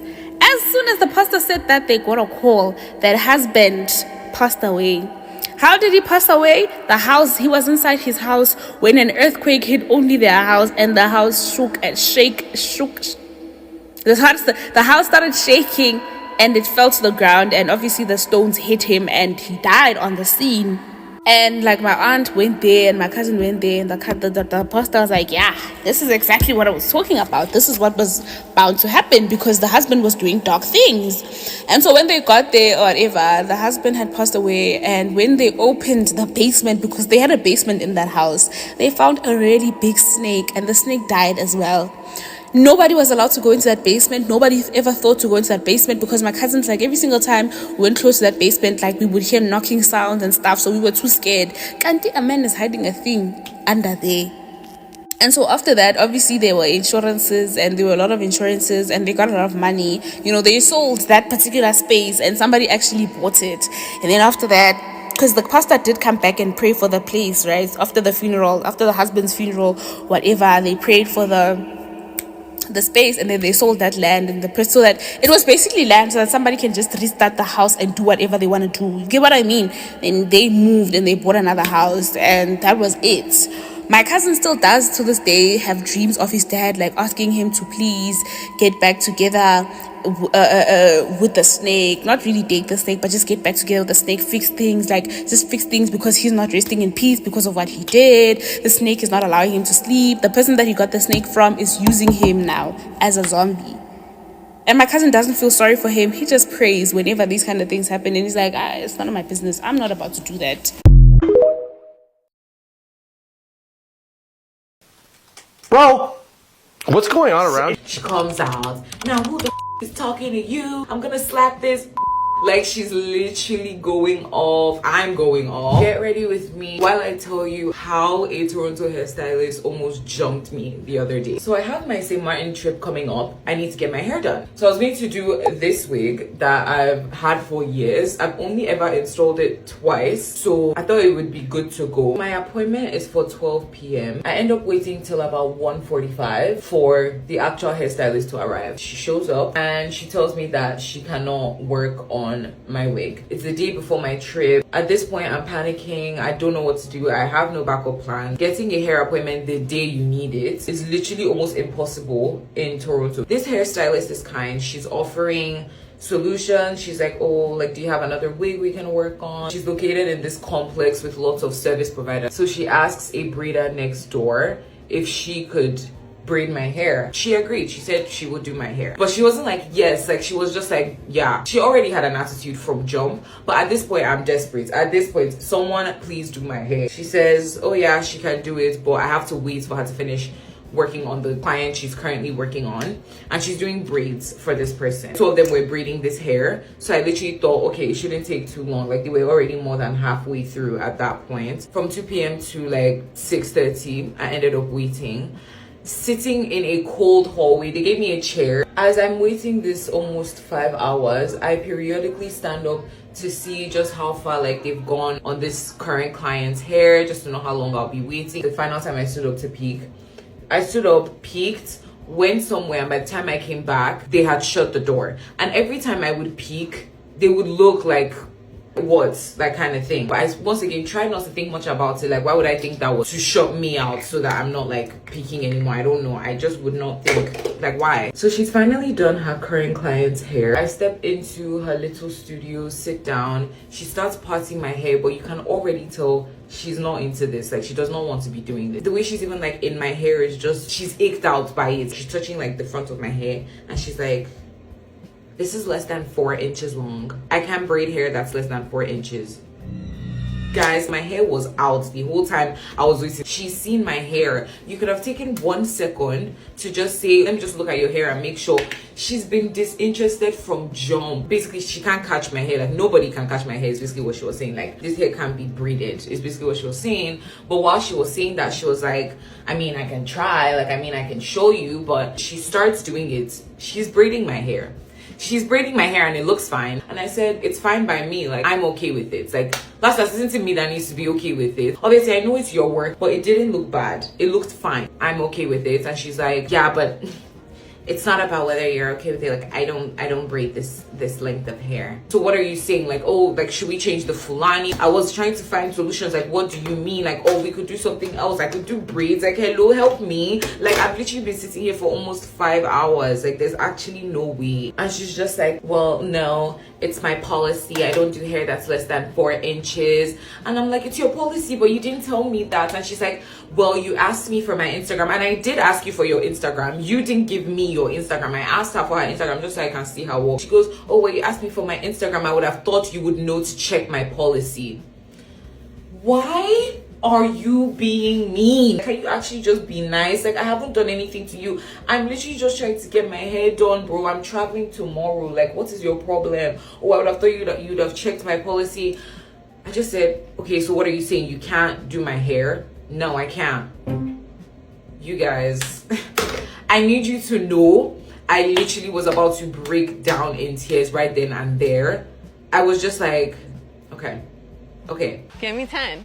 Give me 10. So I started standing up, and as I'm getting emotional, teary-eyed, I was just like, I've just been sitting here for almost 5 hours. It would have been really nice if you could have just taken a look at my hair earlier and said something. That's literally all I said. And she was like, well, blah, blah, blah. I don't remember what she said. Just got all defensive, and I was like, yeah, it's okay. That's all I had to say. But I start walking out, and I start crying as I'm walking out. Obviously, like, what am I going to do? It's 7 p.m. at this point. I've literally wasted almost 7 hours of my day sitting in this building doing absolutely nothing, when I could have been finding a backup plan. I could have gone somewhere else. There's so much else I could have done. I actually find it to be truly wicked that girl did not try to do anything for me. I started crying. You could just hear my as I was like walking out of the place. I hadn't left because I was trying to like call my sister, and I heard someone in another room say something. Like, I'm sure they were just wondering like, why is she crying or something. And I heard this hairstylist go, I don't know, I don't give a. She said, I don't give a. You know the rest, fill in the blank. I literally said, what? Like, why? Why don't you give a. Why are you wicked? Like, we literally didn't fight. There was no reason for her to be mean. There was no reason for her to say that. I was literally just going to leave and cry in peace because I'm sad. Like, I couldn't do my hair. And so I yell out. I was like, you don't have to be disrespectful. Why would you say that? She comes out. Now, who the fuck is talking to you? Who's talking to you? I'm gonna slap this. Like, she's literally going off. I'm going off. I'm not calling her names or anything because I literally just don't speak like that. I was just like, you don't have to be so disrespectful. Like, that's so mean. It costs nothing to be nice. Blah, blah, blah. So I'm yelling all these things. She's yelling back at me, saying she's going to slap me. I'm going to slap this girl. I'm going to slap this girl. Get this girl out of my face. But you know she's not calling me a girl. When she threatened to slap me, I wasn't playing shy. Like, at that point I was like, try it. And then I just like stormed out of there, bawling my eyes out. Like, I was already crying in the first place. I don't know why she needed to rub salt in my wound. It was just so mean and unnecessary. I end up searching for African breeders near me, and I was able to find this amazing breeder. I was able to get my hair done. I probably love it more than I would have loved a wig. So let this be your sign that everything happens for a reason. It's so unfortunate because I know way too many women with a similar story with Toronto hairstylists. Not my first time going through a similar experience. It's just my first time getting like insulted so blatantly. Thank you for listening to my little TED Talk. Let's all strive to do better. Love you guys. Bye. Get comfy, get cozy. We're doing a Reddit story. Welcome to the midnight sesh. We have had some flavors. Now let's get into the story. When I was a kid, I got lost in the woods because some older bully had lured me through the other side as a guise of playing with them. Eventually, they abandoned me, so I ran back through the woods, and it was nighttime. It felt like Spirited Away, where the main character runs through the woods, but terrifying. It felt unnatural. The forest was silent, and fog was rising. It was extremely dark. I felt like I was being hunted by things in the dark behind the trees. I sprinted down the path in the dark and made it home. I had this overwhelming feeling that if I was there too long, if I had took too long, I'd be swallowed whole by the forest. I felt things staring at me. I managed to make it home safely. The house was right on the woods line. I felt a very malicious presence in my house at night to the point I couldn't sleep. I'd hear dragging in the attic and wake often